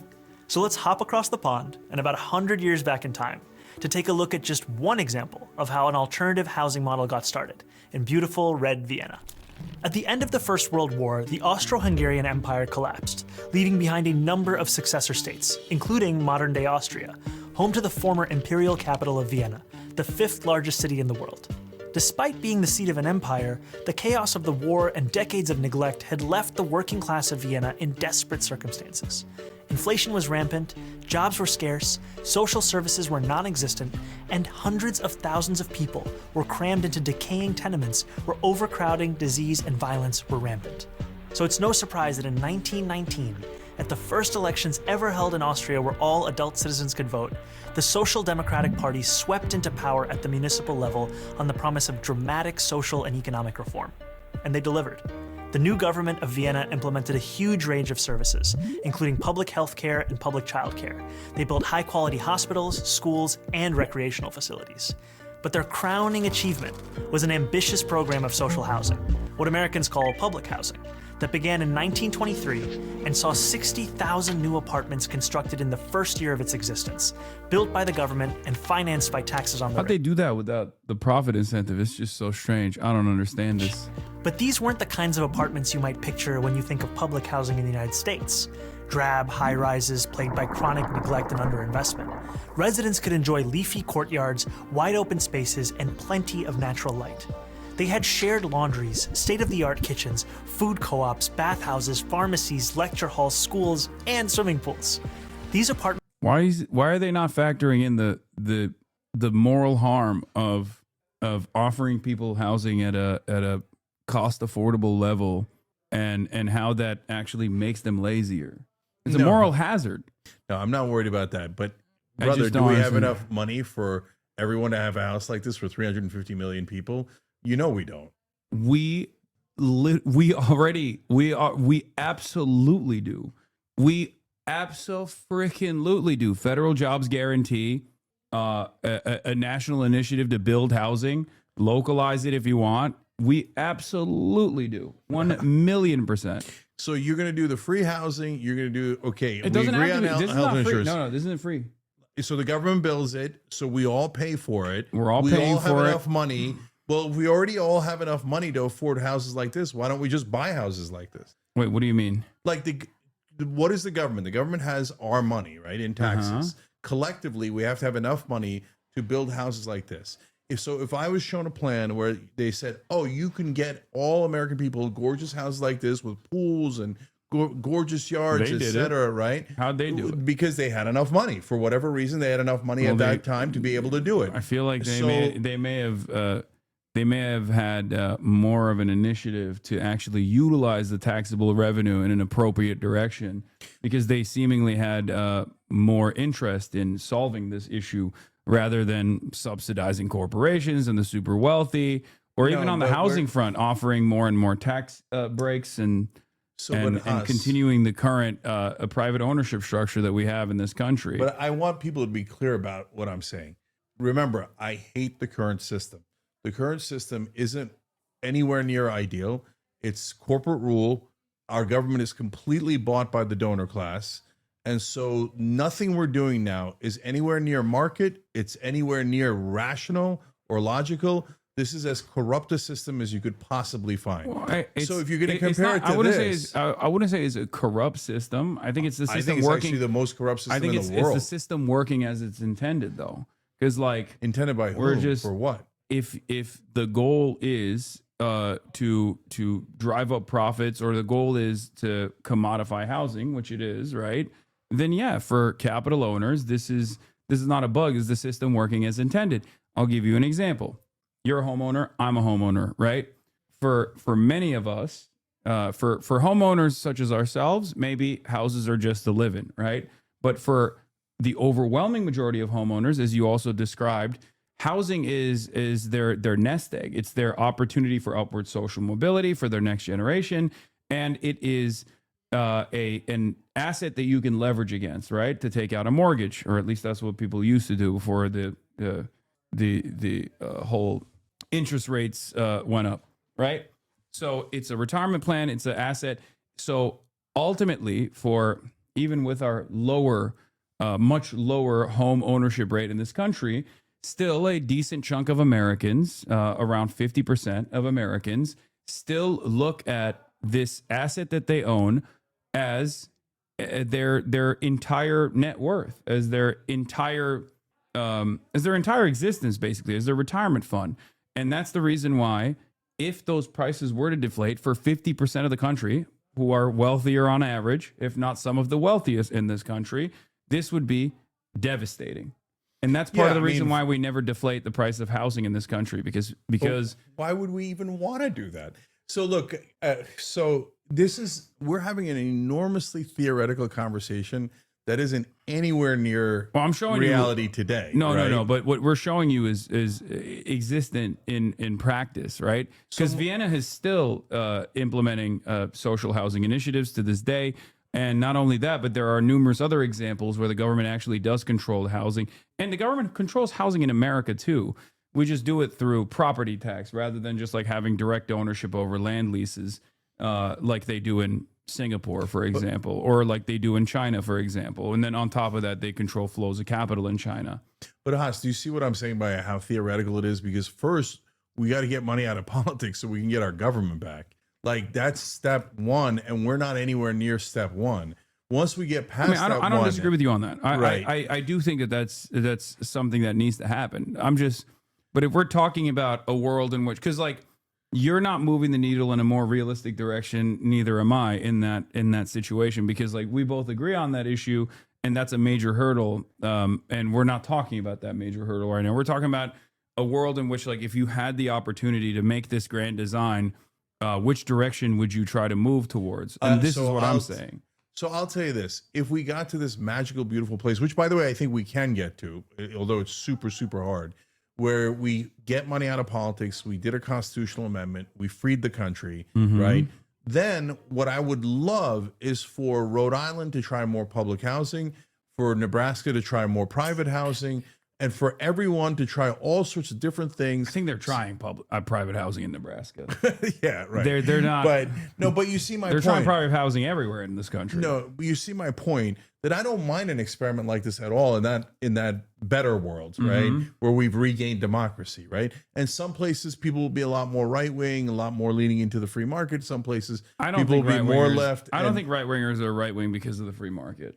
I don't think so. I think rich right wingers are right wing because of the free market, but I don't think right wingers in general. Like you think West Virginia is what, plus 35 for Donald Trump? You think those guys are like, hell yeah, brother, we need more private housing in this state? No, they're just right wing because of their economic stances or their economic standing rather. And they've been pummeled by the Democrats, or they feel as though the Democrats are responsible because they're focusing on gay shit rather than building housing for them. And the Republicans take advantage of that weakness, take advantage of that anger and resentment, and redirect it towards gay people and undocumented migrants and the like.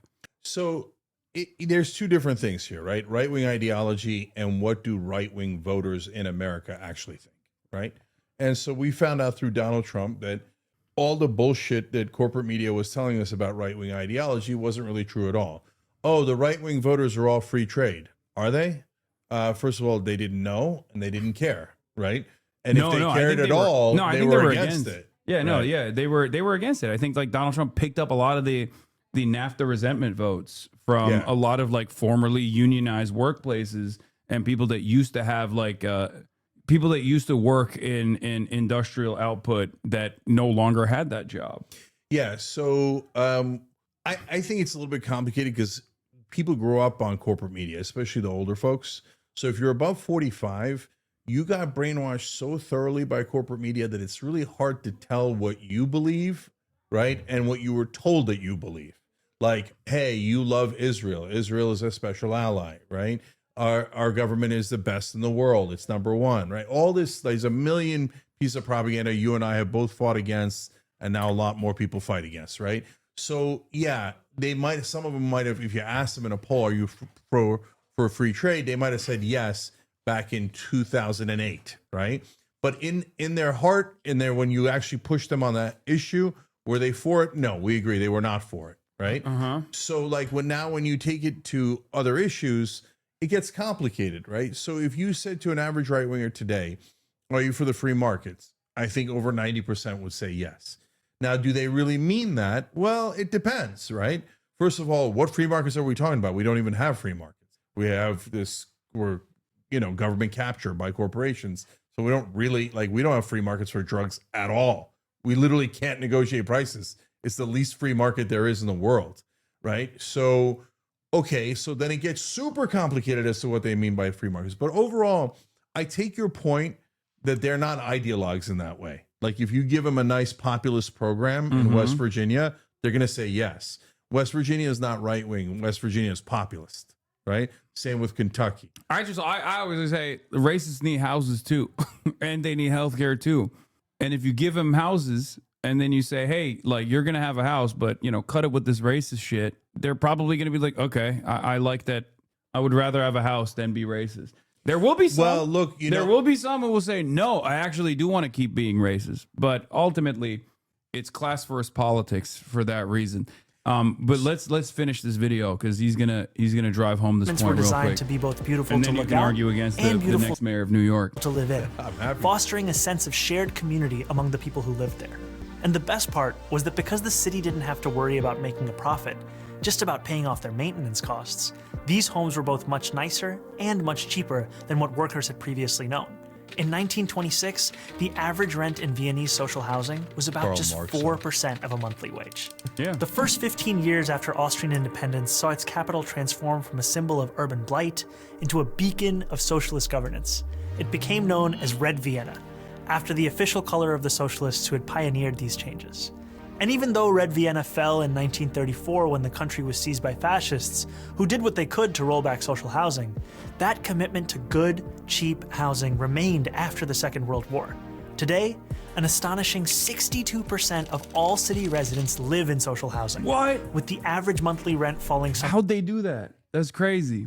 somewhere between $400 and $600 a month. No, that's dude, No. that's crazy. Yeah. That's crazy. How'd they fucking do that? Someone needs to put an end to this. You know what they need? They need good, wholesome, free market enterprise. Capitalism, not corporatism, but capitalism. That's what they fucking need. Subsidies for lower income Get tenants. them out of there. That is a fraction of what people in America pay. Unlike in the United States, where public housing is treated as a worst-case way to house the very poor, Vienna's social housing residents are extremely diverse. Everyone except the top fifth of the population is eligible to live in social housing. This means there's broad appeal across many segments of society, which creates the foundation for its political popularity. That is how the majority of people in Vienna enjoy something that's considered almost utopian here in New York. Affordable housing that isn't just cheap, but desirable. Housing that isn't just four walls and a roof, but a real home, with a sense of stability, safety, and community built in. Now, of course, this is only one example of an alternative framework for housing. And Vienna has not fully removed housing from the domain of the market. Residents still pay part of their earnings in rent to cover operational costs, and a sizable chunk of the population lives in private housing. But it's an actually existing alternative that shows us what a step toward a better world could look like. If we want to end the housing crisis, the solution has to be moving toward the full decommodification of housing. In other words, moving away from the status quo, in which most people access housing by purchasing it on the market, and toward a future where we guarantee high-quality housing to all as a human right. So how can we do it? We can start by making sure people who access housing on the private market have ironclad protections against abuse and exploitation. But to go further, toward the Vienna model, we'll have to go beyond the market. So not only is the government a major market competitor that keeps prices relatively low, but there is regulation beyond that as well. And some version of this exists not just in Vienna, but like I said, in China and Singapore and numerous other places too. So it's already being implemented in many places around the planet. It's just unheard of in the United States of America. It's like not even considered. Yeah. So, first of all, they got all that free public housing and it made them so soft they lost the war. Well, yeah, that's probably what it was. Yeah. Okay. Now, in all seriousness, so listen, I'm not opposed to it. In fact, I think that we should study every model out there. So we should study the Finnish education system. We should study the Norwegian prison system. We should study how they legalize drugs in Portugal. And they're not all magic fixes, but they're interesting to incredible, right? We should study the what they did in Spain with I mean, I think these guys studied it before they implemented it and their existence or the continued existence of the system. Don't be simplistic. Just because it worked in Vienna, sorry, I don't mean it that way. It's just because it worked in Vienna doesn't mean that it's going to work everywhere. By the way, but because it worked in Vienna, it means that we should probably try it somewhere else too, right? So, and see if it works. So I don't mind all of those experimentations at all. So I'm not like, to me, when you say public or private, I got no problems trying it in every different way until we get to a system where we're super comfortable what should be public and private. But again, we're not anywhere near that conversation because right now our system is so, destroyed. And 2 years ago, you would have probably said that we're nowhere near demanding a complete defunding of all weapons transfers going to Israel. Things can change. My point is, it's good to have a North Star. And that's why I have no issue saying that this is my North Star. This is what I'm working in the direction of, instead of conceding ahead of time, knowing that, there's going to be naysayers no matter what happens. No, I think we could have massive change. That's why I started Justice Democrats. And I mean, we beat Crowley with AOC how many years ago, right? Yeah. And so do I think huge change is possible? Definitely. That's why I started Rebellion PAC.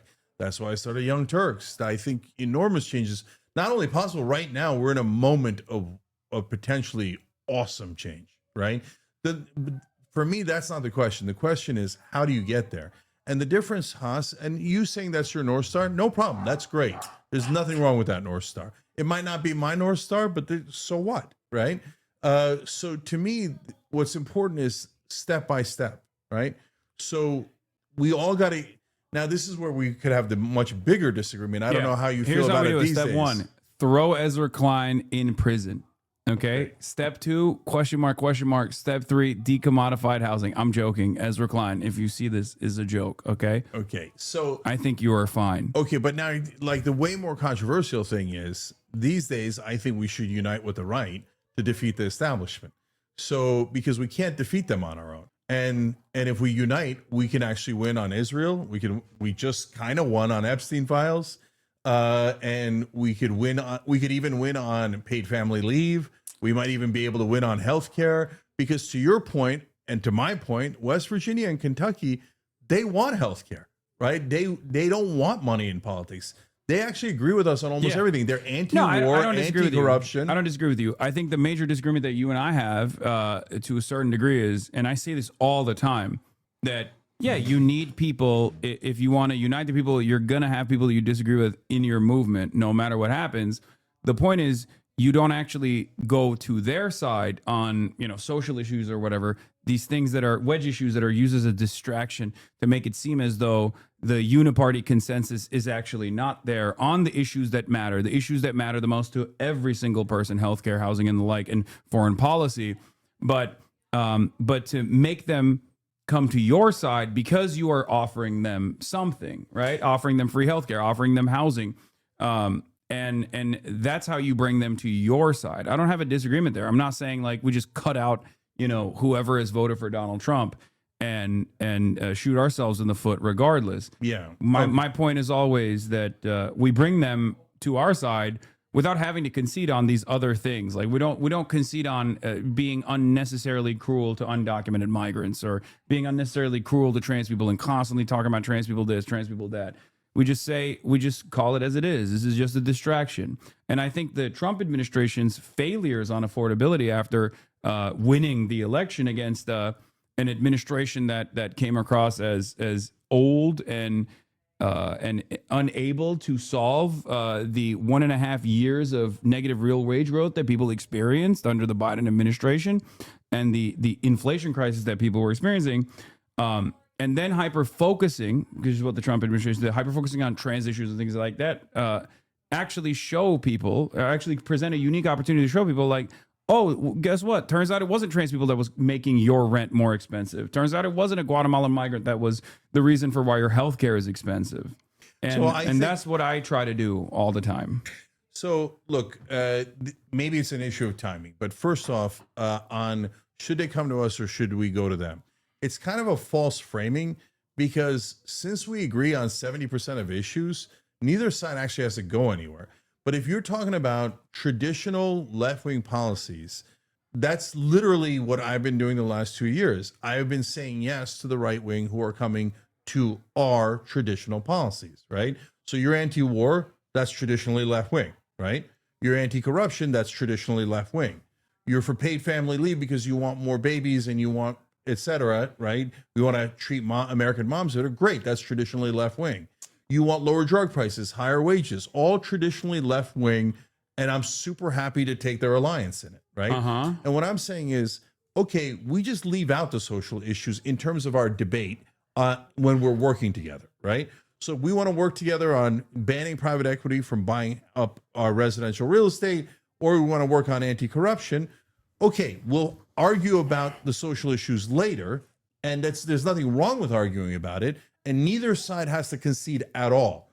So they could be like, okay, I'm massively anti-trans, and we could be massively pro-trans, or fill in the blank, Muslim, whatever the category is, right? But if we let that stop us in the beginning, we're never going to topple the establishment. And the establishment is a bigger enemy to both us and them than we are to each other. So you see what I'm saying? Yeah, I do. But here's the problem. Josh Hawley is a great example of this, right? Like, I think or Tucker Carlson is a great example of this. I think there are a lot of people who understand that left populism, real populist economic policies, are actually extremely popular amongst the base, right? Across the board, regardless of whatever ideology they slot themselves into, most people find themselves in agreement with these policies. And the problem for them is that they have a higher priority for either the nationalist sentiment, and that's actually the goal that they're advancing, or the goal that they're working towards, which is, I think, in Tucker Carlson's case, that's the point, or they're just lying, but they recognize the popularity of these left populist policies, and they're trying to maintain a base of support. But when push comes to shove, just like with Josh Hawley, they will still be servants of capital. And that's the issue that I have with a lot of the right. And I think that's the issue that a lot of people have with the self-described right-wingers. Maybe not the right-wing voters in general, because those people can be convinced and moved. But most people in positions of power within the right-wing machine are either lying about being in favor of populism, or they care infinitely more about like implementing some kind of insane nationalistic policies. All right, so let's say 5 different Republicans or right-wingers and give, and I think that'll be help clarify the conversation. First of all, I agree with you, and that's the main point I make, is to make a differentiation between the leaders and the voters, okay? So attack the leaders, politicians, media, no problem, right? That's the game we're in. Don't attack the voters. They actually agree with us on 70% of stuff. Take yes for an answer. Okay. So now when you get to the 5 guys, so we all agree on a bunch of them. Mitch McConnell, corporate Democrat, corporate Republican, but really what's the difference? So like we hate him. The right wing base hates him. So we're past that. And that used to be our number one impediment. Then you get to Steve Bannon. Steve Bannon pretends to be the biggest populist on the right wing, like the godfather of populism in a lot of ways on the right wing. But I'm worried that he's utterly full of shit, right? So here he is behind the scenes working with Epstein, doing a fake wall, constantly scheming for power and more power. But like, wait a minute, I thought you were against the elites. And at every turn, it seems like behind the scenes, you're actually helping the elites, and you're using populism as a way to get popular to do your actual agenda. So I'm super worried about Steve Bannon, right? Now you move to Josh Hawley. Josh Hawley's got his foot in in Mitch McConnell's camp, and he's got his foot in populism. He did actually stop taking corporate PAC money, so he's not 100% full of shit like the other guys, like Ted Cruz, etc., right? So he's only 50% full of shit now. So that's an improvement, but at the end of the day, he's too attached to the old system. So he's going to side with the McConnells of the world, is my guess. So not that useful, right? So now we're left with 2 guys that are left, Tucker Carlson, and yeah, I'm going to say the word or the name, Nick Fuentes. Okay. Yeah, no, it's I have stopped censoring that Nick Fuentes mentioned since he's getting fucking profiled by the New York Times, you know? Yeah. So Tucker Carlson, I think, has a shot at actually meaning it. And so I'm not sure that I agree with you. You and I have had a private conversation about this many years ago, and I think I've been vindicated on this. I think I've been vindicated on it, but we can have that conversation in a minute. So to now you go to, we'll come back to Tucker. You go to Fuentes, and so he seemed to be a classic guy who's, to be fair to him, not hiding his nationalism, right? So he was like, I'm going nationalist. I'm going Christian nationalist, white nationalist. It appeared to me, right? That was my original read of him. But now he's also changing. And so now I know we all cancel him to bejesus. And I mean, okay, Barry Weiss, if you're watching, which you obviously are, Holocaust right? denier. Right. So no problem. You deny the Holocaust. You say all these things. He's against race mixing. Well, yeah. I'm married to an Asian woman. What am I going to agree with that? Right. So obviously we're against all that. But even now he has realized that's not actually where his audience is.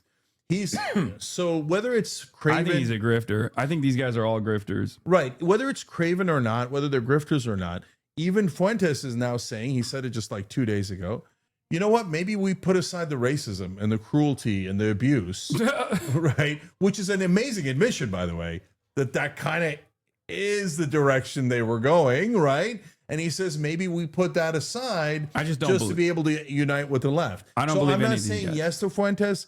I'm just saying, look at the tide moving. The tide is moving towards populism because it's being driven by the audience. The audience wants real populism. So when they sense bullshit, they don't want it, and they're pushing in a better direction. So why is Tucker, now let's go to the heart of it, Tucker, right? Why is Tucker, to me, today different than he was on Fox News? Because on Fox News, he worked for corporate media. And he says it now himself. He says, yeah, I mean, there were certain things we were allowed to say, not allowed to say. I regret a lot of the things that I said on there. So now he's more tethered to the audience than he is to Rupert Murdoch. And so he tries to serve his audience better. And now he says wrong about Iraq, right? Wrong about war overall, wrong about a bunch of things, right? Mm-hmm. And by the way, have a lot of us on the left said as much as he has about all the things we're wrong about, right?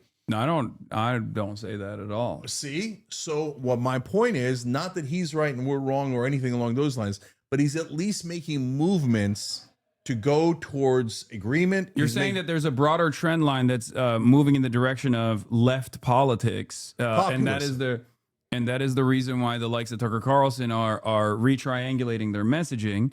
That's somewhat understandable, but I do think that ultimately, I don't necessarily care for Tucker Carlson personally or Nick Fuentes, but I do care about changing the mindset of their audiences, because I find socially regressive politics to be and reactionary politics to be a distraction, and that anyone that does that to any degree is inherently reactionary and deliberately doing this because they want to move people's attention and focus away from the material inequities that they are facing and away from a steadfast approach to dealing with those problems. That is the reason why it's very easy for me to say all right-wingers in general are grifters, and even that moderation that they're engaging with is them simply reading the room and recognizing that they have to offer some kind of what you call populism, some kind of left-wing material solutions. So let me say two things about Some of which do it because they want to maintain their popularity. Some of which do it because they have a higher degree of priority for like fomenting nationalistic sentiment, and they think this is the most effective way of doing it. I mean, Adolf Hitler was in charge of the National Socialist Party, right? Because at the time, socialism was a very popular movement. At a time when liberalism was failing, just as it is now, fascist movements were presenting themselves as revolutionary movements or an alternative to socialism that wasn't as scary. In Mussolini's Italy, it was bringing about a synthesis, as he would call it, of socialist sentiment, but also protecting the petite bourgeoisie. Okay, so look, me, you, and maybe whoever it is that we want to assign as the avatar for nationalism. Well, you think it's Tucker, maybe it's Fuentes, maybe it's Megyn Kelly. I don't care, right? My point is, we might all have different agendas for what happens once we get out of the woods, right? Once we break out of the prison, to use a couple of different analogies. But we got to break out of the prison first. And once we break out of the prison, you want to go towards more socialism. Somebody wants to go towards more nationalism. I want to go towards democracy, free markets, etc. Right? So, okay, but first we got to break out of the prison. So if you say to me, hey, let's say take Tucker, he has a hidden agenda and it's nationalism. And he's not even hidden. Yeah. Okay, whatever. And he'll say to you, and you don't, to be fair to you, you don't hide that your North Star is more socialism, right? Yeah, because there's a difference between those two concepts. Yeah, I get it. One is good. The other is an incredibly deadly, self-defeating, suicidal ideology. Yeah, I don't love socialism. And again, it depends on what we mean. If we mean Northern Europe, then I kind of do love socialism. If we mean like Venezuela, then no, I don't love socialism. Yeah, and I get it. I don't want to get into that. Socialism is an economic organization of socialism is a different organization of the economy. Venezuela and Norway actually have not even comparable degrees of socialization or nationalization. Norway actually has a higher degree of nationalization. This entire extraction industry is nationalized, as opposed to Venezuela that has a lower degree of socialization. Yeah, like naturalizing your oil reserves, by the way, is a super interesting idea. So that's what I'm saying. No, but that's like the difference there is, of course, the way that the capitalist hegemonic superpowers have treated these countries. Norway is very close in proximity, or was very close in proximity to the USSR. So the threat of a good example from the USSR was what allowed a lot of these Western European countries to continue a degree of socialization, because they were conceding. Just like you're saying, Tucker Carlson is conceding to us on a lot of these issues. The capital owners there were conceding out of fear that if they don't concede at all, then they're going to become communist. Then the European countries are going to snap into revolutionary communist movements. So I got you. But what I'm saying, Haas, is so socialism we can have a great, wonderful debate about how mixed our economy should be. And whereas nationalism goes towards authoritarianism, and I'm never going to agree to authoritarianism. So I get it. I get that they're not the same, and I get that even though I might not agree with either, I'd rather lean to one side than the other for sure, because I don't want anything to do with authoritarianism. What do you mean by that? Authoritarianism, like socialism leading to authoritarianism? No, nationalism. Or nationalism leading to authoritarianism? Yeah, nationalism almost always leads to authoritarianism. Well, it's because you have to eradicate, like, nationalism or fascism has a in-group out-group dynamic, and there are inalienable characteristics that must be excised forcibly from society. So of course that is the reason why it has to be violent. That's why I'm never going to agree with nationalism. That's why I'm saying, that's why I'm on the left. Yeah. So I'm closer to you than I am to a nationalist by a lot, right? Because nationalism is, you're right, is either white or Christian, or by the way, it could be in a different country, Muslim or Jewish or black, whatever. But it's nationalism is exclusionary by definition. Non-white nationalist movements have usually been, in the global South, or at least historically, have been liberation movements in general. Like Pan-Arabic nationalism, Pan-African nationalism. These are not the same as like the nationalism that you see in nationalism is understandably something that people hate and despise because it's in Western Europe or in America. It's the in-group that wants more domination and not the dominated population's emancipatory movement. Like I don't think you would disagree with like the FLN or something like Algeria. The decolonial initiatives in Algeria would be considered nationalistic because until they take over, right? So like if they went, but so past that whoever's point, in power, it's past that super point easy. you have a nation state, Right? Exactly. Yeah, whoever's in power, if they're the majority and they do pee.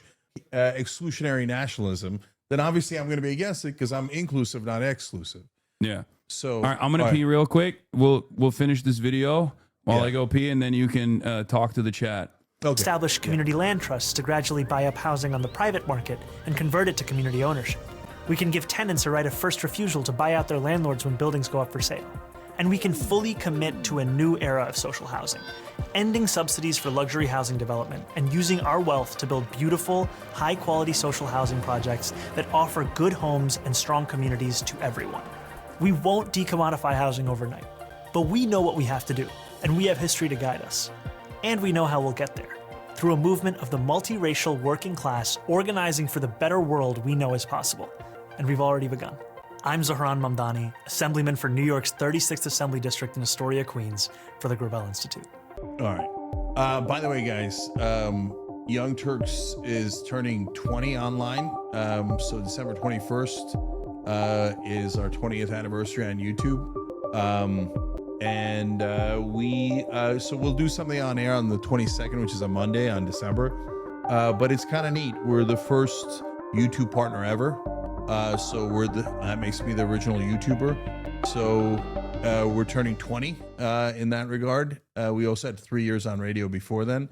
But it's kind of neat, and it's kind of interesting to see the evolution of all of us here, left, right. And I'll tell you, like, from my experience, having been here since kind of the beginning of time when it comes to online video and the internet, is that this is a breakthrough moment. We're finally getting to a place where people are becoming populist and are beginning to realize how corrupt the whole system is. And I've never been so excited. So, all right, to finish the thought. What you say populist, I say is class politics. Yeah. That's okay. More and more people are self-identifying as socialist than ever before. Yes, we're going to wrap up in a second. More and more people are self-identifying as socialist in comparison to years prior, and I think that is what is good, because populism is too. Populism can go in either direction. It just means is that you're like anti-neoliberal, you're anti-establishment. That's fine. I'm anti-neoliberal. I'm anti-establishment. But I think I call right-wing populists sloppulous for that reason, where it's just like fake populism. No, but don't do that. So number one, their voters aren't fake. They actually do want the same things we want. I'm not talking about the voters. They appear to voters. be going to the left, but they're actually in the same place they always were, right? They always wanted those things. It's just the establishment lied to them. corporate media lied to them and told them, oh no, you don't want, lower drug prices. You don't want higher wages. And they did all that propaganda. Look, last thing on the nationalism is, look, Zionism is nationalism, and it's a disaster. Yeah. Because it means, by definition, you're not one of us, so you get less rights, you get less everything. And so I'm not going to be in favor of that. But Zionism is not an emancipatory movement. That's why it's not emancipatory nationalism. Not that the distinction is important for history, but we're not even talking about that right now anyway. Yeah, so, but my point, guys, to everyone, including you, Haas, and Tucker, and everybody is, let's get to our disagreements after we win. So after we win, you go towards socialism. Whoever wants to go towards nationalism, go that way. We'll split up and we'll have beautiful arguments and debates and all of that stuff. But let's take down the prison guards first. The establishment are the prison guards. They're the maintainers of the corporate system. So let's knock that down first. Let's unleash populism on both sides. And then let's go have elections and let's figure out what's more popular. Let's have democracy. I just don't. I think that historically speaking, given that socialism is an abolition and reconstruction of the capitalist hierarchy, whereas fascism is actually a mechanism of control to reassert the capitalist hierarchy, this exact dynamic that you're talking about has played out in the past with fascists winning. When liberalism is failing and contradictions worsen, and people recognize that they're desperate for new alternatives, most people, or not most people, but capital owners who still have their remaining crumb of power will then align themselves with fascists. So I think that there are two paths to fascism that I want to avoid. And the way to avoid it is to fix the system. So number one path is people get so mad at the injustices of this current corrupt system that they go in the, Fuentes direction and beyond Fuentes, right? To whatever is beyond Fuentes. And so at that point, if that becomes popular enough because of suppression, and that's what's happening now, the Barry Weiss of the world are suppress, suppress, suppress. Don't let them breathe. Don't let them breathe, right? And so they're helping Fuentes and beyond Fuentes more than they realize. So that's one path to fascism. The other path is the path we're on now. This is the establishment is the path to fascism. Because what's going to happen next is Palantir. Palantir tested all their technology in Gaza. Now Larry Ellison and the guys at Palantir are saying, we now know how to control a population. So they're going to bring that here.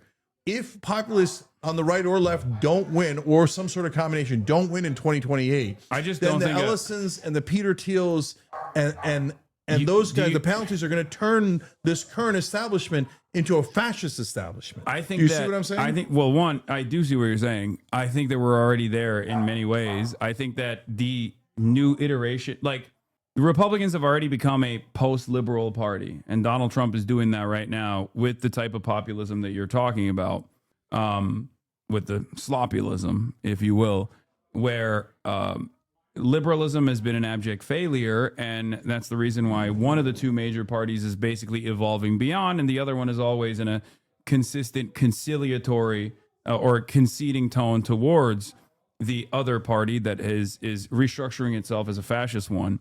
And my point is the normal evolution beyond that point would be Tucker Carlson. I don't think J.D. Vance is going to lead the Republican Party in the future. I think Tucker Carlson. I think it's going to be the Tucker Carlson that leads the party. But I don't think. But do you think Tucker Carlson is going to go in there and actually fucking take out Palantir and corporate capital? I don't. I do not believe. No, those are two different things. Two different things.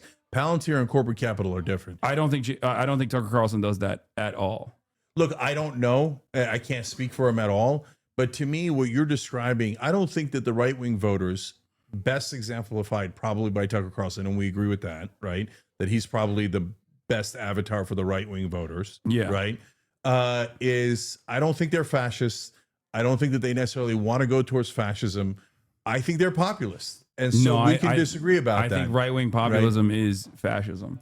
Right-wing populism is fascism in the most it doesn't have to be at all historically, and you don't even know if they're right. Why? What's the difference? So then Tucker Carlson's a socialist. So look here. I'll give he you one. He believes in free healthcare. He believes in Medicare for all. He believes in, everyone being able to afford a home. No. You don't. Your two options aren't fascist and socialist. Those are not your only options. Okay, what's the option for Tucker? What does he want? So, for example, Marjorie Taylor Greene.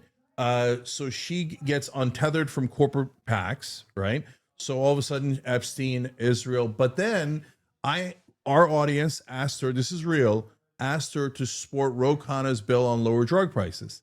And all of a sudden, she supports the bill on lower drug prices. Okay. So, and then what does she do? She's like, wait, the healthcare premium shouldn't double, right?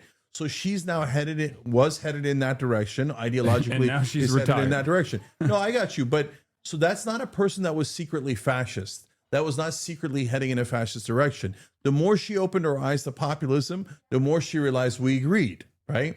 So instead of saying, no, I think you're a secret fascist and I'm going to hate you, well, my point is, wait, maybe we should open our eyes together and go, oh, we have a common enemy. The common enemy is the establishment. Let's go get those sons of bitches. I think the common and then enemy we'll have a democracy, and then we'll see, do people want to go right or left? And they don't have to go all the way to socialist, and they don't have to go all the way to fascist. They could find a nice place somewhere on the spectrum that is right for America. Yeah, I guess I don't have the same level of confidence that you do in any politician, really, because it's not like I have this degree of confidence in even Democrats, really. But I certainly do not have that for, like, the healthy skepticism and scrutiny that I have for Democrats is even twofold, if not tenfold, for Republicans who have spent their entire political careers harming the working poor. So let me ask you the last question.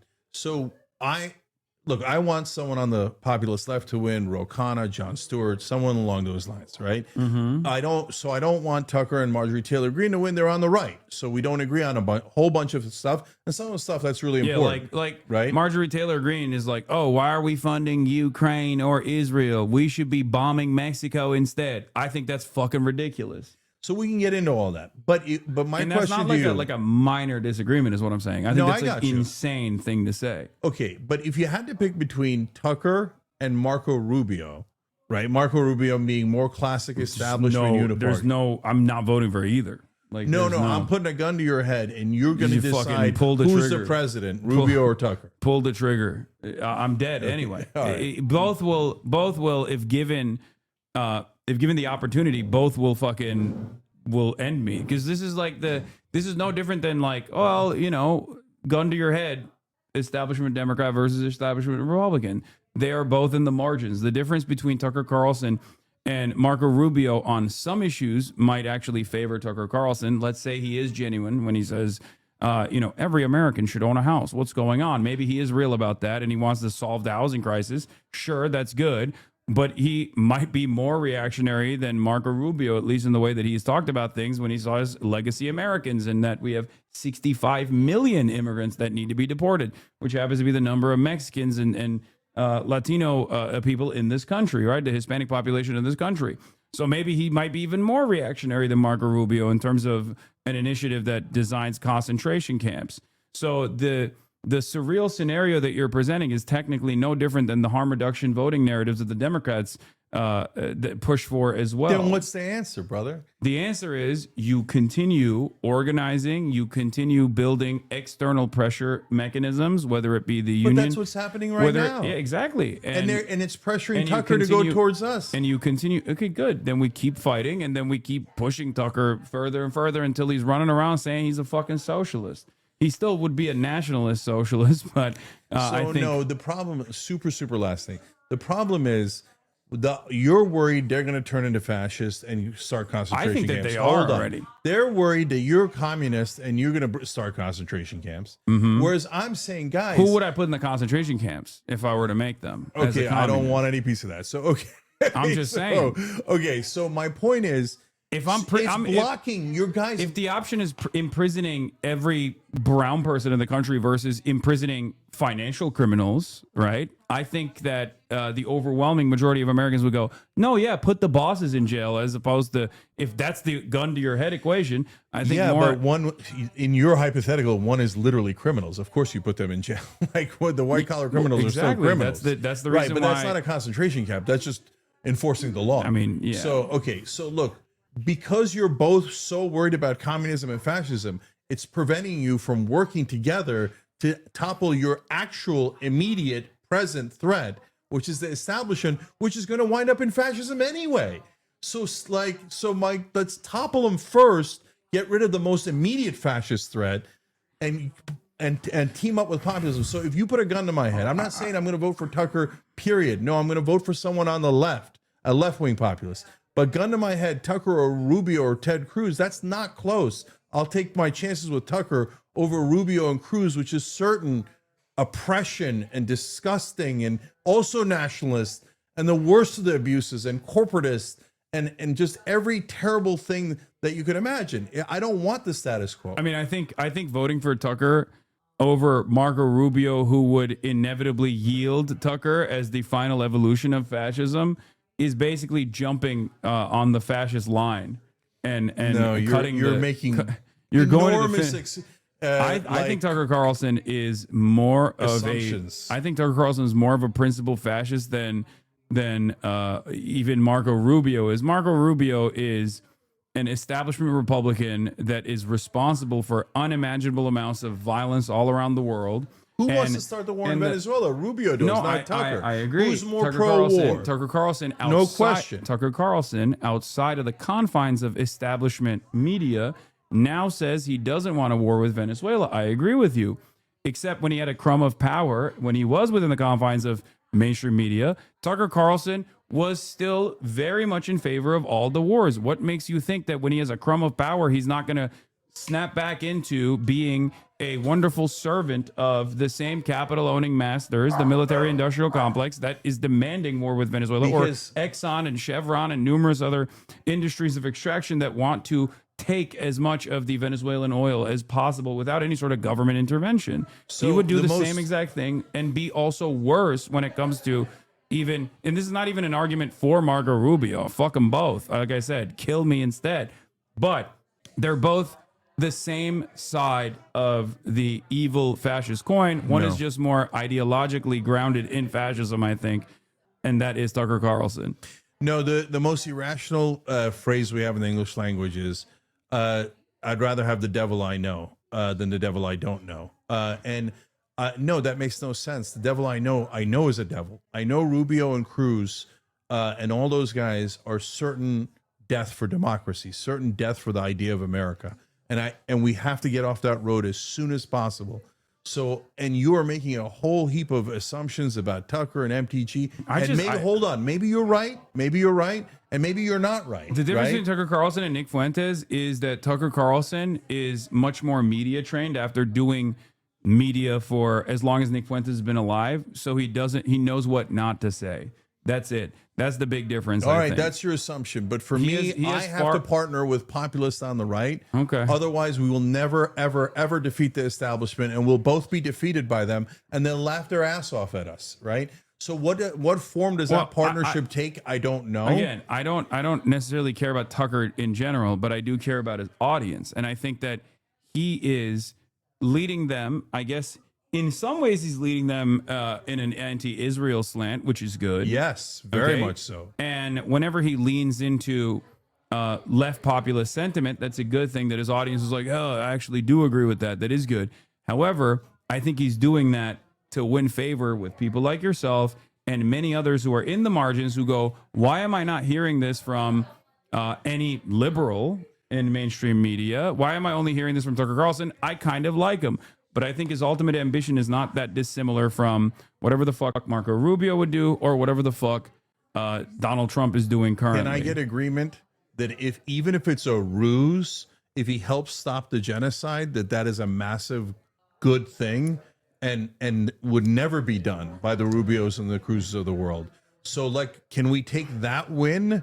Yeah, isolated by itself. But I don't think he would do that. Is my point. But he's he's trying to end the genocide now. I know, but I think if he was in a position of power and not because when he was, but let's forget the hypothetical. But when he was, I'm not even talking about the hypothetical. Different issues. When he was at Fox News, he was pro all of America's wars. That's when he had a closeness to real power, and he was again a servant of capital, but more directly. And in that moment, that was what Tucker Carlson was doing. There is no indication that if he actually came to real political power, that he would do anything different than still serve the interests of capital as he has his entire career. If somebody like Tucker, MTG, or Massey doesn't win on the right, and someone like Ro Khanna, Jon Stewart, Nina Turner doesn't win on the left, then we're in a world of trouble. And, there's no, that path is super dark. I think so in general, to me, I'd rather take populists on both sides and see which. I mean, the perfect dream is populists on both sides. Okay, but and Donald let's Trump, go to an election but Donald and Trump, see if the country wants to go populist you're left or right. literally, you are relitigating. But Trump is an obvious fake populist. Okay, but that's Like, my that's point. the most but obvious he thing didn't in run the as an world. obvious fake populist. He ran as a real populist. I got you. And that's but my Trump point. didn't do anything that. So, like, for example, right now Tucker says end the genocide, end the funding of Israel. Trump never did anything real like that. Except Tucker is saying that because he is no longer in the same rooms as he once used to be. Good, wonderful. He's not in those rooms I know, anymore. but if he were Is to it actually possible he secure changed? power, I don't think he actually had a genuine change of heart. I don't believe that at all.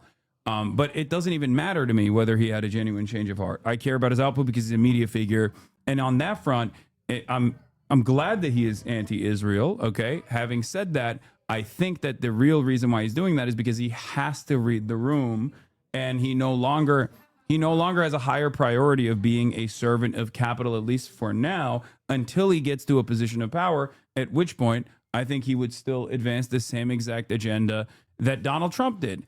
Donald Trump came in with the exact same sentiment. You think Tucker's going to work for Israel like Trump is? Absolutely. No way. I do think if Tucker Carlson... No, that is the very last thing I think Tucker Bernie Carlson Sanders would also not be an anti-imperialist if he came into a position of power. I think as it stands currently, without external pressure mechanisms that make it a non-starter, and that's changing, and the environment is changing dramatically right now, you are never going to have a real anti-imperialist figure, a real like anti-Israel figure that is capable of decoupling America from But Israel. Haas, when I said that the right wing might come towards us on Israel, people said, you're nuts. That's not going to happen. And it did happen. So my point isn't rah me. My point is maybe we should be a little bit more open. Maybe it could happen on another issue and another issue. And maybe we can work together to actually end the funding of Israel. But I think those people are coming to terms with this because of the endless amounts of pressure from the wokes that were jailed under the Biden administration. 3,500 student protesters were thrown in jail